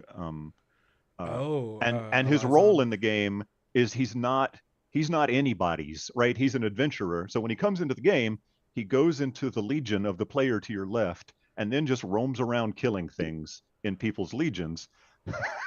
Oh, that's so interesting. Like he's not under your control. He just wanders around and kills stuff. And you're like, crap, he's coming over here next. He's helping. He's like Gru in the Gru game. Right. And so I had another one called Murder Hobo that went in the opposite direction. And when they met, it was explosive, but that wound up being too complicated. And so we left Roaming Adventurer in there, and maybe Murder Hobo will show up later. Oh, I really like that concept. Both of those, the pieces of art for both of those were my caricature of an actual piece of art that's appeared in other Kobold products. Right. So both of them were two of the Valiant Six characters that we have. Oh, that's so good. So it's a nice little sort of Kobold Easter egg. Yeah. Oh my God, that's so good. Everyone get your questions ready, because I'm going to ask one more question, and then all of you all get your turn. So stock on up. My last question that I have for you is how different is this final version of the game versus the way that it started? If you were to see Wolf's original document, you would notice some interesting consistencies, right? That you might normally think would have gotten weeded out. I think aspects of it stayed in, because I think what we wanted was a good old fashioned, put stuff on the table and fight kind of card game, right? And he had that vision from the start, and I carried through that vision, and a lot of that stayed put, right? So you can attack each other. There's the well in the middle of the table that you go to, and we used to be fighting at the well, and what happened in development was we wound up instead of the well being a place where you still fight at the well, but instead of the well being sort of a place where sort of a second battlefield in that way, you're trying to get minions to the well to sacrifice them. And so that's a big change. Yeah. If you can get to the well, get a minion there, leave them there for a turn. If they still are alive when your turn comes around again, you can sacrifice them. They come back out of the game, so they're not at the well anymore. But that's sort of a second victory condition that I don't know if it's easier. I think it's probably a little harder to actually pull off, but it's a lot of fun. And if you don't sort of keep an eye on both areas, then somebody can sneak up on you that way. Yeah. I remember from my time playing, I don't think any of us ever really sent anything to the Well of Shadows because we were so busy fighting each other. Yeah. The development helped fix a lot of that, because in some earlier versions of the game, it was just really hard to get any traction, right? Like it was so heavily take that everybody was just taking that all the time and nobody was winning. And so there's a little more space to get things done, I think, in some later versions of the game since you played Kendo. Nice. Very nice. Okay. Yeah, I'm going to open it up to chat questions. And I think we have a good one to start off here. Fet Pet over on YouTube is asking, so is Necromancer designed to be expandable like Cards Against Humanity, or more of a standalone kind of like, this is it, this is what we get? I know I want to know the answer to this. Okay. All right, Stan, go. What's your answer? No, I don't know. I want to know. I would love to give Stan more work on this game. It is designed standalone. However, it is easily expandable. And I have already, designed a bunch of cards. I have a Lich's mini expansion in the chute, vampires. I just sort of, in the game, every kind of undead, wights and zombies and skeletons, they kind of have their own sort of mechanical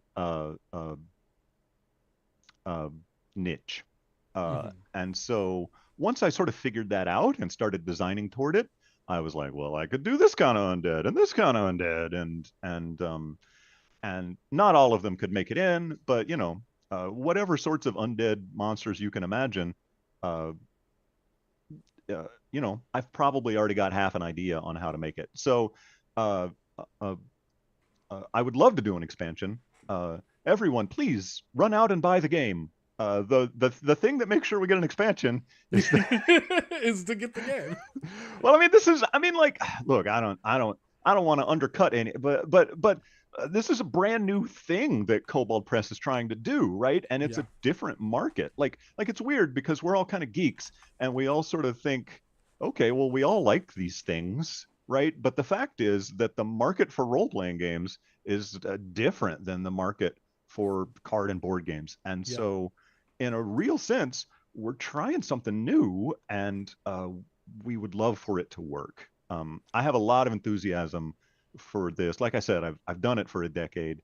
I have a whole bunch of games that I would love for us to publish. We need customers to agree. So what you're saying is, wait, let me get this straight. What you're saying is, if they buy it, you'll make more. I'm just listen. That's one of the options on the table. That could very well happen. Well, I feel like there's something there. I feel like there's something in that. Yeah, and especially because I think that, like you were saying, like there is room. There does feel like there's lots of room for the game to grow, and especially again over on YouTube, there's a lot of conversation around like, oh, if there was like an expansion with more Necromancer cards, could we add more players to the game? Because they like specifically like what Michael has like a family of 8 that they play games with. Right. Yeah, I think you know what, we probably would have to we'd have to try to be clever, because I feel like the game would you could go to 8 right now, right, with 2 sets. Right. It's just that you might have time to go to the kitchen to make yourself a sandwich when it's not your turn.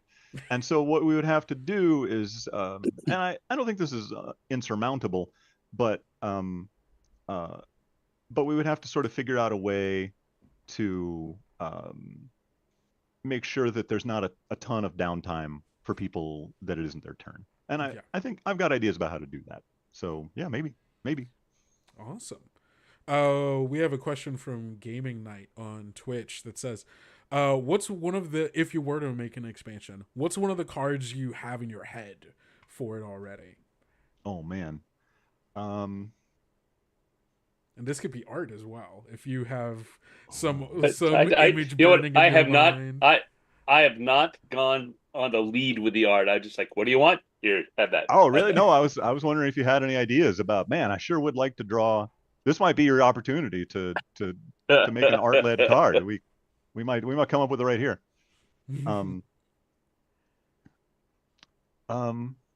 Yeah, like I said, I don't remember off the top of my head because I did this design work, I don't know, 6 or 8 months ago, and since it didn't make it into the final game, it just sort of has sat. But I know that I had like a niche for vampires and for liches, and I think one other kind of undead. You know what? I like drawing the crawling claws. If we could have a niche for crawling claws, okay, where they showed up more, that would be great. Okay, no, I think we're on it. Crawling claws. I liked, this isn't the question, but too bad I'm answering. Every time, so basically, in the process of it's like the art went out in waves, and once I saw Stan's ogres, I really liked them, and so in future waves, I would just change things to be more ogres because I just want Stan to draw more ogres. That's so good. They were fun to draw. I'm interested in how the concept around cards that have like advanced versions of them and like the art changing for them, like the initiate turning into the, I don't know what the next stage. Yeah. No, talk about that. No, I absolutely loved that. Like Stan really, I think, killed that. So there are 3 sort of sets of cards where it has sort of the same character, but it's like they're advancing through their career as a cultist. And Stan did a really good job on that. So tell us about your process, Stan. Well, I mean, yeah, you sent me a list that specifically said these are the same character. It needs to be the same character as their beginner and middle and advanced. And I want it to look like that. It's like, all right, well, first thing is I'll start with them being young and fresh faced, and in the end they'll be old and bitter. Except for the marketing guy, who's always just like, yeah, marketing. The marketing guy was awesome. Yeah. You know what? At first, when I got the art description, said wavy noodle guy, like in a car lot, and I'm like, how the hell do I draw? Then you think about those is they move. Where do you capture the movement that says, "Hi, I'm a moving, waving noodly guy"? You did it. You totally I think I got it. But it was one of those where I almost called Jeff up and said, "What the hell are you thinking?" Why would you ask me to draw this? Yeah. But also, like, when I've shown these to people and they're like, "Hey, that's the same guy," I'm like, "Yes, it is." I remember having that moment playing the game and getting a card. I'm like, oh wait, this is the other guy, but older. How did he get that scar? I don't know. One of the funniest, one of the ones I still genuinely laugh at. I think it's on the outside of the box. Is that same marketing guy, and he's walking around with a sandwich board that says, "Raise the dead, ask me how." Yeah. That was your joke. That was my joke. Yeah, it was your joke. So good. But you drew him so enthusiastic, right? Like you should be thankful that I didn't ask you to draw one of those guys who stands by the side of the road with the arrow sign, and his whole job is to just flip it around and grab your attention. Yeah, you should be lucky you didn't ask that too. I know where you live. Oh my goodness. There's an interesting question that someone had in here, and I don't think the game works like this as like a base in its base form, but I'm interested in what this would look like. Someone asked, is this mostly an everyone versus everyone game, or can teams work? And I'm interested in what would a team based version of Necromancer look like? Well, you know what? You're already getting into where I think we might add more players is team kind of play. Right now, it's just you versus the world, because necromancers there are no equals, right? You are the best. You will rule the world alone. We could, what would be fun, though, just to sort of keep the theme, would be a sort of survivor kind of where, you have an alliance for a while, but eventually it's going to crumble. You're going to stab someone in the back. At that point, then you need to start getting right. But by then, maybe you've knocked enough other players out. These are the directions I'm thinking. I'm hearing this, and I'm thinking it would be great if you had an alliance, but it was it shifted during the game. Yeah, Right? yeah. You have another two guys say, well, if we get together, if you leave them and come to us, we'll win. Don't leave us. I could win though over there. Well, I mean, that kind of stuff, it sort of organically happens in games like this. I mean, I've certainly cajoled and threatened people to be on my side or not in Right. multiplayer games. But it would be fun if it was a more. We saw some of that in the live stream. There's one point where there's a bunch of cajoling going on. It's when you start getting cards where you're like, I have a combo, please don't screw it up. Like, it's just like. But I mean, it would be fun if there were like explicit mechanics to encourage that and to reward it. Yeah. But one of the things that would really make that fun to work to fit with this way it goes, if when you leave, you're not 100% sure of what you will take with you. Right? Some of you might think, okay, well, if all of this comes with me, my new team will win. But you couldn't take this thing. Sorry, Yeah. You had to leave all the abominations behind. Yeah. Oh, that's really interesting. I don't know why in my head I'm imagining it as one of the item cards that then pools your and someone else's like field together, and as long as it's there, you all keep everything. But when it goes away, you have to split it in half, which means someone else could potentially destroy it, or someone on your team could destroy it if. Well, things like that are sort of interesting too because they inform play while they're in play, right? It's not just about what happens when it ends. When you know that you're going to split everything when it's over, you have another pause before you put anything in, right? Because I might not get it back out,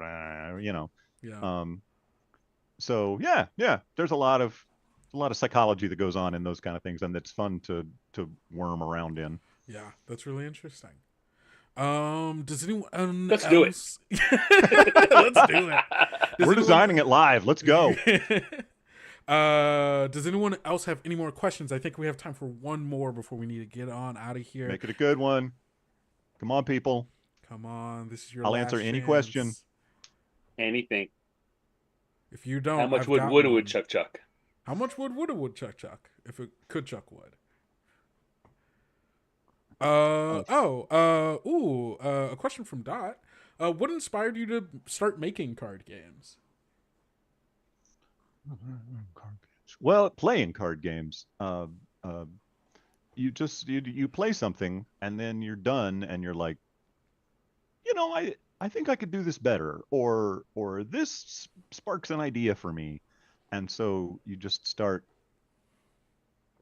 You just kind of make a crappy little prototype and write down every idea in your head, and I've got 3 or 4 card games around here that came that way. Hey, here's an idea. Let me just right. Yeah, what about you, Stan? You've designed games. I mean, there's a lot of the thing that gets you started in anything is I could do that better, or I wish this worked another way. Here's how it would work.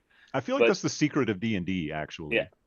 Is that originally it was kind of a not even kind of it was a broken game, and so everyone came to it and was like, well, I can make this better, right? And that has spawned decades of audience participation, right? Yeah. And once that's a thing that's going on in your head, then you will have things like, here's an idea, I don't know where it goes, and I'm going to write it down.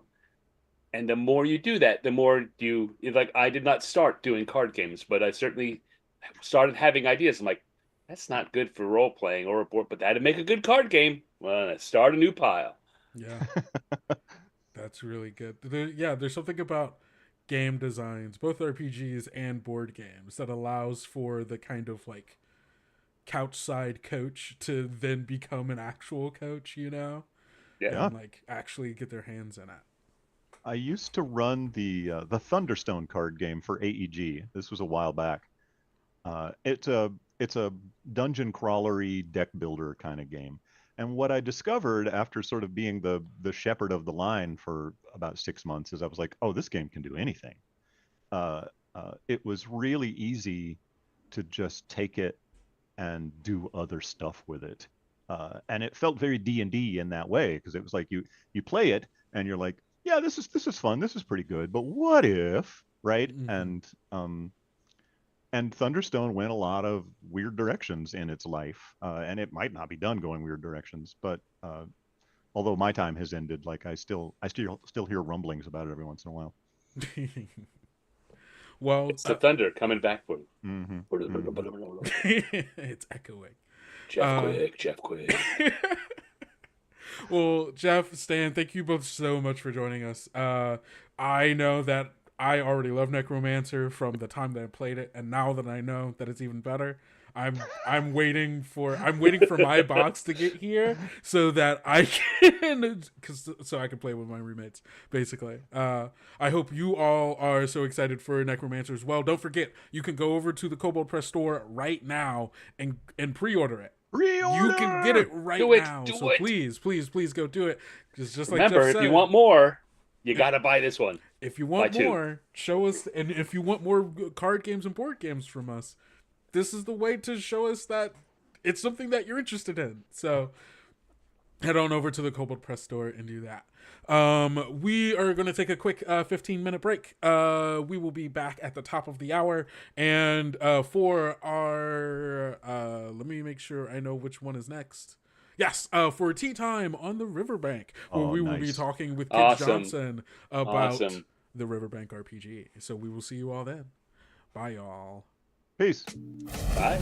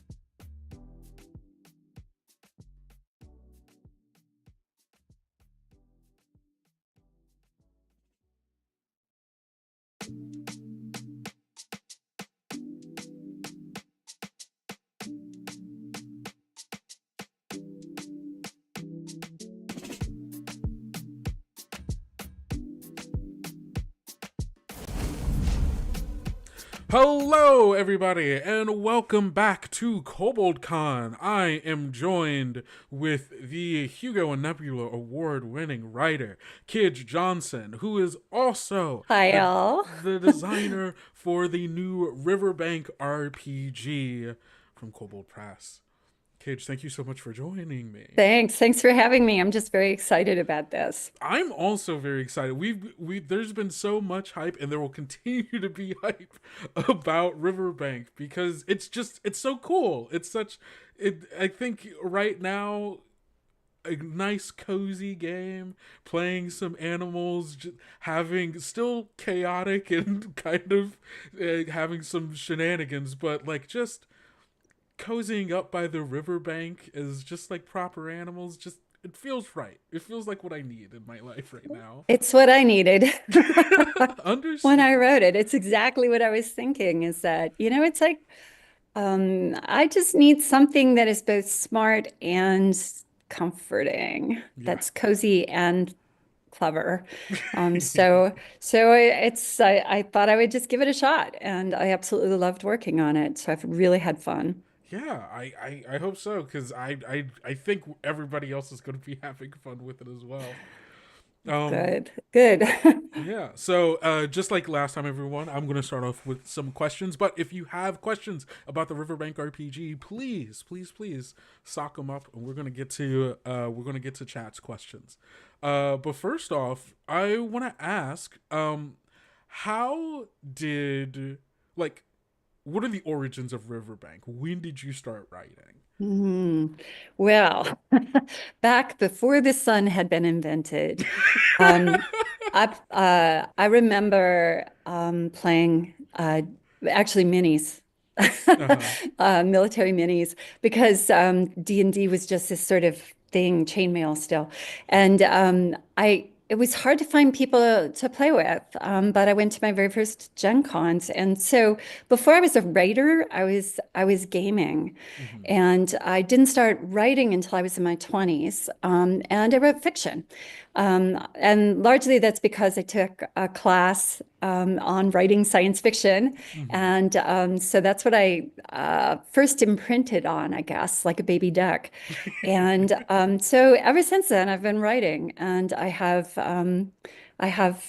probably 60 or 70 short stories out. I've got 7 novels out, mostly fantasy and mostly featuring animals, in various stages of anthropomorphism. Everything from nicely dressed, animals having adventures to actual, wolves and real animals.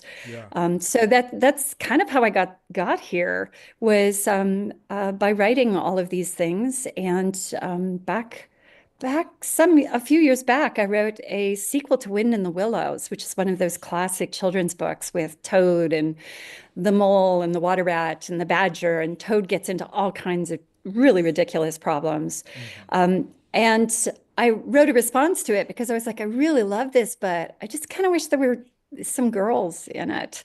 And so I wrote a new version, and it was pretty popular, but mostly I just fell in love with it. I fell in love with the idea of, this beautiful, fun world where, adventures are often farcical in structure. They're often ridiculous, and yet everybody takes them so seriously. It's all chaos and pother. Yeah, I think that's my favorite part about that kind of like setting of like, Wind in the Willows, Riverbank, or even something like, the like 100-acre woods of like these animal Winnie the Pooh, yeah. Right? Like very whimsical, but they all take themselves so seriously. Absolutely. I mean, in the original, we have at the very end of the book, we have what we call the sacred texts anointed of old. And these are the books that were the core inspirations. And one of them was Winnie the Pooh. But while I was putting it together, I use we a lot, and there's not really a reason, because this is a sort of, I just did it myself. But me and my editorial alter ego, I guess, maybe. But and as I was rereading all these works, I was like, they get into so much ridiculous trouble. They want things that are absurd and then they just go after it, wholeheartedly. And I was like, what does this remind me of? And it was like, what it reminds me of so often is adventuring groups where you're like, of course we're going to go get the blank. And everybody's like, it's a really stupid idea, but we're doing it. We're totally going to do it.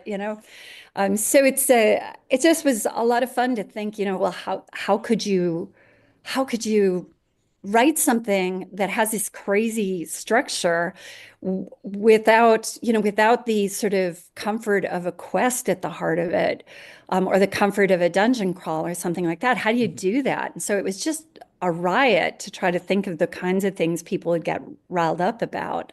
Yeah. And I love doing it all. So Yeah. So like let's talk a little bit about that. What are scenarios like in Riverbank? Because I know for a lot of Kobold Press's audience is probably more used to sword in hand, going into dungeons, stopping liches, stuff like that.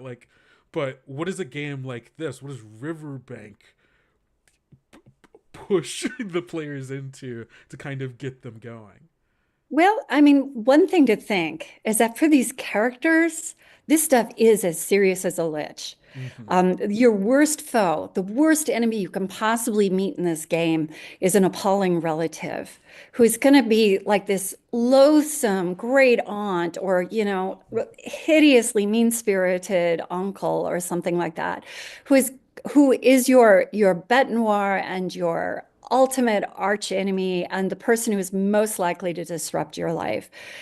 So a scenario, a session, actually, will usually have the same structure, because we're not moving through a dungeon and we're not founding kingdoms. You'll find most of the time your characters are in the same landscape with some of the same characters, which means that instead of relying on we drop down a level and we get bigger monsters, instead you have to rely on the kinds of trouble you get into when you're surrounded by the same people. And so a lot of things, for instance, every episode, every session starts with what's called the between times. And the between times involves sort of, here's what happened since the last time you played to your characters, because while you were out there having your job or making breakfast or whatever you were doing, your characters were having a life too, and they aren't any more or less silly when you're not there. So things kept happening while you were gone, and then in the between times you find out the kinds of stuff that happened to your characters, that your characters got spun up into, and then we get into the scenarios proper, which are called situations. And a situation is usually really there is a goal, but the goal may be very odd. It may be something like, here I am, I'm a very important novelist. That's me having a job. And so I need to impress somebody at a dinner party, and I only have a day to do it, which, in real life, that's actually not very fun as you race around trying to figure out your food. But if you're a bunch of talking animals and you're trying to figure out how to frost a cake and you only have paws, it becomes hilarious. So your situations will be things like events like that you are going to try to pull out of your ear at the last minute with insufficient preparation and a lot of things going wrong. You also might have something where you do have like a quest, where you do want a thing and you were going to get that thing at any cost. You do have things like, anytime you live in a place, there are all kinds of things that just go wrong. Right. So you also can have a very cozy little adventure, if like in a snowstorm. And my day job right now is that I'm a college professor of writing, and specifically I think about narrative theory and story structure. So a lot of what I've been doing is sort of building systems where structure doesn't always point to, we walk to a new place, we engage with things, and then we walk to the next place and engage with those things, or in the consequences of moving from place to place, and then what we do when we come back to the surface, for instance. So they're all over the map, and some of them are actually quite serious, and some of them are ridiculous, hunts for some pointless object, and some of them are events that everybody's involved in. There's like all these annual festivals, one of which I'll spoil one of them. It's called Old Greenies Day. And if you're an amphibian, Old Greenies Day is your big celebration. And all the amphibians in a neighborhood all get together and they walk all over the place, and they beg for change. They sing amphibian carols to all of the houses in the neighborhood. But these things all too often turn into just sort of routes, just crazy, chaotic, manic episodes. And so Old Greenies Day is a pretty good example of what can happen. By the end of it, they anoint everybody's an amphibian on Old Greenies Day, and they anoint a monarch of the amphibians, who's never an amphibian, but is regrettably likely to be one of your characters, who is then painted green and carried around town in a chair unless you can rescue them. So that gives you an idea of the kinds of things that can happen in an episode. There's conflict, there's roles, there's a lot of things that happen that are neither conflicts nor roles.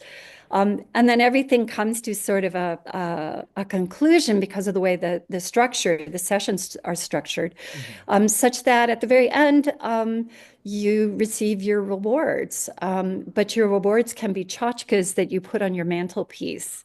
So if you've been playing for a while, you could have like a little rack of, here's the medal I won for this, and here's, the statuette I made for that, and here's the thing I got for the other thing. And so you end up, it's utterly different in some ways.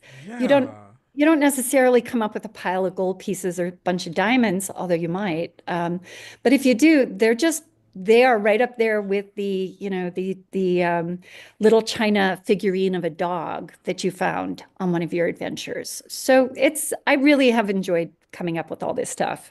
It's been, I haven't slept, I feel like, for 2 months, and that's because I just keep going, oh, here's another thing.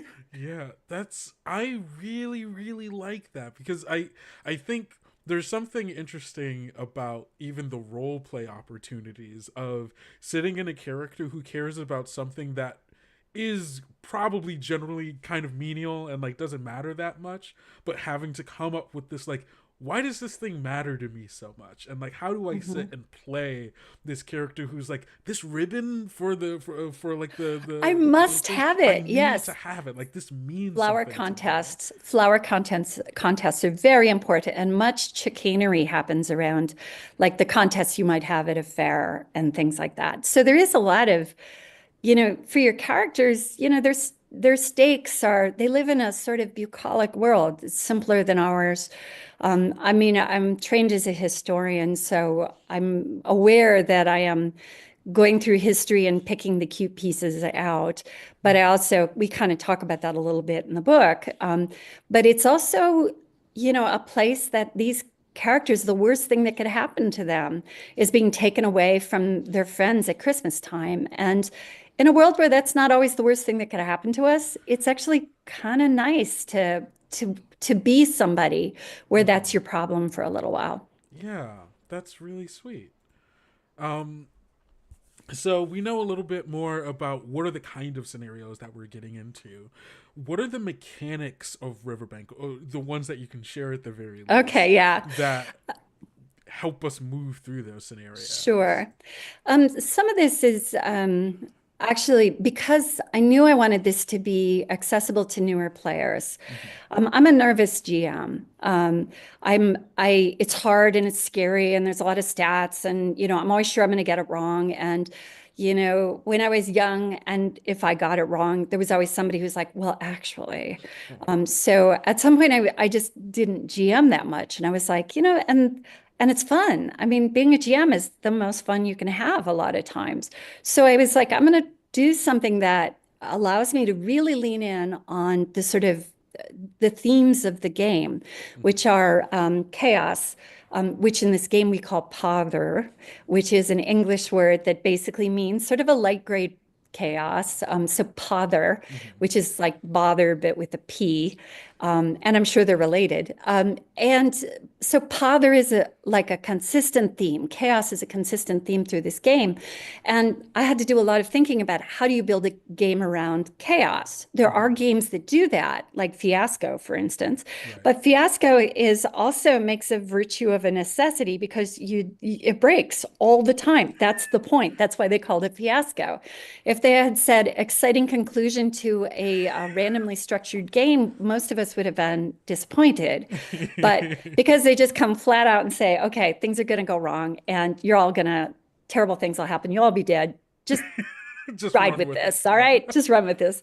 So it was really, so I was thinking a lot about, how do you build chaos into a game where it's already somewhat chaotic because all the players bring their agendas and their characters and their ideas and their fun. And, how do you build something that satisfies, that doesn't just come unhinged? Because we've all been in that game where everybody went random chaos Muppet and pretty soon you didn't know how to bring it back to the actual game.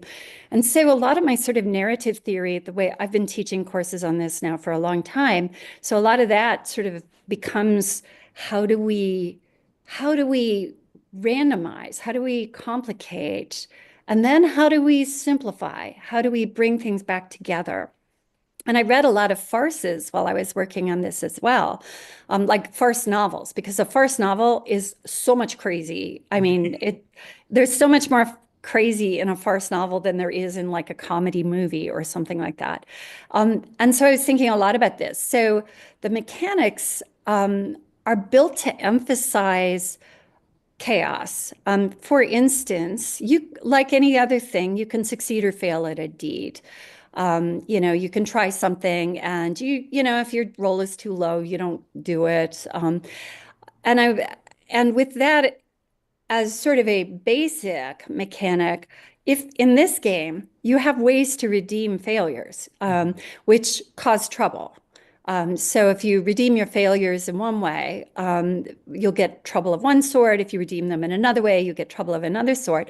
And if you just can't redeem it for some reason, if there's no way to succeed, then there's a table called the failure side table, which is sort of like nothing but critical failures. Like if you fail, it's a critical failure. There will be some other consequence, quite possibly, to what you're doing. So it seems it's actually, the mechanics are actually really simple. If you want to do a deed and you tell me your game master what you want to do, how we reconcile that is actually quite straightforward. I think that a GM can learn this stuff in one session, and after that, really only refer to a card. You don't even need a screen, people. You just need a card. But then there are all these things that go wrong, all these things that then have to be countered by your players. So it requires a little bit of a different kind of flexibility from the GM and from the players. But it's actually not, I think that it to some extent, this is the thing that a good GM always does anyway. It's always like, on the looking for the moment that these two things will connect or these two things will divide and suddenly go in a chaotic sidestep. I mean, that's the delight of the GM is like, okay, so I didn't see that coming. How do I piece these together? And now I get to, improv my way through this one. Yeah, I think, that's some of my most fun as a GM is, okay, my characters have thrown all of this stuff at me. What am I doing? Oh, okay, you know what? Actually, this can connect to this. And I pull it all together, and then my players are like, whoa, how did you do that? I'm like, I had a plan the whole time. I totally had a plan. I wrote a farce some years ago, that the book that really triggered my sort of riverbank quest. And what I found is that I was trying to write it in the same, things get worse, things get worse, things get worse way. And I really did not know how I was going to pull it together. And yes, just at the last minute, I was like, oh, I see how all these things come together. And I was so proud of that. And I said, can that be reproduced? And it turned out, yes, the theory underlying how I did it was still true. So when I started thinking about a game, I was I absolutely was like, how can we leverage this? How can we actually codify this such that the GM has enough guidance and the players have enough guidance that they can just go crazy, and yet still stay on topic insofar as there is a topic when you are a talking bat. So I mean, I guess this is a good question of there, and I only know this because you and I have talked, but there's a difference between capital A animals and lowercase a animals. And so I think to immerse people in the setting a little bit, what is it like being a capital A animal? So, yes. So this whole thing is taking place in something that looks quite a lot like sort of 1910s England, the Midlands, if you want to be picky. And in this time, as I've sort of structured it, there are humans. And they wear clothes and they go to jobs and they, make tea and, complain about the government, just as you or I would. And then there are animals with a capital A, and animals with a capital A are a lot like humans. They are both people. There are animal people, there are human people. And in that case, you are properly dressed, you have a cute house, you make tea, you can maybe complain about the government, you are more likely to complain about how the postmistress is not giving you your mail. But the trick is that you're not very big. Anybody who's ever read like Wind in the Willows knows that like Toad and Mole and stuff, they might be 2 feet tall. Winnie the Pooh is, he might be 1.5 to 2 feet tall. So you are just a small person. And this causes some of your problems because you're interacting every so often with humans. And to humans, you look like a toy. And so there's always a very real risk that some toddler is going to come, waddling up to you and try to squeeze you, which if you are a proper, decent, civilized animal would be the height of embarrassment. So awkward. So animals and I've sort of elaborately figured out how animals fit into this world. World building ensues, blah, blah, blah. But then you have just plain ordinary animals. And the trouble is like a goose. So you can play a goose with a capital G. And if you play a goose, you are 1.5 to 2 feet tall, maybe, right up there. You're a large animal for the capital A animals. But a regular goose is a real goose. So it's rude and it's surly. It doesn't see you as a family member. You don't see it as a family member any more than you or I would say, yes, monkeys are just like me. Yeah. That the animals in the riverbanks' attitude towards animals, little a animals, is very much what a Victorian's attitude towards a monkey would be. It's like, well, they aren't really me. I mean, yes, there's some superficial resemblances, I suppose. Perhaps we are related somewhere back on the family tree, but I am no monkey. I am certainly no little bee bat. Yeah. I mean, I garden. What bat gardens? Only I. So it ends up being animals end up. You're playing an animal, capital A animal, but you are living in this world where you are. There are human non-player characters. There are ordinary animal non-player characters. There's a mare named Diana that had decided long, long ago that animals somehow were like little pet. They needed looking after. And so she's always trying to grab animals and bring them back to her stable. But she's an ordinary horse. She's no smarter than another horse. She's just a little crazy is all. So you have all of these others. And then, of course, there are animals elsewhere. You can go to London. And in London, animals have private clubs. We don't do too much with that in this game because, we're only so many words. I could have, and that would have been another 2 chapters. But you can absolutely join a private club in London where you get to share with all of the other rodents. You get to join the rodent club, or the stoats and weasels get to join a club, or things like that. That's so good. It's so such a delightful world. I love this world. I really enjoyed it, and it was sort of a hybrid of some pretty deep research into history, and then just delighting in all of these. We've all grown up with talking animals. Yeah. I mean, it's not the hardest thing in the world for us to imagine ourselves as a squirrel, holding a book, because we've been seeing it in our cartoons and we've been reading it, we've been watching it, and, it's in comics, it's in fables from 2,000 years ago. So we're used to it. And so being an animal, that frees us up to do things and think things and be things. And it also frees us up to, get away with certain things. Yeah. They're not always the smartest people, these animals. Sometimes they make poor decisions. They do sometimes make poor decisions. They have. Oh, go ahead. Sorry. No. Please. Oh, I was going to say, one thing, this game does have stats for characters, but they're not the usual stats. You have 4 stats in this game. One is charm, which is not charisma. One is intrepidity, which is not strength or anything. One is pother, which is sort of how much of a chaos magnet you are. Because we all know that person who, even if they didn't do a single chaotic thing in their life, it's like if anybody's going to step on a nail, it's going to be them. And then there's sense. And so, charm, intrepidity, pother, and sense, those are the sort of parameters. Those are the ways you are in the world. And yet, even that, you don't ever use those things in a really focused way to say, okay, I'm going to use my charm to achieve this thing. It's much more, it's much stranger than that. I guess I can say that. But yes.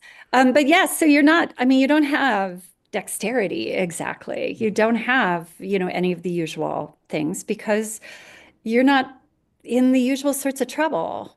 You're not ever going to be in some of these situations, although I'm sure somebody's going to kit bash this thing and try to do, it's like, but there already are some good systems where, talking animals go out and kill things. So this is just maybe not that game. Yeah. I was imagining earlier on when you were like kind of talking about like, oh, how do capital A animals think about like lowercase a animals? And I was imagining there was something that you wrote in like one of the videos that you had about like going on a picnic and like hoping that the sheep don't ruin it, and I was imagining like a proper sheep at the picnic going, no, not What? come on, Yeah. you're giving us a bad name. No, I'm not like them. Yeah, no, and that actually that is like the problem. It's like, here you are, these civilized animals, you're going to go have a nice picnic, you find a pretty tree, you lay out your cloths, you put out your buns and your tea, your little vacuum flask of whatever you're drinking. You're still only 2 feet tall. Sheep are the size of moose. Yeah. So when that first curious sheep comes snuffling up to you, you are staring at a very small elephant that is interested in your tea buns. And it has a whole bunch of little friends who are not little, who are also now curious about you.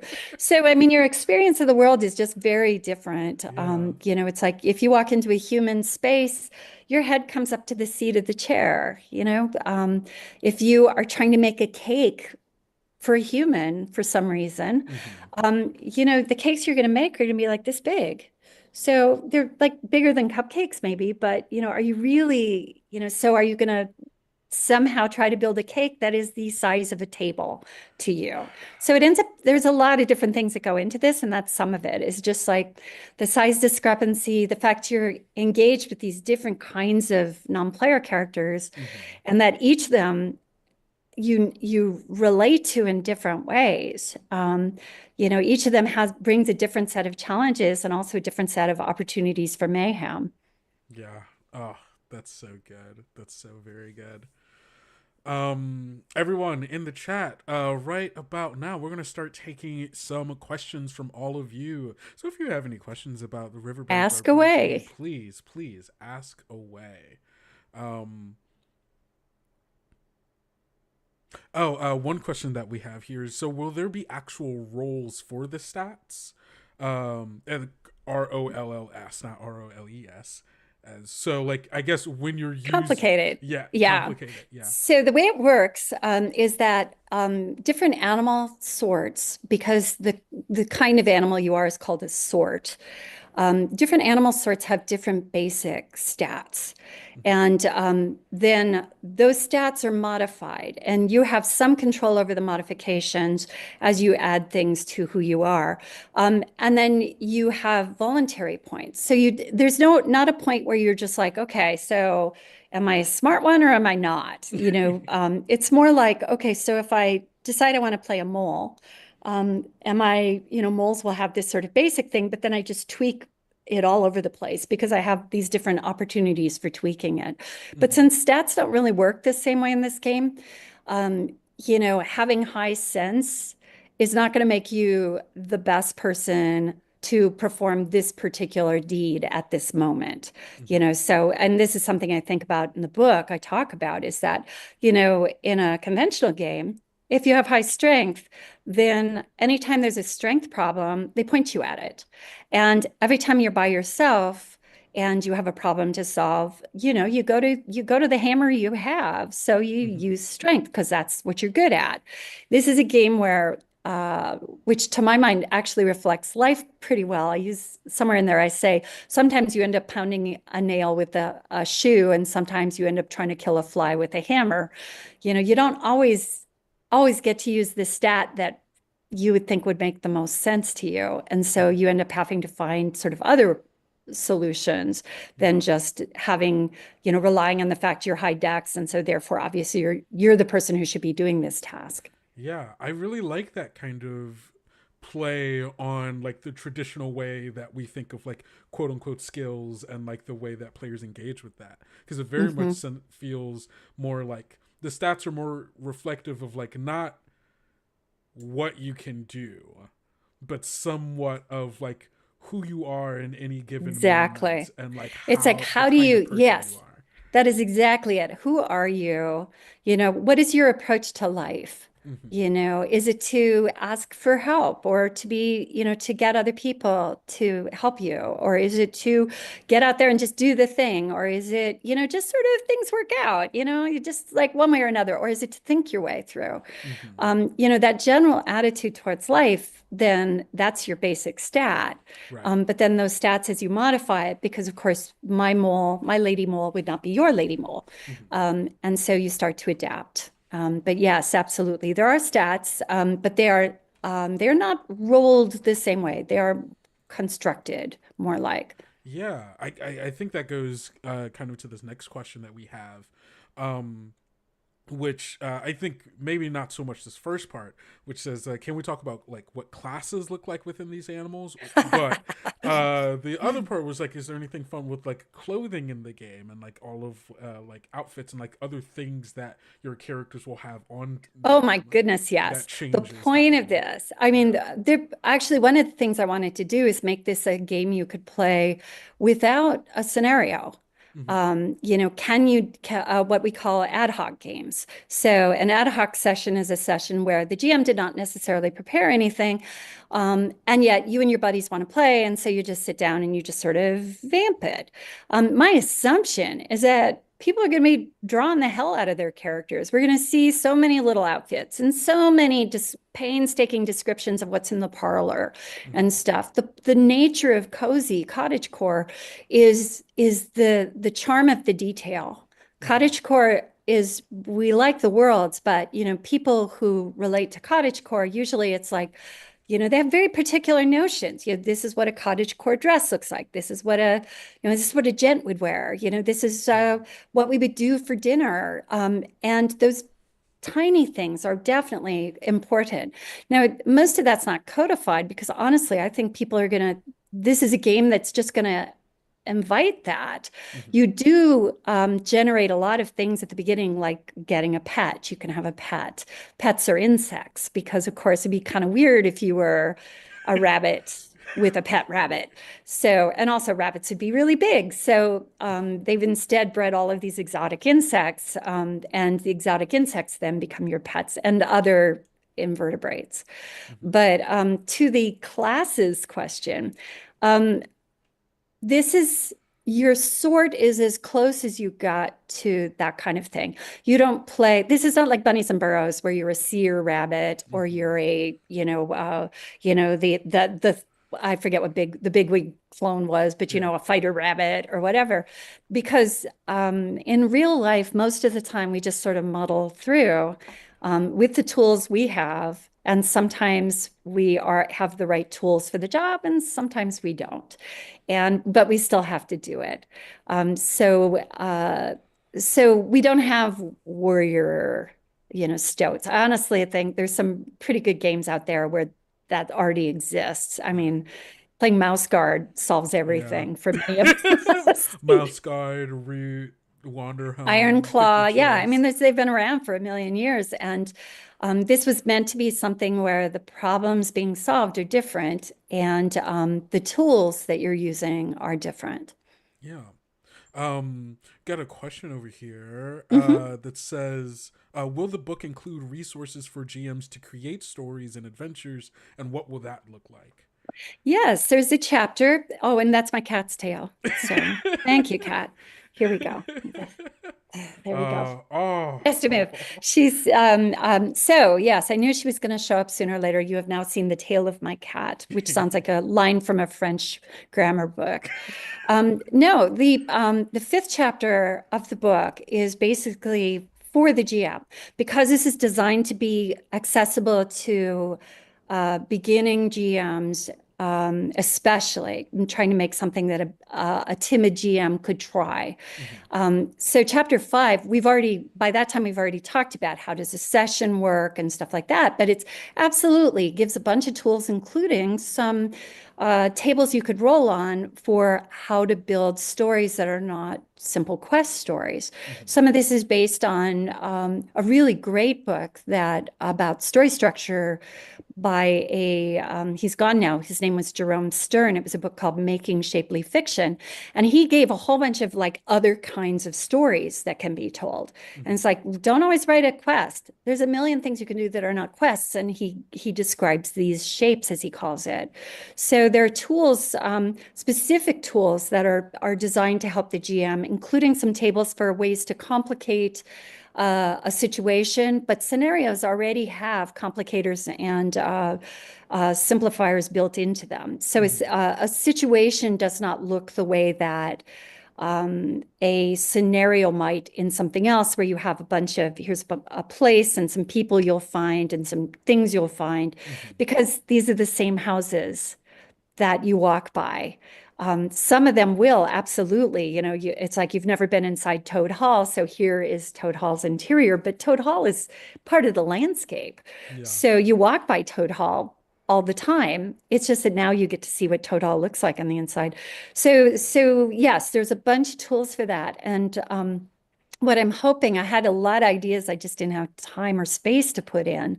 But I'm hoping that this is sort of the start of thinking structurally about scenario design, in a maybe a different way, or maybe just a different angle on the way we do it. Yeah, I love that. I'm very excited for to dig into that.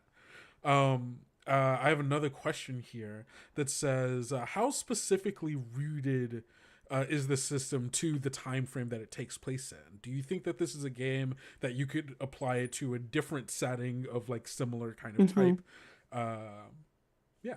A lot of the writing about it in the book, like there's a chapter of setting, which is all the places in the riverbank and the nearby human village, and some discussion of some other places, and then all of the non-player characters. There's probably 50 or 60 non-player characters described in another chapter. So all of those things are still, those are very specific.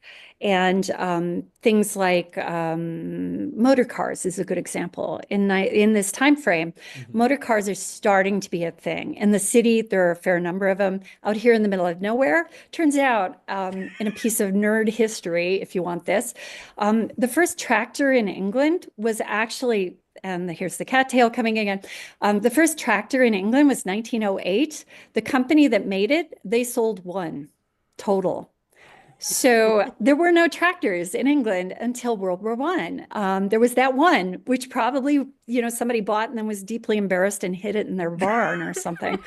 But so it's full of like those kinds of details, but actually the mechanics, the system, the way the sorts work, all of it was designed to be flexible. So I absolutely, when I was originally talking to Wolf here at Kobold about this, I was like, I think this is super adaptable. I could see this being the 1930s. If you get into modern times, it gets harder and harder to sort of justify how, entire communities of small animals live amongst us and we never noticed somehow. But absolutely a Victorian version. I could see if you are a history nerd, I say this to whoever you are who asked this question, whatever period you want, it would be actually not that hard for you to, nerd out, read some books or look at some stuff online and say, okay, so here is my Georgian England version. Because in my mind, it exists. It just hasn't been written down yet. Right. Oh, that's so good. I mean, yeah, that would make sense. They didn't just pop up out of nowhere. I love that so much. Let's see. What's another question here? Do you think that this is a good game to teach children how to play RPGs? I think so. For one thing, you would keep it simple. I mean, you would pick the simplest of scenarios, or you might just even do an ad hoc thing. Some of it has to do with the age of the children, but like a little kid, you could do an ad hoc session where your animals have somebody's appalling relative is coming and we quickly must clean our room. But how do you do that? It's like, what are we going to do? We were in the middle of a craft project, say your two adorable animals. And so your two adorable animals are trying to figure out, do we hide things in the closet? Do we hide them under the bed? There's not even a plot to that, but you would have all of these opportunities to create mayhem and all of these opportunities for things to go wrong and for the ticking clock of, oh, she's going to be here at 3. We got to get this done. Tick, tick, tick, tick, tick goes the timer. And that would be for a really little kid. For older kids, absolutely. I mean, it depends on, sort of how much they like cute. At a certain age, little kids love Wind in the Willows, and then some kids just never stop loving it. So there are 14-year-olds out there who love Wind in the Willows. But, it's as a way to sort of introduce people to the idea, here's a die, here's what happens when you roll it, here's, it's not hard. The mechanics themselves are really quite simple. And there's a lot of sort of building numbers that happens in it. And so it would be, I think, pretty doable for a little kid, and also full of cute stuff.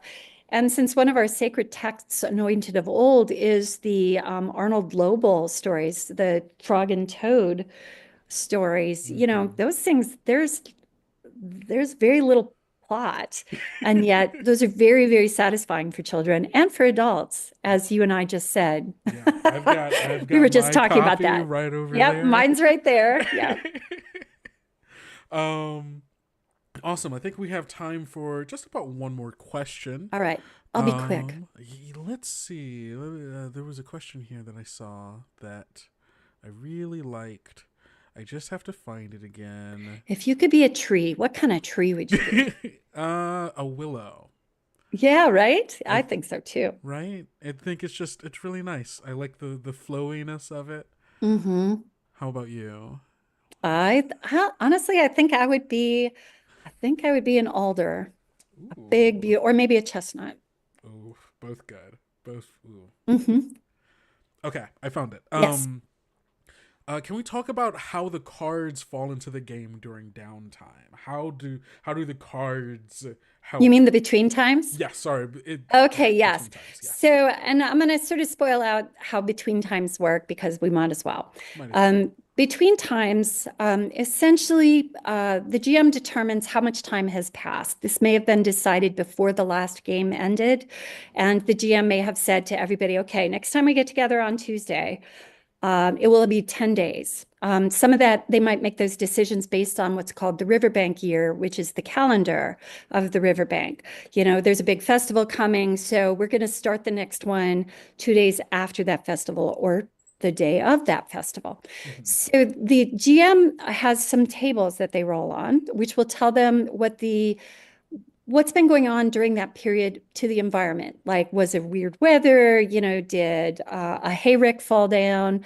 Was there a sudden, you know, did a bunch of seasonal insects suddenly turn up and be a nuisance? You know, things like that. And then there's something they roll on a table, which is the denizens table. And the denizens table tells you what's been going on for your neighbors. So there was a fight between Madame Sansonnet and Madame Amalthea, you know, about who gets to use the name Madame. They're both NPCs in this story. And so essentially you get the gossip. And then each player is invited to say what they thought their character was doing, because you set for yourself goals. And so you're like, well, I decided I needed to fix my roof. And so that's what I was working on. And then you draw a between times card. And the between times card tells you the thing you didn't know that happened during the between times. So yes, you thought you were going to fix your roof, but you draw the between times card that says, well, actually you sprained a paw at some point. And now you figure out, did you sprain the paw because of fixing the roof? Did you sprain the paw after fixing the roof? Did you sprain the paw and that's why you never got around to fixing the roof? So you basically adjust. Essentially, you say, here's my plan. And then you say, and here's why I didn't get to do it exactly the way I thought. So the between times becomes this random generator. It also is a random generator of stories for ad hoc sessions. So it ends up being super useful if you're playing without scenarios, and especially if you're playing without a GM, because there's a way to play this game without a GM. Oh, I didn't even know that there was a GM list for it. Oh, yes. Yes, there is. I'm so proud of it. I can't wait for that. Chapter 5. See, there it is. It's so good.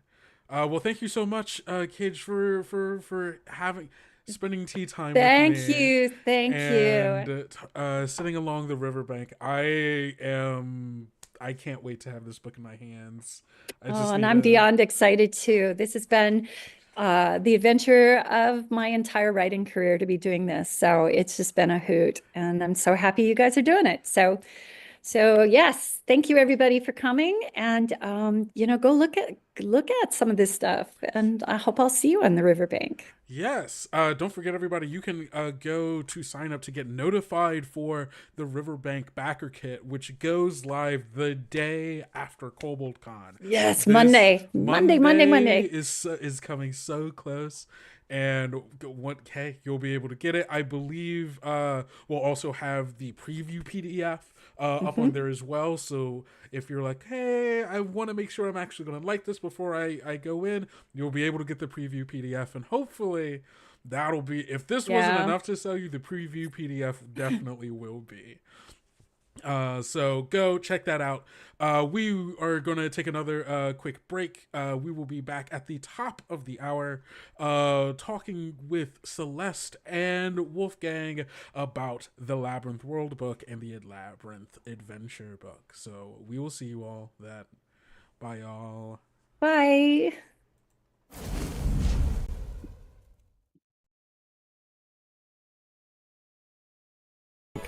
In this new cozy RPG from Kobold Press, you navigate the intricacies and often the bedlam of polite animal society.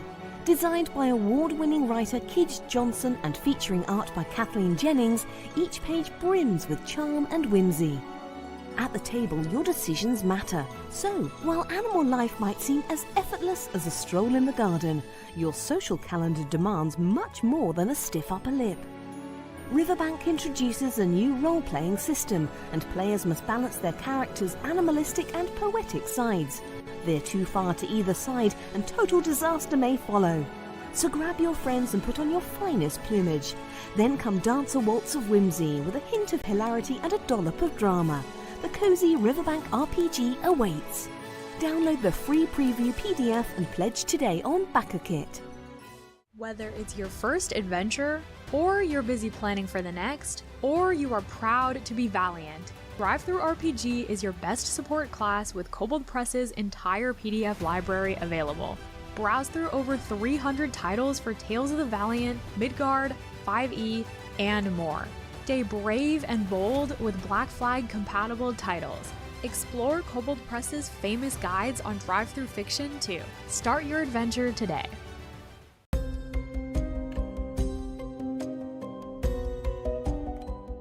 Welcome to the Labyrinth, the place between worlds where creation and corruption collide in a cosmic saga of epic proportions. Explore the cosmic background of arcane secrets, confront cataclysmic monsters in the near or deep void, and create entire worlds on a whim.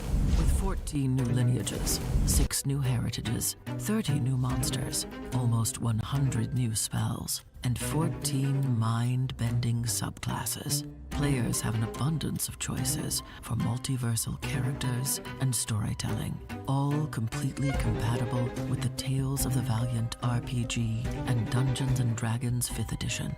Run your most epic campaign ever with the Labyrinth Adventure book, containing 11 new adventures from levels 1 to 8, either as a continuous storyline or take only what you need to weave directly into your own campaign. Claim your key to the Labyrinth and embark on a journey through 10,000 worlds.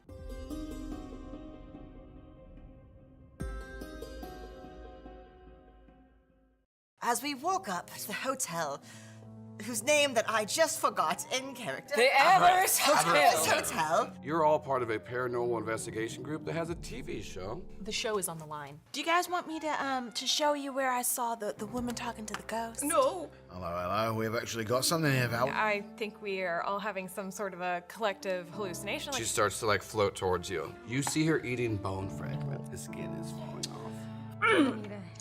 A lot of therapy. Where's the drama? Where's the pizzazz? There's so much drama. She's been shot. Ghosts are real. My notes are good. I'm a capable person. Why does this name sound familiar? And I'll be the director, Anchor Cruz. I keep seeing this name in this book. It's me, Archon Power. Does that sound familiar to y'all at all? It's me, Rancho. So we're all in agreement he's an immortal being that's trying to kill us, right? I beg your God-fearing pardon. You're all gonna die for him today. Nope. Yeah, I'm gonna leaving. run out. It's not going. No, not really. What a treat. Necromancer the card game from Kobold Press is designed by Jeff Quick and art is done by Stan. Necromancer is a fast-paced card game of raising legions of the undead. You are a sorcerer commanding these dark legions, and your goal is to overwhelm your enemies with an unstoppable army or sacrifice a circle of underling minions to seize the Well of Eternal Life and declare your victory. Your only obstacle? The pitiable necromancers who think themselves your equal. You can pre-order Necromancer today on the Kobold Press store.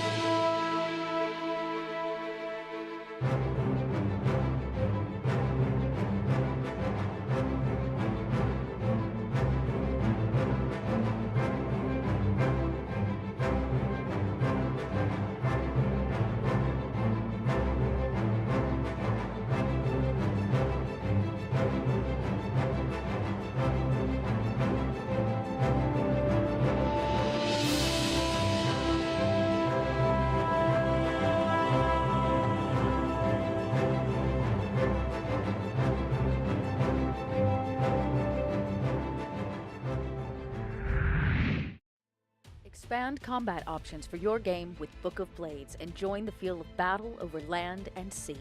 This collection of player options for Tales of the Valiant and 5th edition Dungeons & Dragons adds a wealth of exciting new material for martial classes, including 14 subclasses, new talents, new weapon options, new combat options for every martial class, and options for fighting in intense single combat duels, wrestling matches, and on mounts. Pre-order Book of Blades today on the Kobold Press store.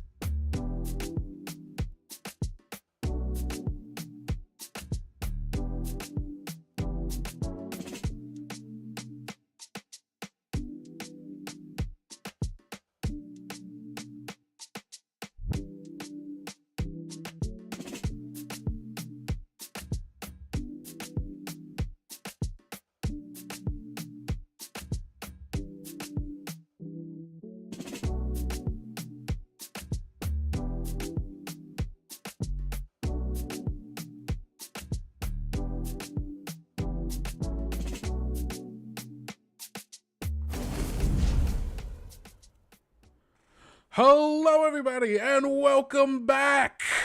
I am joined here with Kobold in Chief Wolfgang Bauer and Senior Game Designer Celeste. Thank you both for being here with me so we can talk about my favorite world book that's coming out, the Labyrinth World Book. Yes. So, if you've been living under a rock and haven't heard us screaming from the rooftops about it for months since it's since before the Kickstarter went live. And if you've missed all of the scouting party videos, there's so many things that you can go and watch to find out more about the Labyrinth World Book. But this will give us a chance to talk a little bit more intimately and also allow all of you to ask your questions as well. Hey, the third time is same as the first and the second. I've got some questions I'm going to ask first, and then we're going to get on to you all's questions. So pocket them, get them ready, ideate, whatever you need to do. And yeah, wait for me to ask mine first. So, so first off, where did the idea for the Labyrinth come from? What is the setting? How did it form? And then how did that go from original idea to what it is now?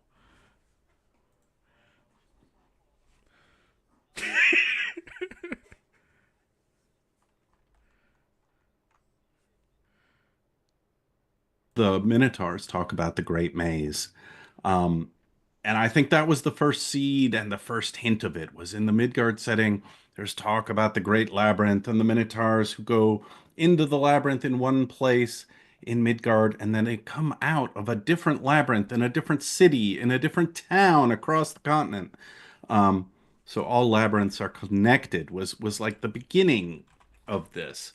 And for a long time, because we were doing Midgard, that's all we needed, right? And Richard Green and Richard Pett both wrote things involving the Minotaurs and labyrinths. And that's as far as we took it until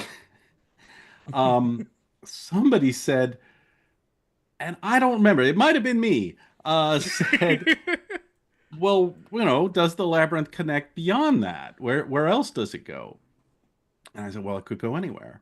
It could go out to what we call the worlds, right? It could go from Midgard to the Shadow Plane. It could go from Midgard to the Summerlands. And then I think at some point there was that whole thing about the Grimoire of the Void. You remember this, Celeste? Right? Yeah. I'm definitely remembering because obviously when we started, Tales of the Valiant, it was going to be a real thing. Like we had this great game and we were talking about, okay, we really need like a home sort of setting for this, but we don't want it to be, we want it to be like Tales of the Valiant, which is adaptable and you can start playing now, right? And it can connect to a variety of rule systems and tables.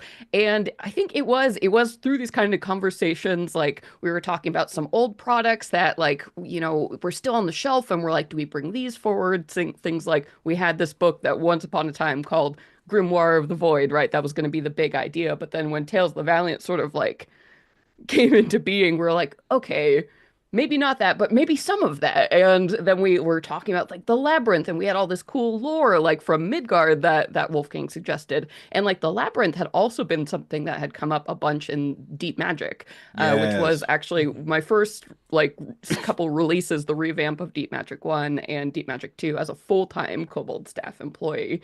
So it was like, oh, talking about labyrinth magic and all of this stuff. And we're like, and it all sort of like came together into this perfect idea of like, let's create this setting that relies on so much of what we've already built, but has so much potential to connect to everything that is new, just like Tales of the Valiant as a system. So it all really fell into place and felt very organic, and like it made a ton of sense to have this master bridge world between worlds. Yeah. Oh, it's so cool. It's such a great idea for like a setting, and like thinking of all the different ways that it can bridge your world to all of the other worlds that you love and a bunch of new worlds that you might discover. The mystery potential of these kind of settings, right? Because the labyrinth is something in the psychology, all through history. Like you always see these mazes, these labyrinths, like the role they play in the human mind and our fears and, our exploration and adventure. It's just So evocative. It's totally tied to, the same things that make us interested in dungeons, right? Going into Mhm. the darkness, coming out the other side. Yeah. Only here we're going into the labyrinth and we're coming out in another world. Mhm. So there's a little bit of fey aura around it, right? You're traveling between realms. And there's a little bit of multiverse in it, right? You're jumping between possibly totally different genres, right? You might Yeah. go from a high fantasy to low, or you might go from elves and dwarves to robots. You could jump anywhere through the labyrinth, right? It's all possible. Yeah. And then the design work for us was deciding, okay, what are the core worlds, right? What's the heart of this setting? Anything's possible. Um, but what are the notes we most want to hit? Yeah, yeah, and it's I love this idea of the different core worlds, and then also all of these like other sprawling like 10,000 worlds. What was there anything that like what was the process like of choosing which one are the 10? Which are the 10? Hard. I assume Yeah. Midgard was like a no-brainer. Like Midgard right. was Like the slam dunk, sure. Yeah, we needed Midgard because of course, we love Midgard obviously at Kobold Press, so that had to be, one of the big bridges here. And we also picked up some of the other worlds that we've explored and loved. Like, I mean, the first book Wolfgang and I co-wrote together, Book of Ebb and Yes. Tides, is all about the Shadow Realms. So we're like, of course, we're going to put the Shadow Realms as one of the core worlds too. And then of course with that we're like, okay, well, here's some confirmed stuff. Let's add the new around this, right, to enhance what we already have here. Some of that came from, we had this Kickstarter where we said, well, show us your worlds, right? Which was fascinating too, because some fell very much in very similar sorts of buckets, but a few people went way out on a limb. And for our core worlds, we wanted some to be, well, like Midgard, pretty core heroic fantasy. And others we wanted to go pretty far out on a limb, right? So there's bits of the hells, there's celestial realms, there's the shadow realm. There's stuff like Cold Forge, right? Which is just about dead. The void has eaten most of it, but there's still reasons to go visit. So all of those worlds, it's like, well, we want to give people 9 or 10 flavors, and just like a shop full of ice cream, it's like you don't have to like all 10 flavors. You just got to pick your 2 favorite. We'll put them in. We'll put them in a labyrinth, and that's the heart of your campaign, right? You might pick 2 different ones than I would, but Yeah, and we also did because this book, the design was we really wanted to introduce factions, like strong Yes. factions. So a lot of these world choices were faction driven, right? We knew we wanted to have a faction that was all about, this deep connection to the celestial realms and sort of that like paladin militant sort of like thing. So we're like, of course we need a world, like Celestia, right? Like we need some kind of clear bridge for that. Or like the old ring worlds, we needed something to tie to that strong primordial world for characters who wanted to play, their druids and their rangers, or for people who really were into, that faction. So that really helped fill out and kind of round out the diversity of these core worlds. That's really, really cool. And then, I mean, from the core worlds, then when you go to, okay, well, we've got the central idea here. right? Now And we're your just- homebrew world can fit in Yeah. right next to those 10. Right. But then once you leave the core worlds, where are you, right? Right. And at least in the labyrinth, I mean, it's clear that you're either exploring newly created worlds, dangerous places full of treasure, the hells. Um, and Celeste, you know this, right? Like we wanted a place for the villains to hang, and the void was the obvious choice for that, right? The near void where it's like, well, this is still livable and breathable, and the deep void where things get really sketchy really quickly. Yes. So those worlds, void tainted worlds, are a big part of the setting, but most of them aren't someplace you linger, right? Or just There's certainly don't want to be there. No, like that. Well, there's that whole chapter on hazards, and I'm like, Yeah. Celeste, what are you doing? I made some nasty stuff, some really nasty stuff. We have a whole void hazard section, and each one I made was sort of like, okay, how can we make this worse? Right? That was also with the monster chapter. I'm like, okay, well, here's your vanilla idea, and how do we make this horrific in the void? Well, let's take this ghoul, and then, let's make them irradiated, like, ghouls that are invisible because of the sun, like, and so it was definitely a game of like raising stakes, especially as we were, giving you design for what does the deep void look like by, the near void versus the outer fringes, right? So we really got to play with a whole like boundary of ideas here, from standard to very much not so. Right. So a lot of fun. Yeah.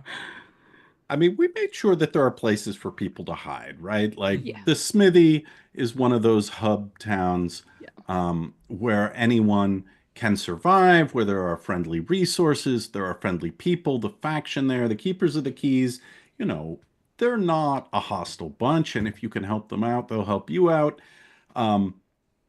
It's not all one deadly creeping crawl. But the moment you leave these little bubble cities, the moment you leave the safety of certain tunnels, there's a reason the factions survive in the labyrinth, and newcomers, visitors, tourists, the ones who stumble into the labyrinth, often they don't make it. There's a lovely bit of lore from early on which nods back to Midgard, which is the first Minotaur to really discover the labyrinth.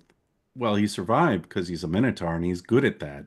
But he came back and he said, "Listen, I've got this thing," and he basically took a troop of Minotaurs saying, "We're made for this, right? This is the kind of thing we can explore." And if there's anyone who can do it, right, it's us. It's us. And they signed up with the old Ring faction for the most part. They made allies, they made friends, and so there's that connection of, okay, many groups, many factions have found their way into the labyrinth. The ones who survive and become factions with influence, they learn how to get from place to place. They each have their own method of getting from place to place. They each have their own strengths and worlds that are their home. And without that, you're just, another adventurer knocking around buying cheap maps down at the tavern. Like, I need a portal to so-and-so. Well, why should I tell you, right? I will say too, one of the fun things about this, one of the fun and the challenging parts of designing for this is obviously in a setting where it's like, wow, like if you walk in and you're not getting the help of a faction and you don't know what's going on, like things are really, really dangerous. So we had to make sure to design all of the character options and player options and things in here in a way that you would gain power that would be useful and directly applicable to your experiences here. Right, that ranger subclass. Yes, exactly. The portal, like the portal finders, and even things like the bard secrecy subclass, right? It's all about gaining intelligence and spycraft and maybe spying on the void or working for these factions. Or like the barbarian, the forsaken, like being able to take on these, these souls from these dead worlds and get vengeance for what happened to them, right? So every choice we had to make, we had to see the natural progression of why the labyrinth would demand these kind of like powers and features, and then make sure that was represented in every aspect. Ton of subclasses.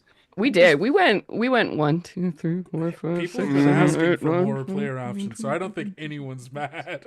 No one's mad that we went too far. 17 subclasses in here. Oh wow! Yeah, there they are. Ooh, you heard it. Ooh, here. the a lot Void for a Saint. setting book.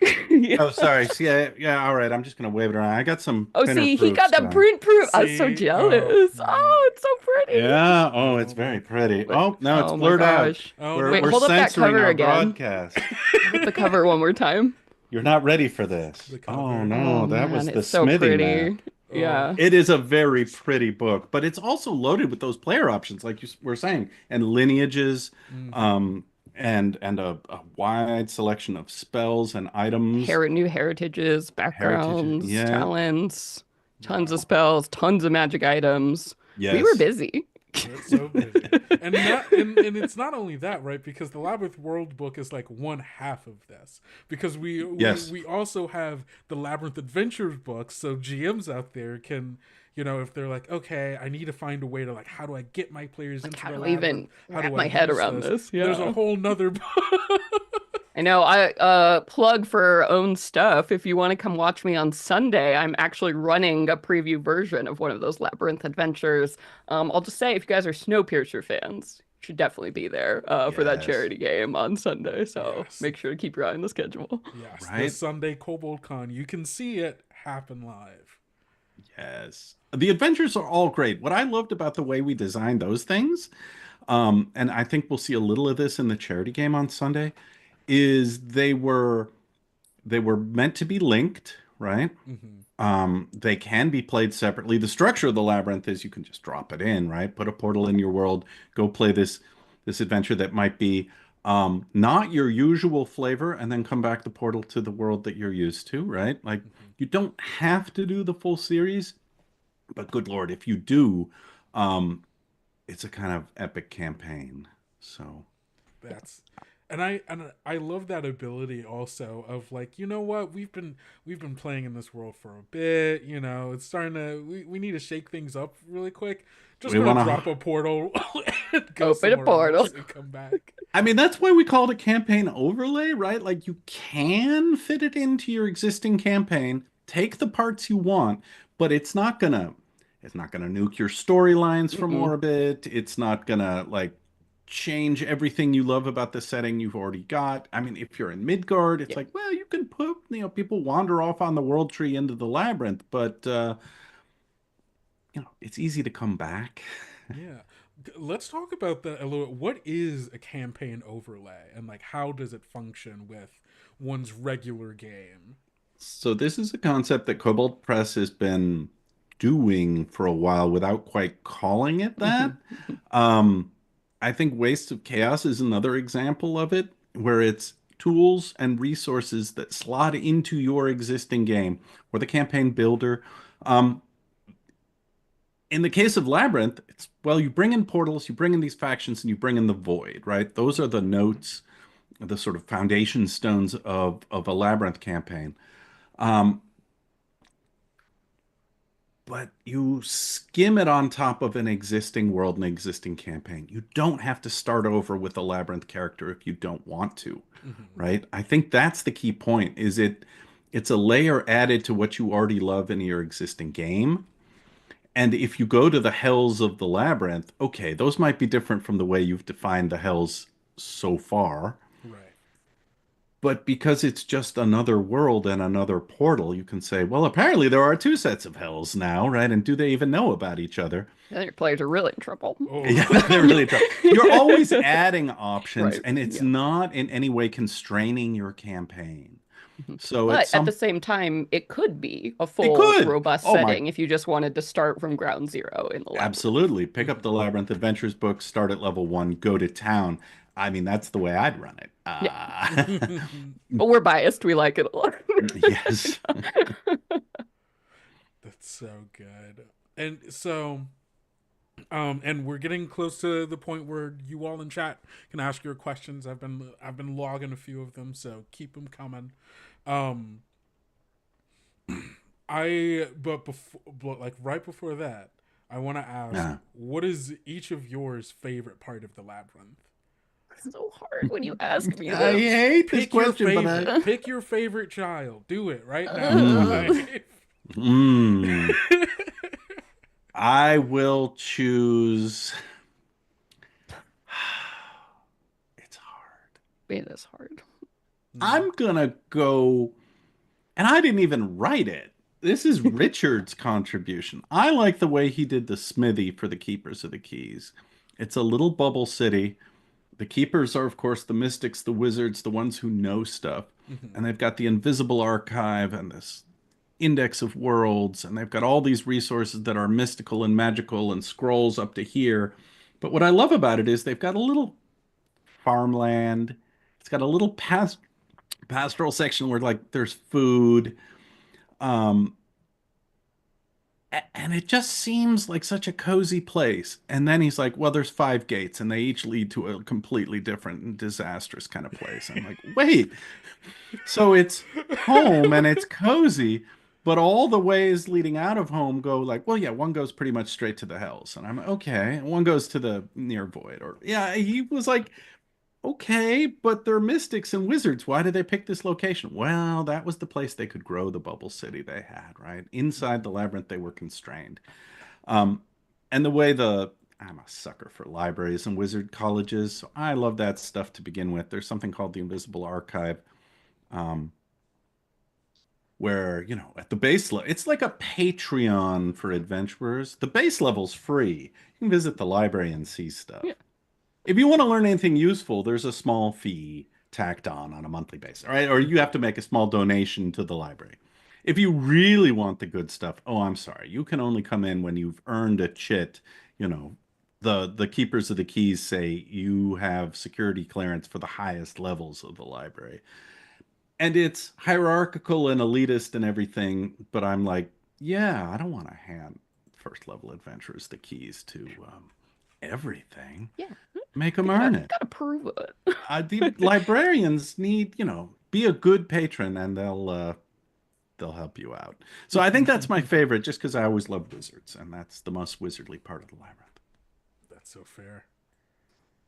What about you, Celeste? Yeah, okay. Well, I mean, one of the big things, like set of things that kind of comes to mind is also, I mean, building off of that great city and the keepers, because obviously, I made the Mechanist class for Tales of the Valiant, so all of the stuff around that is so fun. Like, we have a ton of fun new spells specifically that went in this book, stuff like, column of cogs, and like ways to, create like little construct minions, and like the Tinker Mechanist subclass is finally that little pet class you all have been asking for. It's here. Make your little guys and send them in there. This kind of stuff. And then all of the cool, we made a lot of like magic items that are like keys to different worlds, right? And like, how do you build that tech? Like, how do you pass, that magitech kind of feeling? That, and then equal love, I think, I really always am drawn to those stories about like celestials and, that sort of like void versus, celestial draw. So like really love all the faction stuff we came up with there, and actually getting a look at the celestial realms and kind of getting to define a little bit more of like what that was. And we made some cool vehicles in this book too, like the Styx gondola is my personal favorite. It's the super cool boat that's like tied to the blessings of Charon, and I just said like 10 things, and I could keep going. I've got like 9 more. I haven't even said all the monster templates. Oh, we did so Yes. many. Meghan Markle and I worked together on a lot of these really, really cool monster templates to make anything from TOV feel like a great, labyrinth monster. Not to Okay, mention the it's like void 12 villains and the I know all the void saints. villains. I love the Void Saints. All the They're cultist so- templates we put in there. We put so many cool Turn anything into a cultist, right? Archmage cultist template. pick your done. flavor of horrible. We've got a template for it. We're ready to go. Oh, the sisters of like the outer dark. Oh, I mean, evil space nuns. Like, like that's it's. Sorry, void nuns. It's not space. It's space adjacent. They just like float on their cathedrals in the middle of this like evil plane, and just, I love them. They have the most glorious hats. I mean that they do have them. That speaking of it not being space. Yes. There is and it being more space adjacent. There is something that I think it's going to take me reading the book and like seeing the art.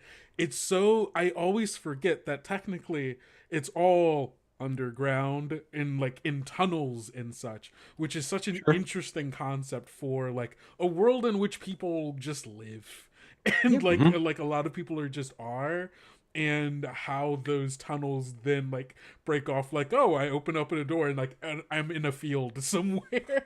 Right? Well, this is where the bubble cities come in, right? Like the smithy. You come out of the tunnels, you're like, oh, I'm in a city. And then you realize this city isn't very big and the rest of the world seems to be missing, right? Like they got a couple of groves of pear trees and some potatoes over here. That's great. That's better than being in a tunnel. But where's the rest of it? Where's the oceans? It's like, well, We didn't It's get a that. very small world. Yeah. Yeah. Well, and that's what's so interesting. And I think it challenging at first until you pass over that wall of like, oh, I really can do anything with this, right? When you're like, okay, Bubble City, but this world has a sun, but this one, and then like the river Oh, Styx some are goes through regular these, worlds, but right? how, Midgard's right? a But it's totally normal flat planet. right?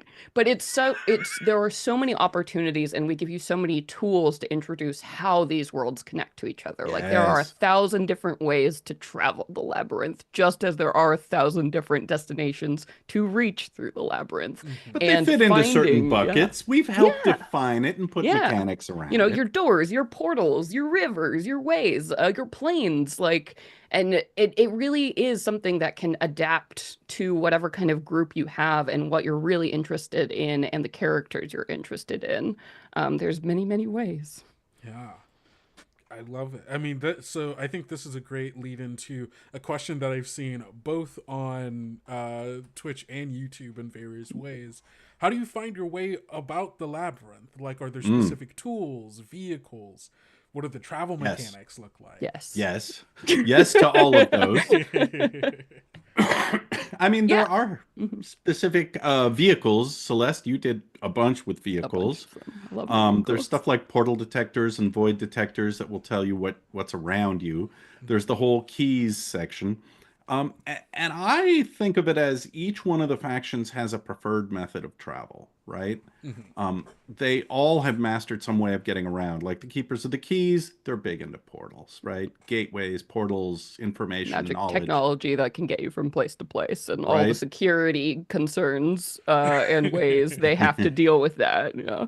Right? Whereas the Concordans, right? The Star Concord, they're really on that celestial side, and they invoke the heavens and they say, we are going to send the legions here to push back on the void.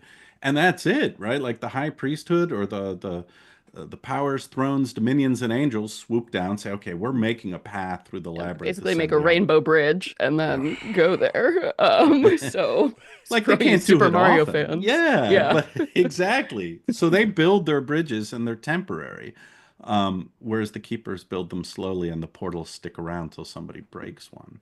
Yeah, and then you have things like the void agents who can open these rifts that are highly unstable, you know, horrible for the environment, like basically cause worlds to start decaying and stuff around them, but they don't care because they're there to cause chaos anyway, right? So that's some of the technology and options and, you know, magic that is available in the world, but comes with a cost, right? Yeah.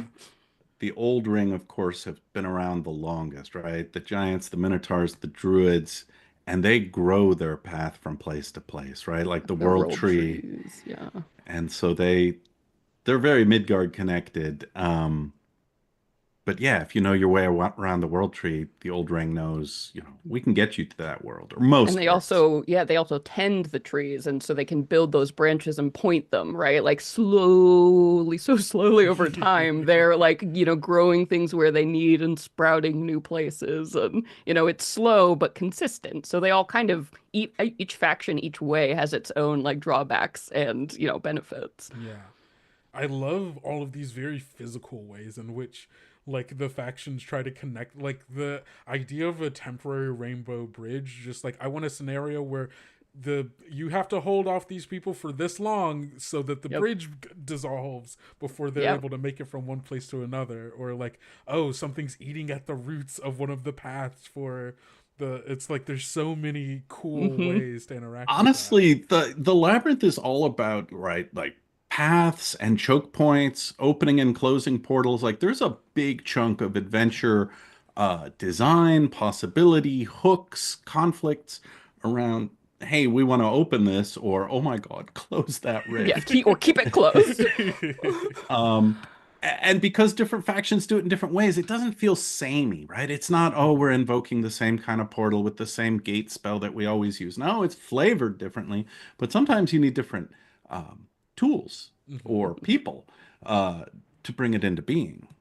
I think one of my favorite things you put in in your Wolfgang is when you're talking about like the paths and stuff through the labyrinth, the intermissions, like the side Yeah. glitches that sometimes happens, The which what? like sometimes, and we don't know if it's because the labyrinth is sentient or not, who really knows, but sometimes it will just create a portal and dump somebody somewhere for a short amount of time. It's just a little glitch and it's always limited and they'll always pop back where they need to be, but like whoa, that's like a fun tool that you just like put Right? right in there for chaos It's like, DMs like me. Yeah. yes, Oh, I'm Chaos very excited. DMs will love it. Chaos players will love it, right? We'll It's love like, it. where are we? Well, you're in Callahan's Cross Time Saloon. How did we get here? We were What? going to the Celestial Realms. Oh, you'll No, get but there. survive for 3 hours. Right? We just thought you'd want to sit here in the, in the airport lounge of the labyrinth for a little while before you continue your journey. No. Those can be fun. That's Absolutely. Really fun. I also like that as a tool for potentially like hinting at future places or even people. Yes. Yep. Like imagining someone like an NPC that's going through a glitch that like runs into your characters and like, whoa, this is weird, and then they're gone, and then they run back into them later. It's like, what were you doing? Yeah, haven't we seen you before? Yeah, that's really good. We've got another question here that asks, are there any tables for randomly generating worlds within the labyrinth? Goodness. So We go take it. I need a cough Okay. drop. Yeah, so a lot of like the basic kind of world generation and theme stuff, we did do a lot of that in the Game Master Guide specifically. But we did talk a lot about in this book like what is the nature of a world and like the basic, qualities of like what defines a world in the labyrinth. So there's certainly plenty of examples and information on like what a world looks like, how it should interplay with like travel, and we even, talk about like how do you deal with like magic like in these places and worlds, right, and connecting. So we give you the general parameters for sure and some really fine examples. But I will say if you want random table generation stuff, Game Master Guide pairs real nicely. Yes. Yeah, awesome. Okay. Oh, sick. There's a lot of sample worlds, of course. If you just want a world at random because they've run through a random door, there's more than just the core worlds in the labyrinth, right? Like we have descriptions, shorter descriptions of a whole lot of evocative places that are basically a new world as a story hook. And so if you're just looking to drop people somewhere unexpected, that's easy. We also talk a lot about like specifically we'll talk about like how the Old Ring, how they make new worlds, or how like worlds might like come up or creep up like, as you're exploring, the near void or other places. So we have a lot of inserts built in on how you introduce those new worlds and connect to things. Yeah, because I mean that was one of my questions of like knowing that like worlds can be formed. Sometimes the dreamers just dream them up. Like there's so many new ways for worlds to pop up. I guess my question has always been, at what developmental stage is the world even when it's brand new? Like is it made as like a world that is like somewhere in the middle of the timeline in that Oh man, I world? wish Like, how Richard does were that here for work? this. All right, so Richard was our expert. Richard Green is our third co-author, couldn't be here. He wrote The Dreamer's Isles, where new worlds are born, right? And so he addresses all this sort of stuff, and one of the adventures does as well. And basically, new worlds are born out of the astral, right? And they are initially just seeds or islands. And in That's my a place head, of they thought and dream, right? Yes, they come out of thought and dream. And we haven't actually talked about the servants of the dreaming god much. No. But they're the ones who have the best handle on this, right? Dreaming new worlds into existence. That's what that faction is about. And they're a little less physical and more metaphysical than the other factions because they're somewhere between a hippie carnival and Cthulhu Lies Dreaming. Yeah. Their philosophies and their practices help them identify new worlds, shepherd new worlds along, locate new worlds, and protect them from the void. And in my head, at least, when they find a new world, it looks like one of those old-timey cartoons with one coconut tree and a little island. Like that's it. And it's a baby world, and it grows and it grows and it comes out of the astral, and it becomes a larger and larger thing. it's a fun concept that I think we're going to play with more in the Labyrinth adventures to come, in either official products or unofficial stuff. If the servants of the Dreaming God are a thing that appeals to players, they're going to ask, okay, I want to make my own world, or I want to go find a new world being born. Give us more details. And I would love to have the bandwidth and the opportunity to put together faction books for each of those groups, additional magic for each of them. But we're still here waiting for the world book to hit the warehouse. So maybe I'm getting ahead of myself. But I think it's a great hook for further adventures and for game masters to decide for themselves. Okay, worlds are born out of the astral sea. Well, I'm going to define how that works for my labyrinth. Yeah. I think what I like, there's a lot of built in here because when I imagine like this whole process for the dreamers, which is a totally different answer, I get meta with this, right? Like if we as people, as game masters, can incept worlds that are in the middle of, historical development, thousands of years in the making, and have all of this history and all this space, why not the dreamers dreaming those worlds like us, birthing worlds into creation? Are we as game masters really just dreamers in the labyrinth? Man, it can just keep going. Inception. And that's why also that faction is so interesting and mysterious and a little bit scary because no one really knows the edge of their power. Which I think is why they're one of the more interesting factions, right? Villains don't quite know what to do with them. The other factions don't quite know what to do with them, but clearly they have some kind of idea, like some kind of cosmic intuition about what's going on. Right. Yes. Because I don't know why in my mind immediately I was like, okay, what if an archdevil was like, I'm going to kidnap a group of dreamers and I'm going to force them to dream up a world of like an army for me that already knows exactly what I want to do. Like there's so many avenues for like the ways in which they could use that power, but other people would try to exploit it. The Labyrinth is perfect for those kind of high concept stories, right? We can tell those, the big dreams, the little dreams. And there's also a lot of weird, quirky stuff. The NPCs, and we tried to make sure every NPC had something about them that would make people come back and visit them again. One of them, and again, it's Richard, is called the Bubbler. The Bubbler. And the Bubbler has a well. And you can find the Bubbler's well in the Guide to the Labyrinth, the PDF only release that we did before the whole world book. It's in there. But Richard said, I have some ideas to develop this character. And before long, the Bubbler became this, I don't want to say demonic. Aberrant. Yeah, that's a good one. Aberrant figure, right? With a lot of like spawn of the Bubbler. And this well is... I don't want to spoil it all, but like adventurers are going to find it. They're going to see a bucket. They're going to say, great, we have some water to drink. We found a place to camp out.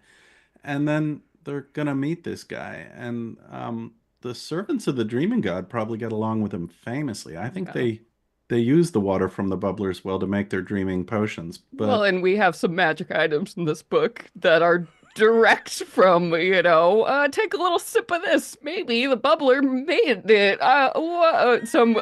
When I got this idea, we're like, oh yeah, magic items with this would be great. I'm like, I'm sorry, you want me to make something called Bubbler's Sweat? Yes. But amazing. So we've got some stuff. We've got some stuff in there for you, King. Right? It's like, okay, we're somewhere between Jabba the Hutt and like licking psychedelic toads, right? Like, what is this exactly? But there's some missions and hooks and wild stuff around that. So yeah, I think there are certain iconic places you're going to hit in the Labyrinth, and once players have seen it, they'll say, okay, that was weird. And then they'll say, can we go back? We got to go back. Yeah. We gotta figure out what this is about. All right, I've got two more questions. The first one of which is, can we talk about can you give us examples of some of the monster templates that GMs are going to be able to play with? Oh yeah. Here, let me look at the Well, the list. cultist templates, I know there's 2 or 3 variants for what kind of cultist do you want to be, or do you want this character to be? Yeah, we've got a couple varieties there. So like Demon Caller is like one Mm, of the templates. So, if you need yeah. cultists that summon nasty things, because we've got plenty of nasty stat blocks for you Mhm. to summon, we've got something like that. We've also got some nice general things like Void Blessed. Which is Yeah. something you can apply to like priests of the void or those who have sort of a deeper connection, right? So like the ones that worship the void gives them like a good for magic here. Or we have like general things like lost is one of the terms for those weird creatures, right? That like live on those like void tainted worlds or what the only things that can survive there. So we've got a pretty nice like set to round out, whatever you need for those individual because there are so many possibilities of the worlds you could encounter, like lost worlds and stuff. We wanted to make sure you had something that retroactively you could make anything a messed up version of itself that you encounter on these worlds. Yeah. Celeste, I just happen to want to show this. Oh yeah. This is the Demon Caller. Oh, That's the good. art for I don't that think I've seen template. that before. That I is don't think so we've shown it good. before, So but good. I love They're the art nasty. so much. They're nasty. Oh, that's so good. Yeah. Yeah, the art's beautiful. The monsters are great. The templates are really useful. Um, I think some of it's limited to a certain world type or faction, or it's heavily void adjacent, but a lot of it slots into um, any labyrinth campaign, right? Like there are a couple of new devils, for instance. Um, A couple. We got a few. We got a yeah, few. we went a little heavy Yeah. on demons and devils, didn't we? We did. We sure did. But we've also got some really nasty corrupted angels, like Oh the yeah, awesome archangel, focused on the cover. yeah. Maybe not considered an archangel no more by No, other no. angels, but Once an technically, archangel. Yes. once upon a time. The art Um, there is great, and the void angels and sort of the fallen in that sphere, aren't they connected to the Sisters of the Outer Darkness? I think they might Yes, be. yeah. So Kilbelith, the Archangel on the cover, might have a deal with our, Mother of Darkness. They have a cool tie going on here, and all this cool new lore about, creating the Void Angels and their role in things and what's happened there. Um, yeah, we've got a lot of really, really interesting stat blocks coming in here. We've also got a ton in there. It was like 4, 5, 6, 7, over 20, I think it's over over 20. Over 30 30? stat blocks. Yeah. We had some stretch goals, I think you remember. Yep. Oh, 34. Uh-huh. 34 It, monsters without the templates. yes. So, It's meaty in that department. Um, and yeah, so there's plenty for game masters too, right? Like it's not all player options. The monsters are pretty deep. this is a big juicy book for sure. Yeah. All right, and the last question the last question I have for y'all is this person is asking, am I right in thinking that we'll have more Labyrinth books soon that expand on areas like Celestia, the Summerlands, other factions, things of that nature? You might think that. I don't know if I can comment at this. It would be great. I would like that. I think you should let us know when you start playing in the labyrinth what you need exactly, because obviously we're stoked about all the possible things that you could do with this world, that we could do with this world. And yeah, I mean, we're hoping that you all love it as much as we do and see all the possibility of where this could go because we have laid a lot of places and a lot of groundwork that we could certainly take this further. Right? Adventures, lineages, heritage, faction books, place books. Yeah, well, I'll take it back to Midgard, right? Like Midgard was first published in 2012 as a campaign setting. Oh my God, 13 years ago. Um, and it has gotten, times of many more supplements, times of just a trickle, but everything builds on it. And I think the Labyrinth is similar, where we've laid this great foundation, and we're going to build on it, probably with adventures, probably with some player options. But I think it's safe to say that Tales of the Valiant is going to default to Labyrinth assumptions fairly often. I mean, if you go back and look in, I'm pretty sure it's the player's guide. If you look at the pantheons back there in the back of the player's guide, the labyrinthine pantheon is one of them. So it's part of our default assumption for the setting that there's at least the possibility that any Tales of the Valiant campaign or any 5e D&D campaign is a labyrinth campaign. And that the gods who sort of hide in the nooks and crannies of the labyrinth are known to many adventurers, and that the factions show up from time to time. So, yeah, like Midgard, there will be an initial period of, hey, here's 2 gigantic hardcovers and a bunch of, discussion, support, adventures. And then, a year from now, 2 years from now, we'll see. But I think even if it's a book that doesn't have Labyrinth in the title, you might find Labyrinth assumptions in it. Is that fair, Celeste? Yeah. I mean, every book we make for Tales of the Valiant is 100% compatible and suits perfectly in the Labyrinth world book, setting by default. Without us, we don't have to say it, but we can say it over and over. Like we just released like the old Margrieve, like the revamped book that that's perfect. The Old Ring world right there belongs right at home.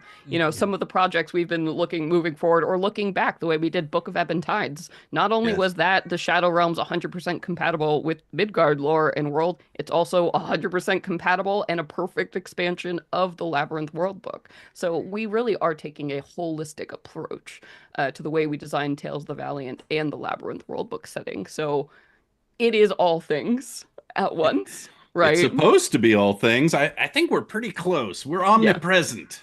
We're doing it. You most certainly are. We're dreaming it, and it's coming into being right here. The servants of the dreaming god. It's really just us.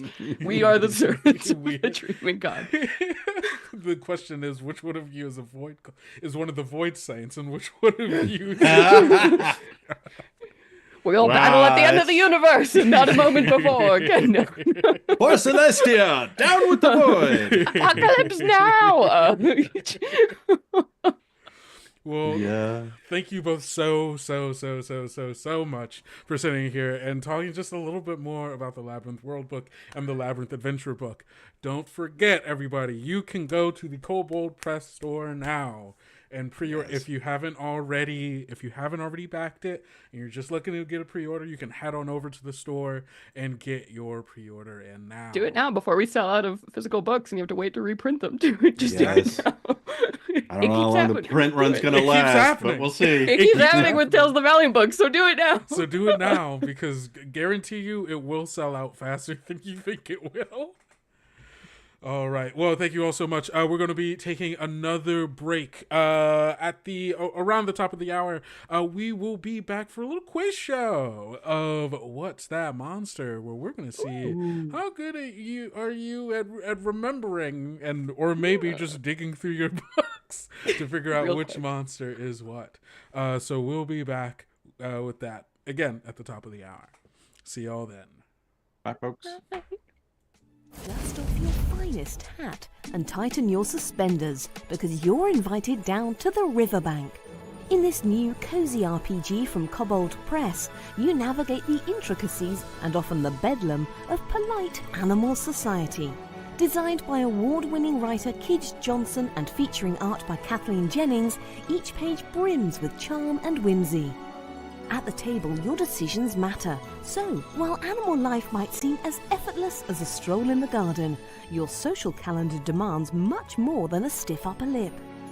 Riverbank introduces a new role-playing system, and players must balance their characters' animalistic and poetic sides.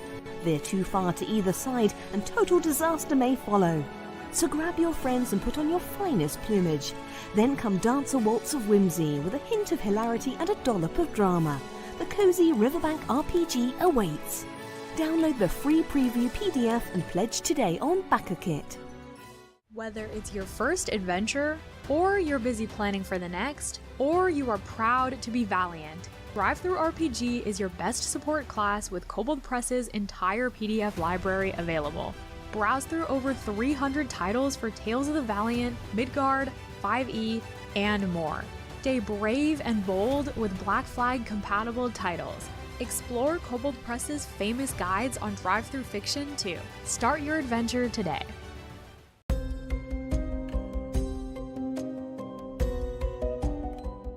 Welcome to the Labyrinth, the place between worlds where creation and corruption collide in a cosmic saga of epic proportions. Explore the cosmic background of arcane secrets, confront cataclysmic monsters in the near or deep void, and create entire worlds on a whim.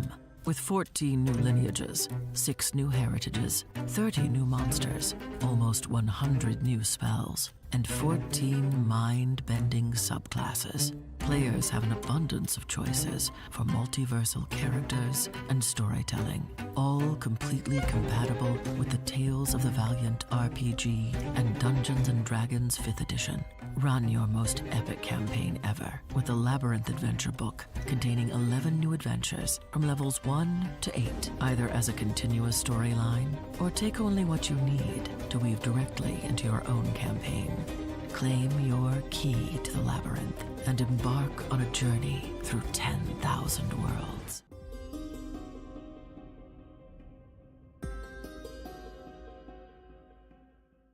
As we walk up to the hotel, whose name that I just forgot in character. The Amherst Hotel. Amherst Hotel. You're all part of a paranormal investigation group that has a TV show. The show is on the line. Do you guys want me to show you where I saw the woman talking to the ghost? No. Hello, we've actually got something here, Val. I think we are all having some sort of a collective hallucination. She starts to float towards you. You see her eating bone fragments. The skin is falling off.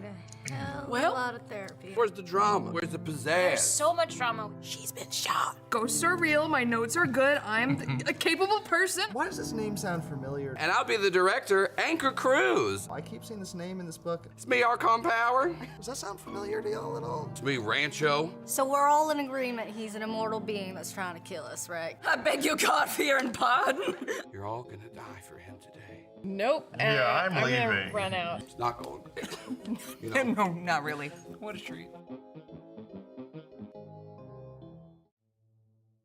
Necromancer the card game from Kobold Press is designed by Jeff Quick and art is done by Stan. Necromancer is a fast-paced card game of raising legions of the undead. You are a sorcerer commanding these dark legions, and your goal is to overwhelm your enemies with an unstoppable army or sacrifice a circle of underling minions to seize the Well of Eternal Life and declare your victory. Your only obstacle? The pitiable necromancers who think themselves your equal. You can pre-order Necromancer today on the Kobold Press store.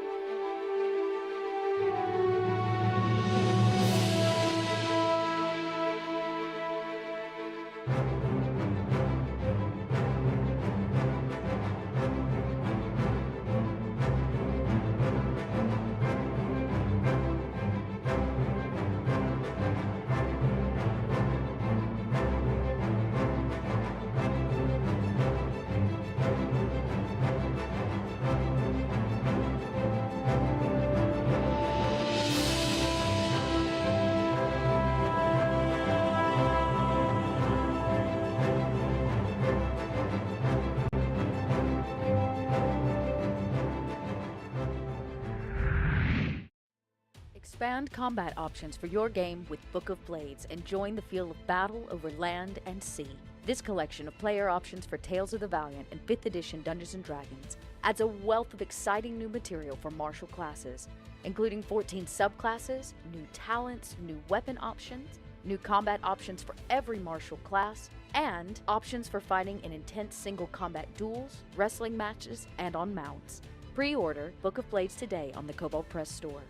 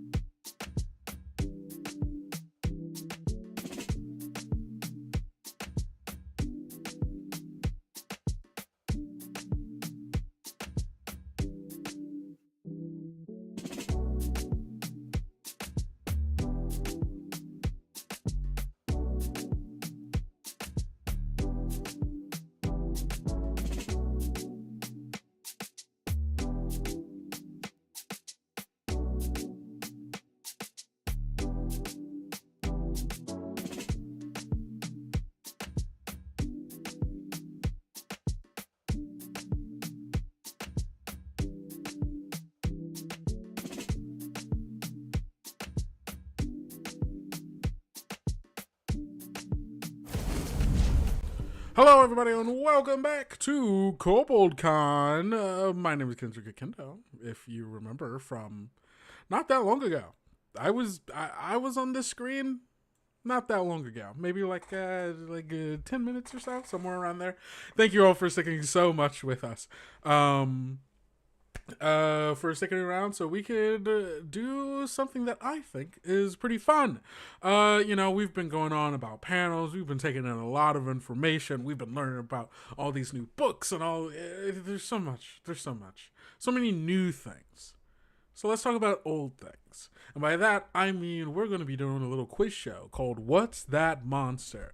The quiz show where I test your knowledge about Kobold Press's famous monsters. If you're familiar with our short form, which you should be, follow us on TikTok or also YouTube Shorts, Instagram, so on and so forth. You can find us at Kobold Press. But I will be showing you an image of a monster from one of our mini monster books. That could be Tome of Beasts 1, 2, 3, Creature Codex, or the Tales of the Valiant Monster Vault. Unlike that short form series, I'm not going to be giving you the silhouette and then giving you all of that. It's like that feels like a lot, especially because I wanted to keep this fresh, and maybe I wanted you to be able to see the art. Basically, I wanted you to be able to see the art because I think it's cooler if you can just look at the art, and some of them are a little harder to guess, so on and so forth, as you might imagine. So I will be showing you a series. There are 30 questions here, 29 of which are mostly just for fun. It's going to be, you're going to see the image of one of the monsters, and you have about a minute, 15 seconds to guess what monster that is. If you could give us a name, and even better, if you could also tell us what book it's from. Mwah, mwah, mwah. Beautiful, perfect, amazing. You're a special friend. And you know your Kobold Press stuff. But this very last question, the 30th question, which I think might be just a little bit tricky because I want you to be specific. If you can specifically tell me what monster it is. Not just general it's this kind of creature, right? If it's it's a subtype of orc or something like that. Don't just tell me orc. I want the name of it.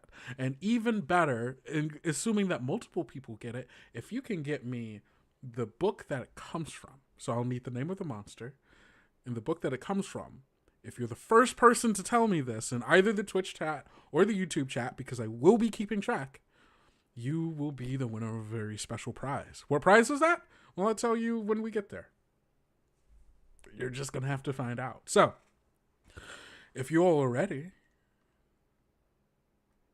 There's about, it's about an hour. I think it's 45 minutes closer, somewhere around there. So it's just going to be a nice fun time where we're going to relax. We're going to look at cool monsters and their monster art. I've been doing this for a long time today, gang. Please give me a break. All right. So let's get ready for What's That Monster?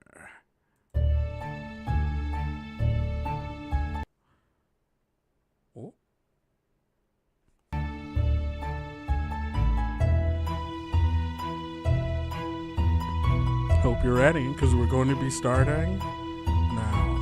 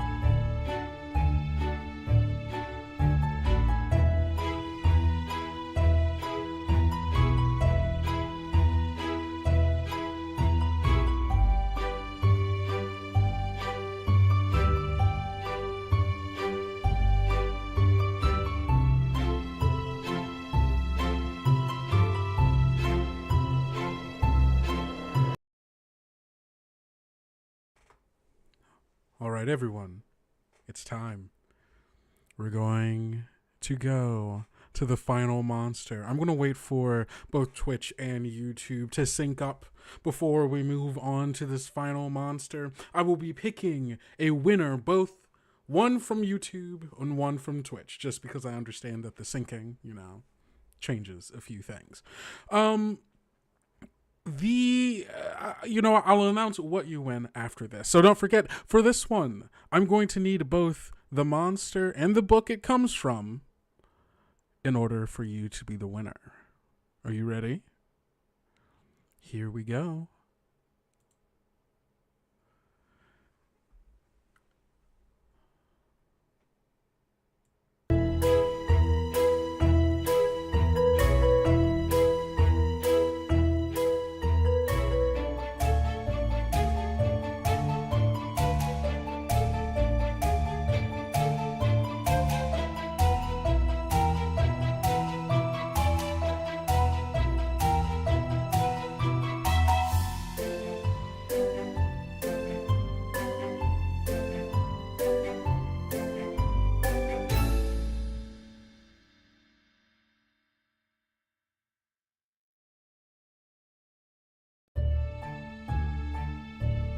I'll wait until I see a single correct answer. So far, nobody has gotten it. It seems I've stumped you.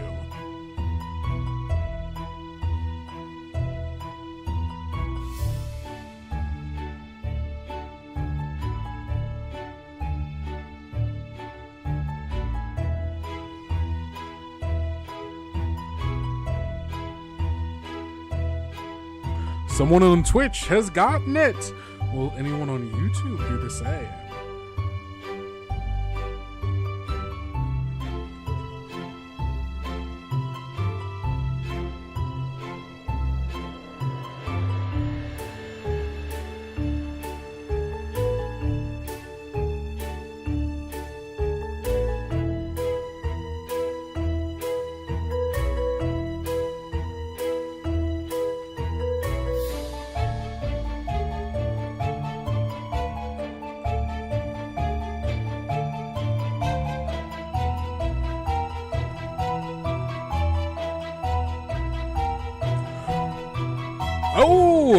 GM Toolbox on YouTube has gotten it. I was wrong about Twitch, but a singular word off.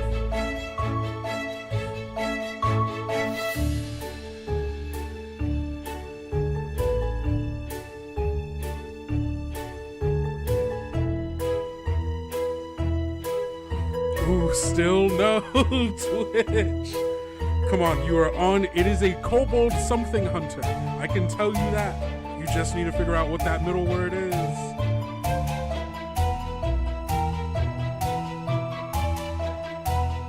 I believe in you. You can do it. It's 3 words.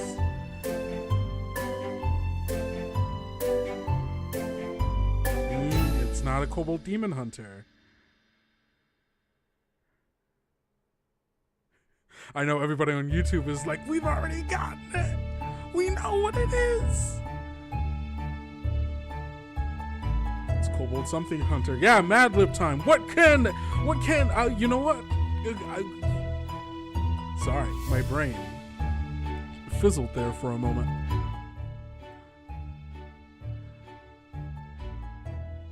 Yes, GM Toolbox, you have gotten it. No, it's not a Kobold demon hunter.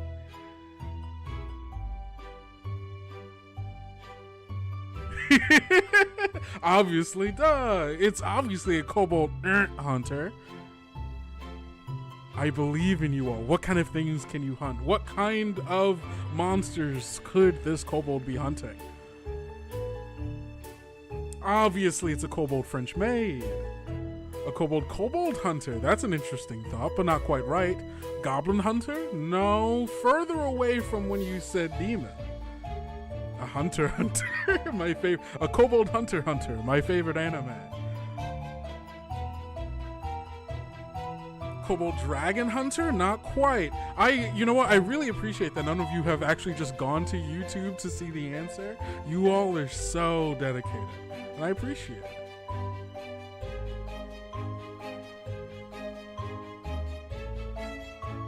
It's so spooky. Ah, yeah!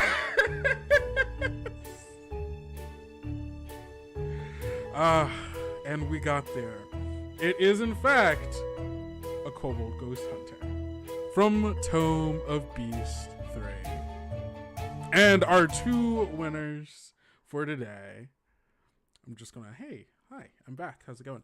And with that, that is all I have for What's That Monster? Congratulations, GM Toolbox, as well as,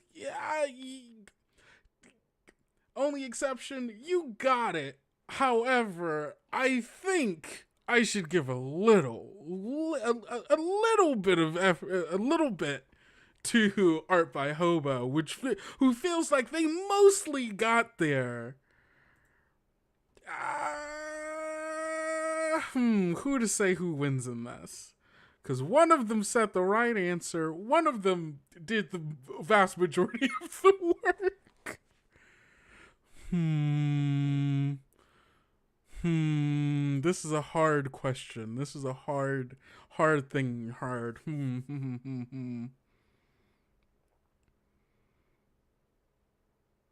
Okay, you know what? I too am a hunter. You know what? I'm gonna have to go with only underdash exception here.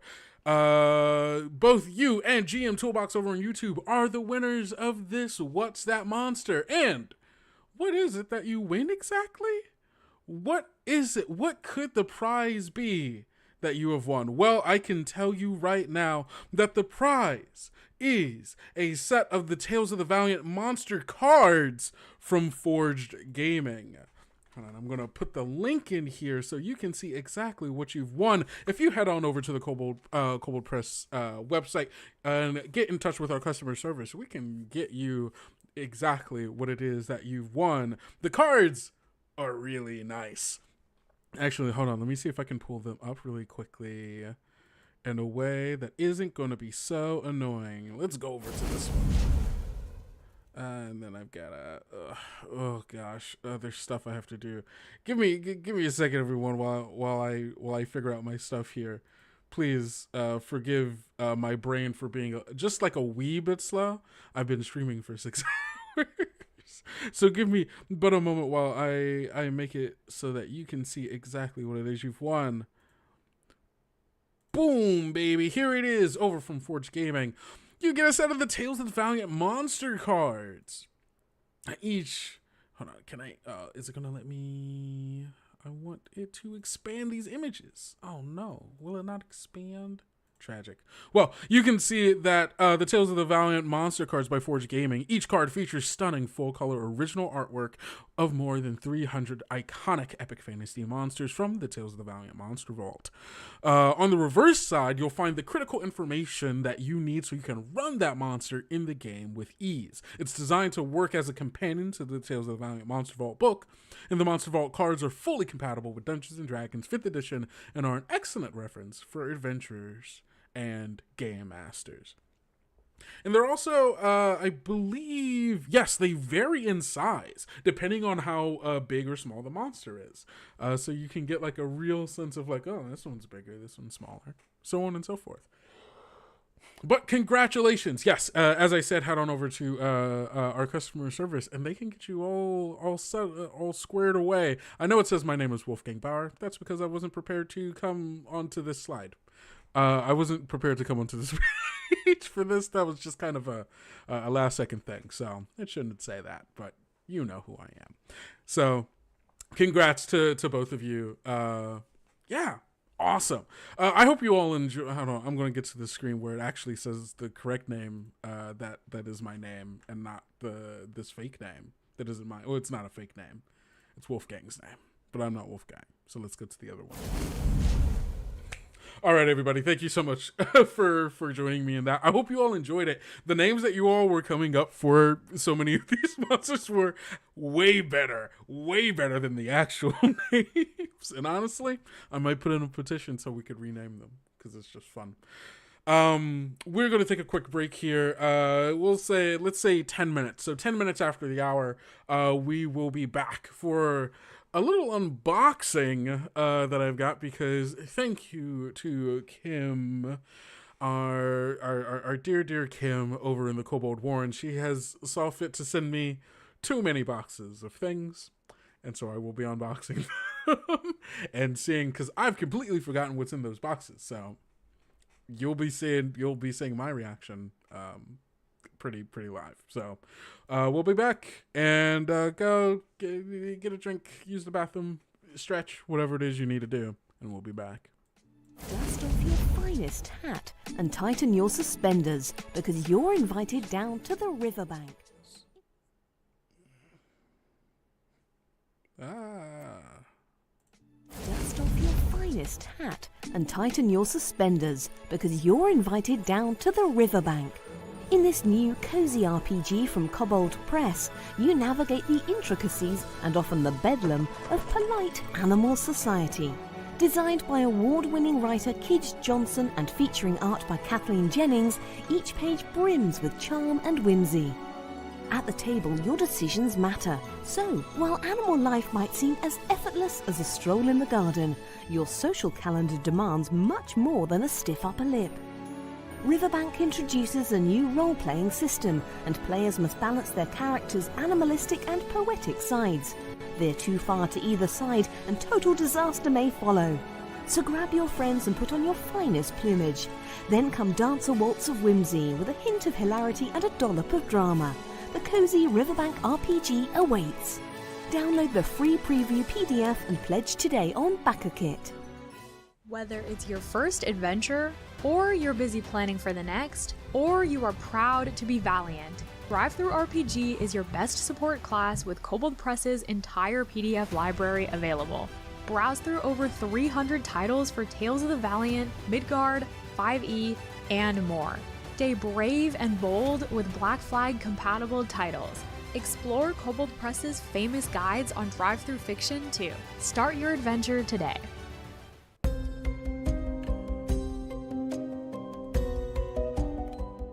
Welcome to the Labyrinth, the place between worlds where creation and corruption collide in a cosmic saga of epic proportions. Explore the cosmic background of arcane secrets, confront cataclysmic monsters in the near or deep void, and create entire worlds on a whim. With 14 new lineages, 6 new heritages, 30 new monsters, almost 100 new spells, and 14 mind-bending subclasses, players have an abundance of choices for multiversal characters and storytelling, all completely compatible with the Tales of the Valiant RPG and Dungeons & Dragons 5th edition. Run your most epic campaign ever with the Labyrinth Adventure Book, containing 11 new adventures from levels 1 to 8, either as a continuous storyline or take only what you need to weave directly into your own campaign. Claim your key to the Labyrinth and embark on a journey through 10,000 worlds.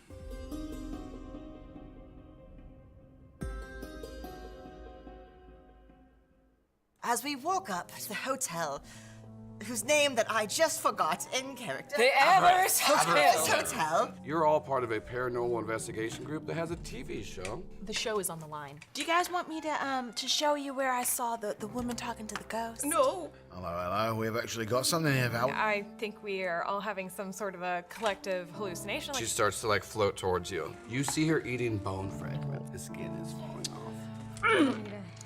Well, a lot of therapy. Where's the drama? Where's the pizzazz? There's so much drama. She's been shot. Ghosts are real. My notes are good. I'm a capable person. Why does this name sound familiar? And I'll be the director, Anchor Cruz. I keep seeing this name in this book. It's me, Archon Power. Does that sound familiar to y'all at all? It's me, Rancho. So we're all in agreement he's an immortal being that's trying to kill us, right? I beg your God-fearing pardon. You're all gonna die for him today. Nope. Yeah, I'm leaving. Gonna run out. It's not going great. No, not really. What a treat. Necromancer the card game from Kobold Press is designed by Jeff Quick and art is done by Stan. Necromancer is a fast-paced card game of raising legions of the undead. You are a sorcerer commanding these dark legions, and your goal is to overwhelm your enemies with an unstoppable army or sacrifice a circle of underling minions to seize the Well of Eternal Life and declare your victory. Your only obstacle? The pitiable necromancers who think themselves your equal. You can pre-order Necromancer today on the Kobold Press store.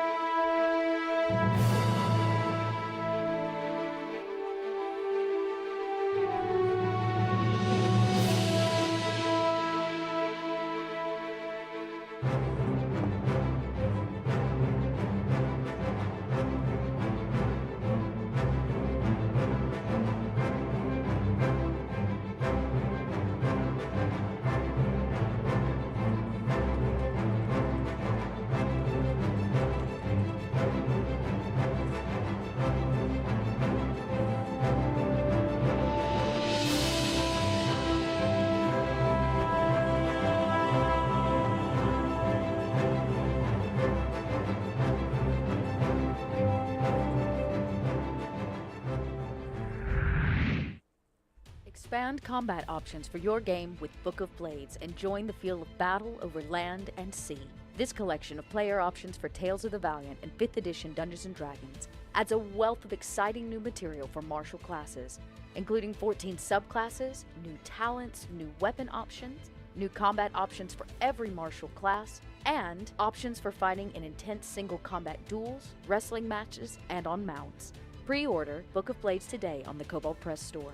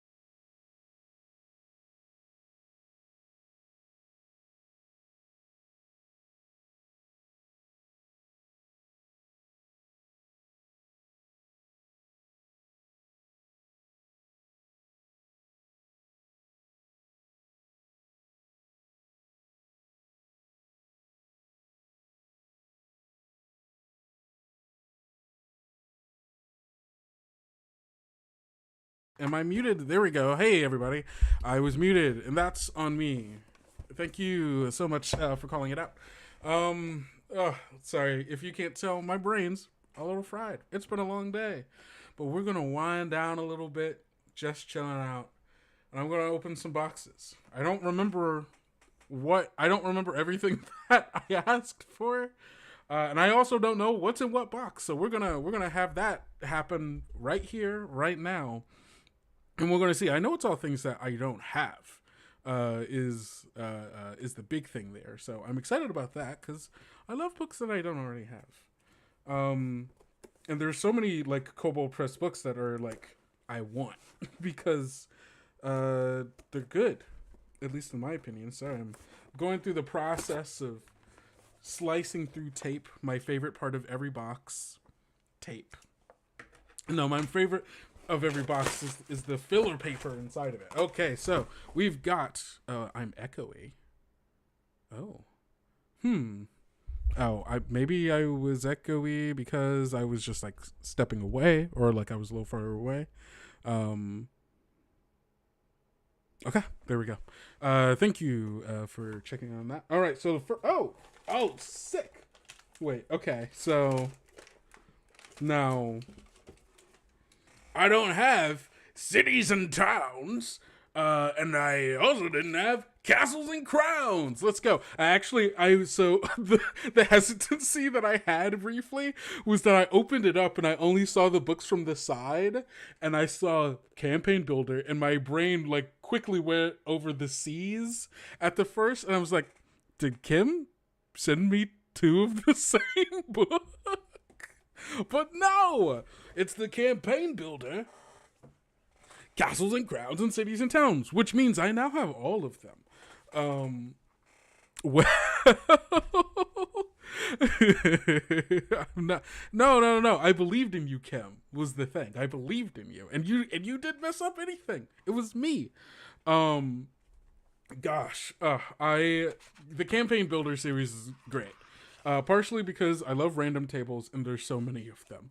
But also because when it comes to world building, I'm very big ideas person. I like grand scope, like, oh yeah, I love this and that. Like, I love concepts. I love themes. The specifics of more world building, like, hey, how do I build an entire city and like and map all of that out and like have like the information for like population and like things there. Like, again, I can do broad scopes. I can be like, okay, I know the names of these things, but when it comes to the nitty gritty, my brain doesn't really work in that way. So books like this are really, really nice, especially for all the random tables that you can just roll up and stuff. Did we announce the next campaign builder book?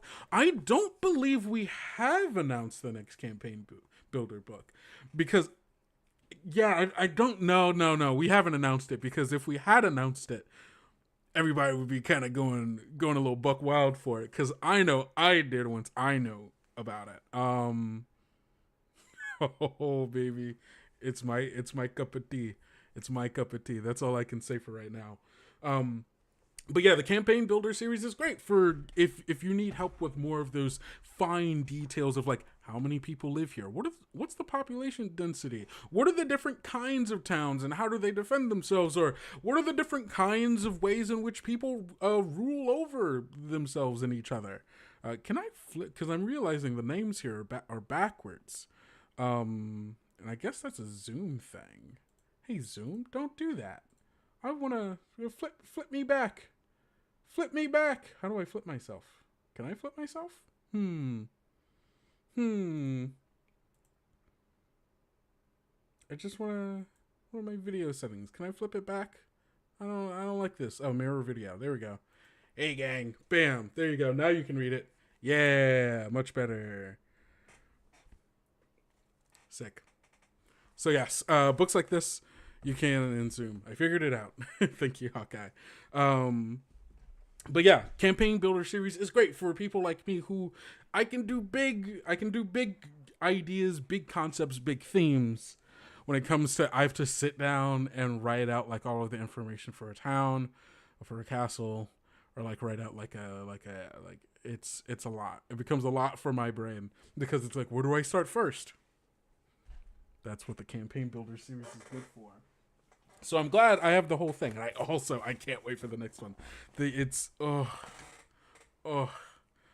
it's so good. So good. All right, let's open up this next box.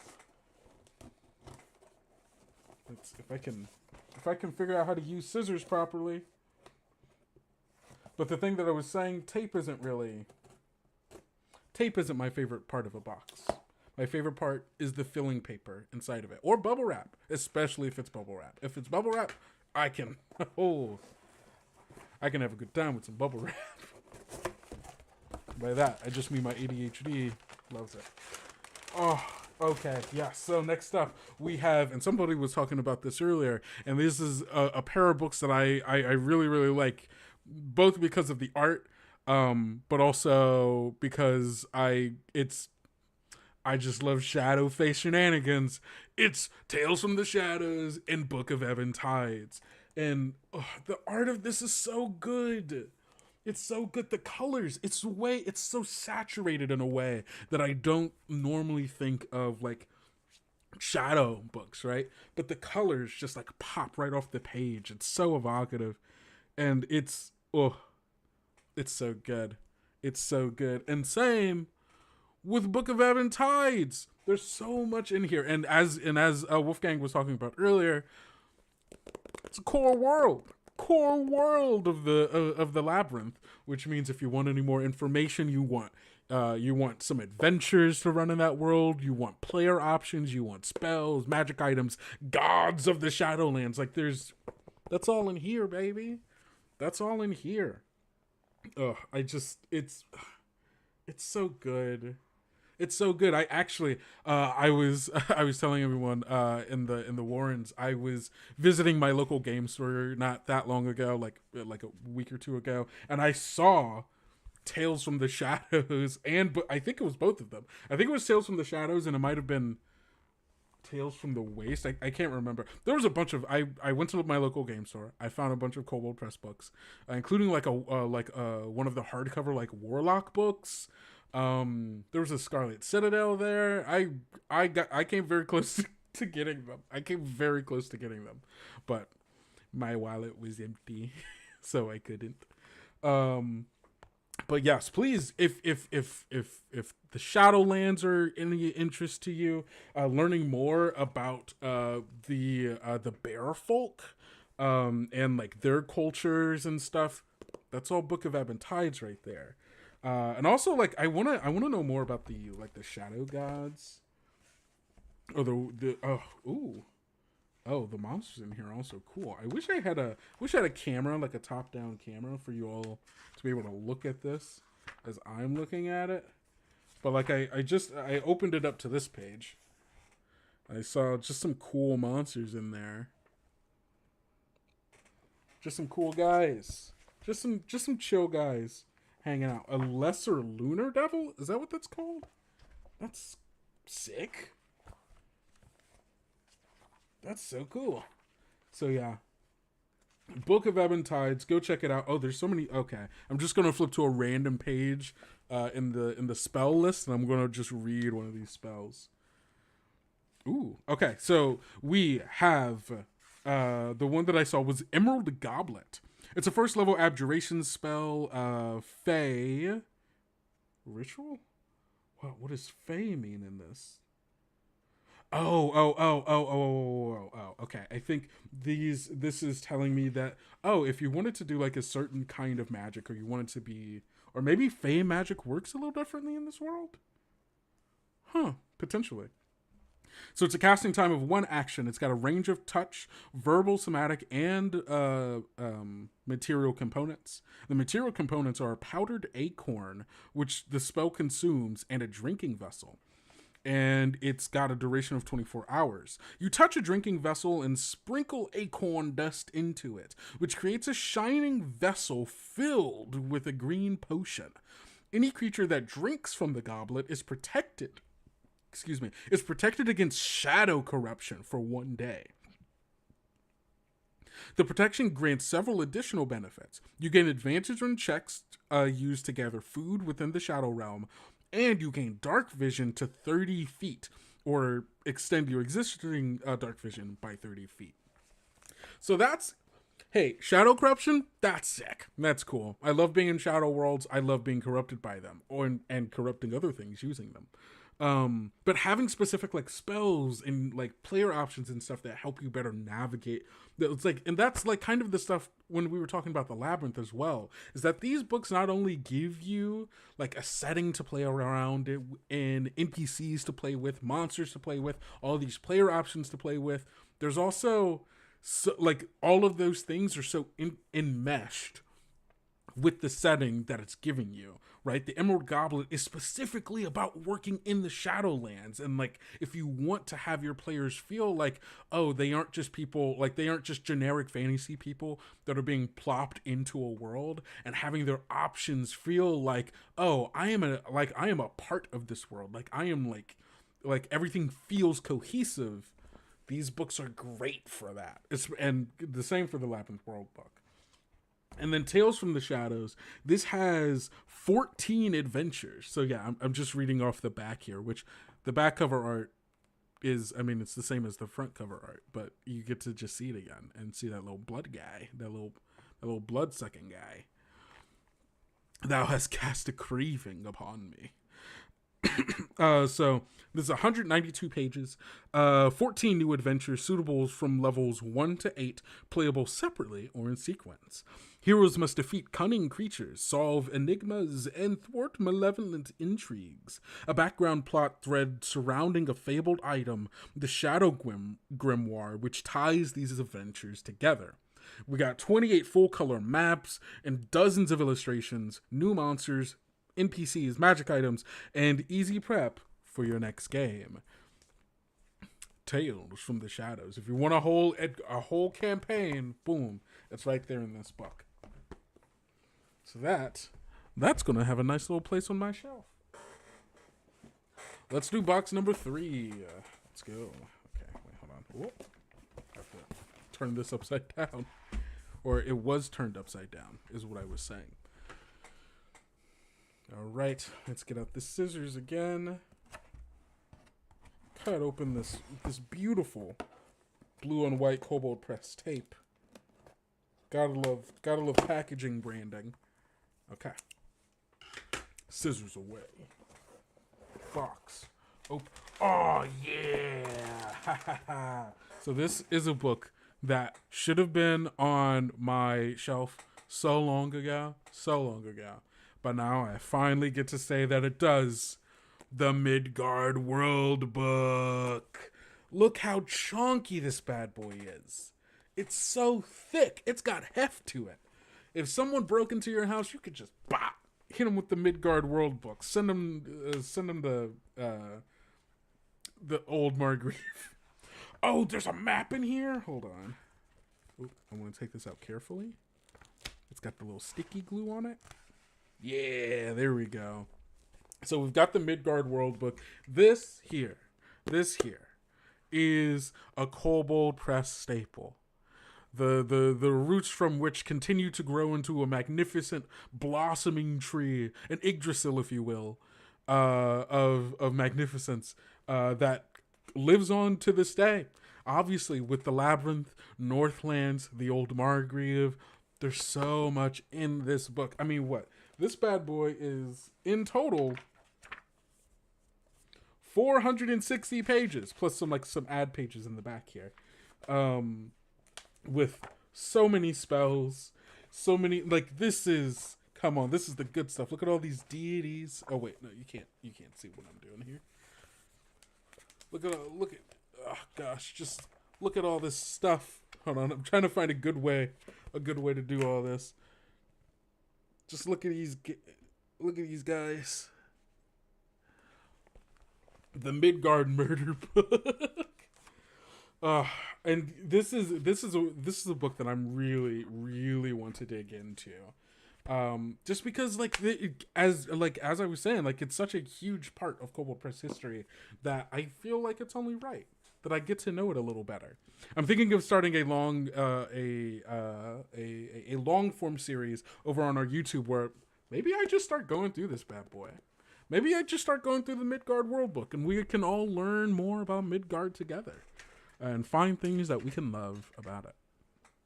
So if that's something that's interests you, let me know, because I'll make it happen faster if I know it's a thing that people want.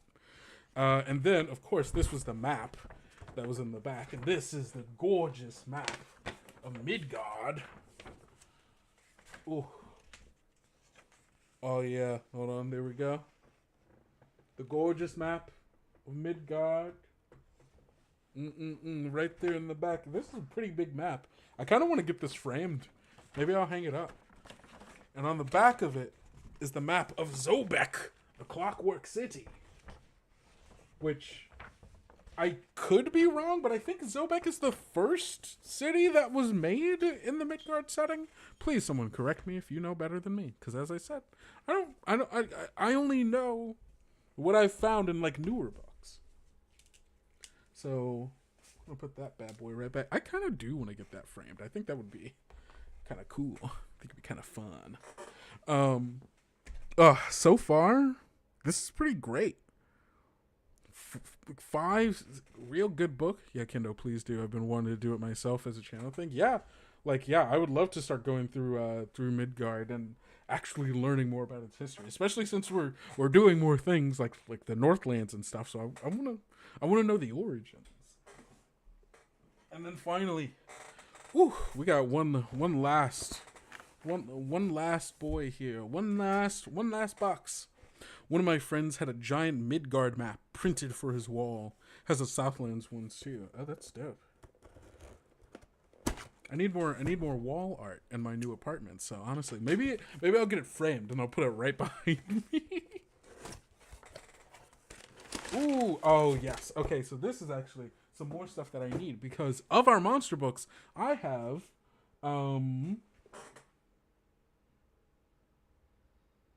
I've got the Monster Vault and Tome of Beasts 1. Those are the only ones of our monster books that we have, that I have, or had. But now I have Tome of Beasts 2, 3, and Tome of Heroes, another book that I don't have. And in the pocket editions, which is honestly great for me because I'm very quickly running out of space on my shelf. There's no real way. There's no like real easy way for me to share. But like my shelf is full of games. Let's see. I kind of knew that was going to be the issue. It was going to be an issue. No, I fixed it. No. Yes. I fixed it. It's a little high. Yeah, there we go. My shelf is full of games, and I can't. Yes, I do have the benefit of working from home, and so this is going to fit nice and easy on the smaller shelves that I have. And of course, you all know the glories of Tome of Beasts 2 and 3, similar to Tome of Beasts 1, Creature Codex, and a Monster Vault. There are so many ding-dang monsters. There's so many ding-dang monsters in here. Hundreds of monsters in here. And the pocket editions have the wonderful benefit of being able to fit in most things. I can put this in a backpack. I can put this in my luggage if I'm going to a convention, if I'm going to a friend's house, if I'm moving. When I moved a couple of months ago, everything honestly wasn't that bad to move. The hardest parts were all of my books. Were all of my tabletop books. And you know what doesn't weigh as much as a full hardcover book? One of these. Heck, multiple of these. And so, I love that. And don't forget, it's over 400 monsters just in this one book. And we've seen quite a few of them in during the What's That Monster earlier today. Time for another bookshelf. Yeah, I do need another bookshelf at some point or another. That's just a fact. It's just a fact. So yeah, I've got that for Tome of Beast 1 and 2, 2 and 3. However, I also did get Tome of Heroes. Now, what is Tome of Heroes, you may be asking? Well, This is the essential expansion for every 5th edition and Tales of the Valiant game. Tome of Heroes contains a variety of options to create unique characters.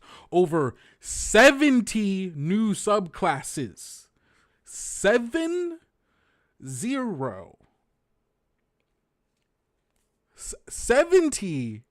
subclasses in this book.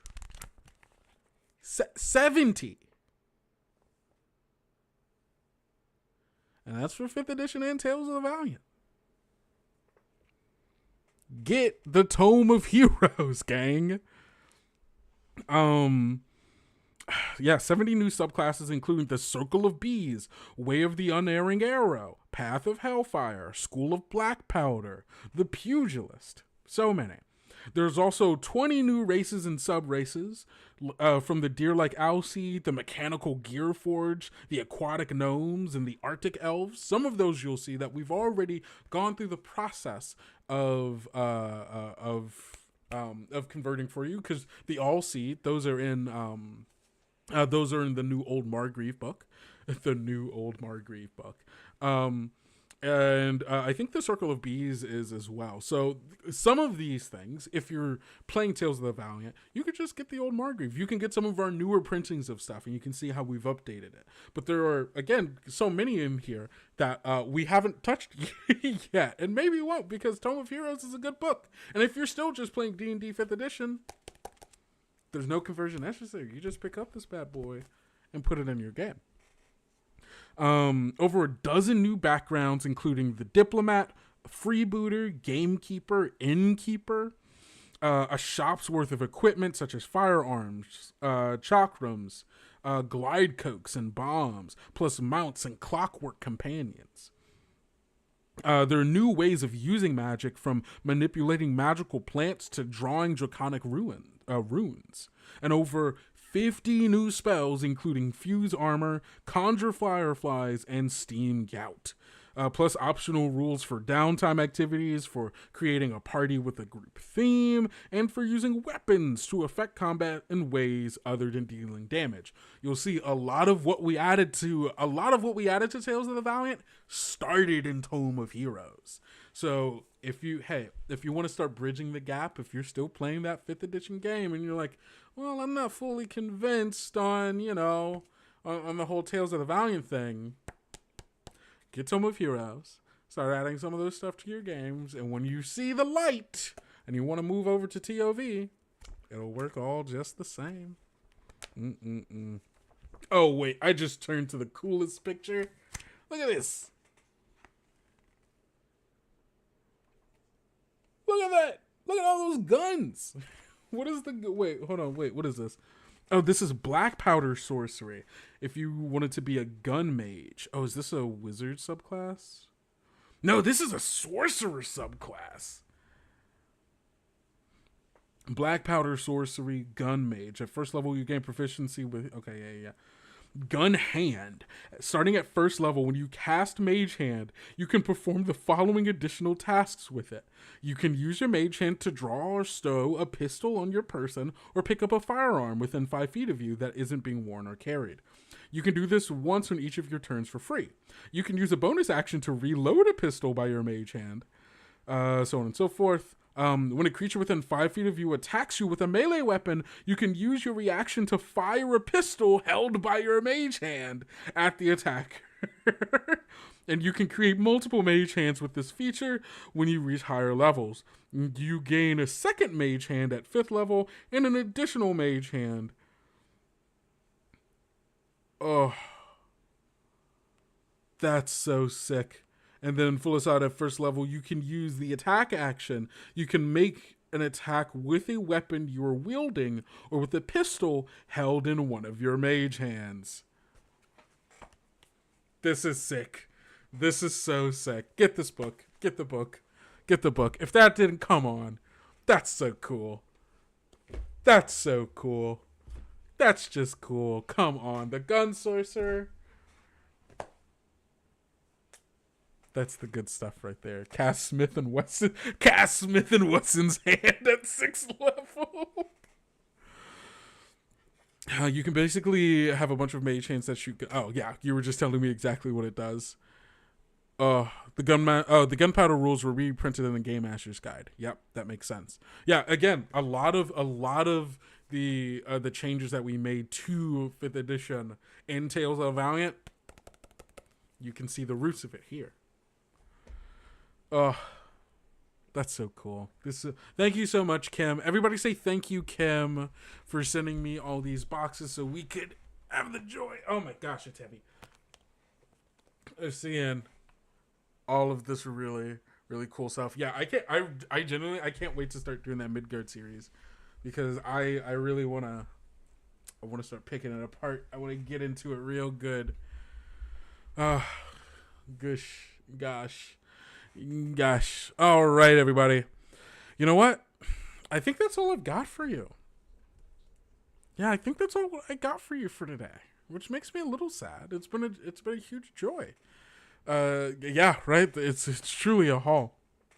Makes me a little sad, but we will see each other again tomorrow for day 2 of Kobold Con. Now, don't forget, starting at 4 p.m. and moving on for, I think, until what?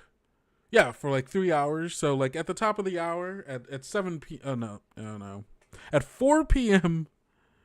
Pacific Standard Time, 7 p.m. Eastern. Do the math from there. We are starting some organized play over in the Discord. So head on over there to check that out. If you haven't already signed up, I'm sure that there is time for some to sign up for some games that are either tomorrow or Sunday.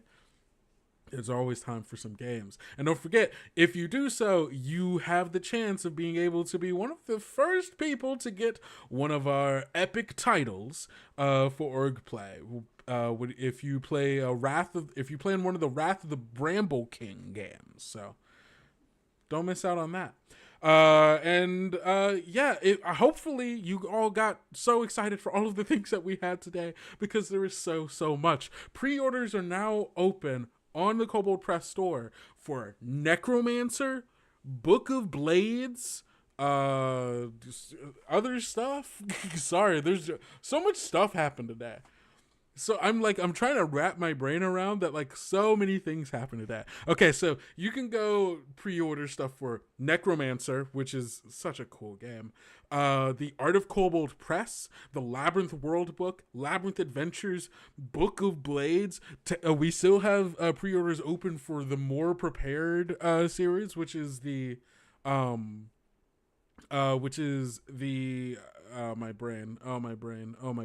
the sequel to the Prepared series. So just like a bunch of adventures for you to drop into your game, or if you want to find a way to string them into a campaign, that's up to you. Oh man, a reprint of Return to Castle Shadowcrag would be super cool. That'd be great. That's all I'm saying. I'm not saying it's happening. Please don't take what I'm saying is it's happening. That's just me saying I think it'd be cool. Genuinely, please. Gosh. Okay. Well. Thank you all so much for being here for a wonderful first day of our second Kobold Con. It's been a joy. It's been a pleasure. And it's been wonderful. And I can't wait to spend tomorrow with you all. When we get up to some more organized play, we will have we're starting off the day with a panel with someone from Steamforged Games talking about the new Tales of the Valiant starter set and what you can expect in it and the process that went behind making it. Tomorrow the stream starts at 1 p.m. PST. Oregon Play starts at 10 a.m. PST, so you'll get to have some fun playing playing Tales of the Valiant for a couple of hours. Then we're going to come here. We're going to talk about the starter set, and then we're going to talk about some of our VTTs, our VTT partners. We've got some fun videos from them that'll help you walk through the process of like, hey, I want to try out this virtual tabletop. How do I do that? We've got some videos for you, and then I will be personally diving into one of them as well for myself for the first time, so I'm excited about that. And then there will be an interview with me, Mike Shea, two mics, Mike Wellham and then Megan, talking about Monster Vault 2 and the work that went behind making that. Some of the monsters you can expect in there, some of the monster templates, monster harvesting, things of that nature. And then we've got some more org play happening from 4 p.m. Pacific all the way to 7 p.m. And then we'll have a pre-recorded actual play that you all can watch, coming from our friends over at Crit Hit Chronicles, who did a game of Oops All Kobolds, with an adventure that the GM over there, Cujo, who is one of our Kobold Create 2024 receivers. Yeah, sure, why not? That's a good word for it. So that should be a good time. And then we're going to end off tomorrow with a little late night news in the Warrens with our marketing director, Dot. Oh my gosh, that was so much.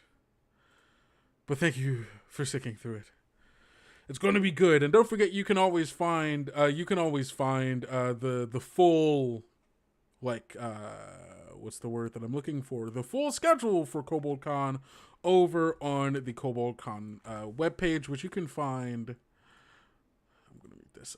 Which you can find on the Kobold Press website. I'm putting the link in right now in chat. Oh my goodness. It's done. We did it, gang. We survived. We did it. And with that, I want you all to make sure you're going out, eating enough food, drinking enough water, getting enough sleep, and taking care of yourselves. Because self-care is very important, and I want to make sure all you kobolds are doing well. And don't forget to go out, be bold, be brave, be valiant, and I'm going to see you all tomorrow. See ya.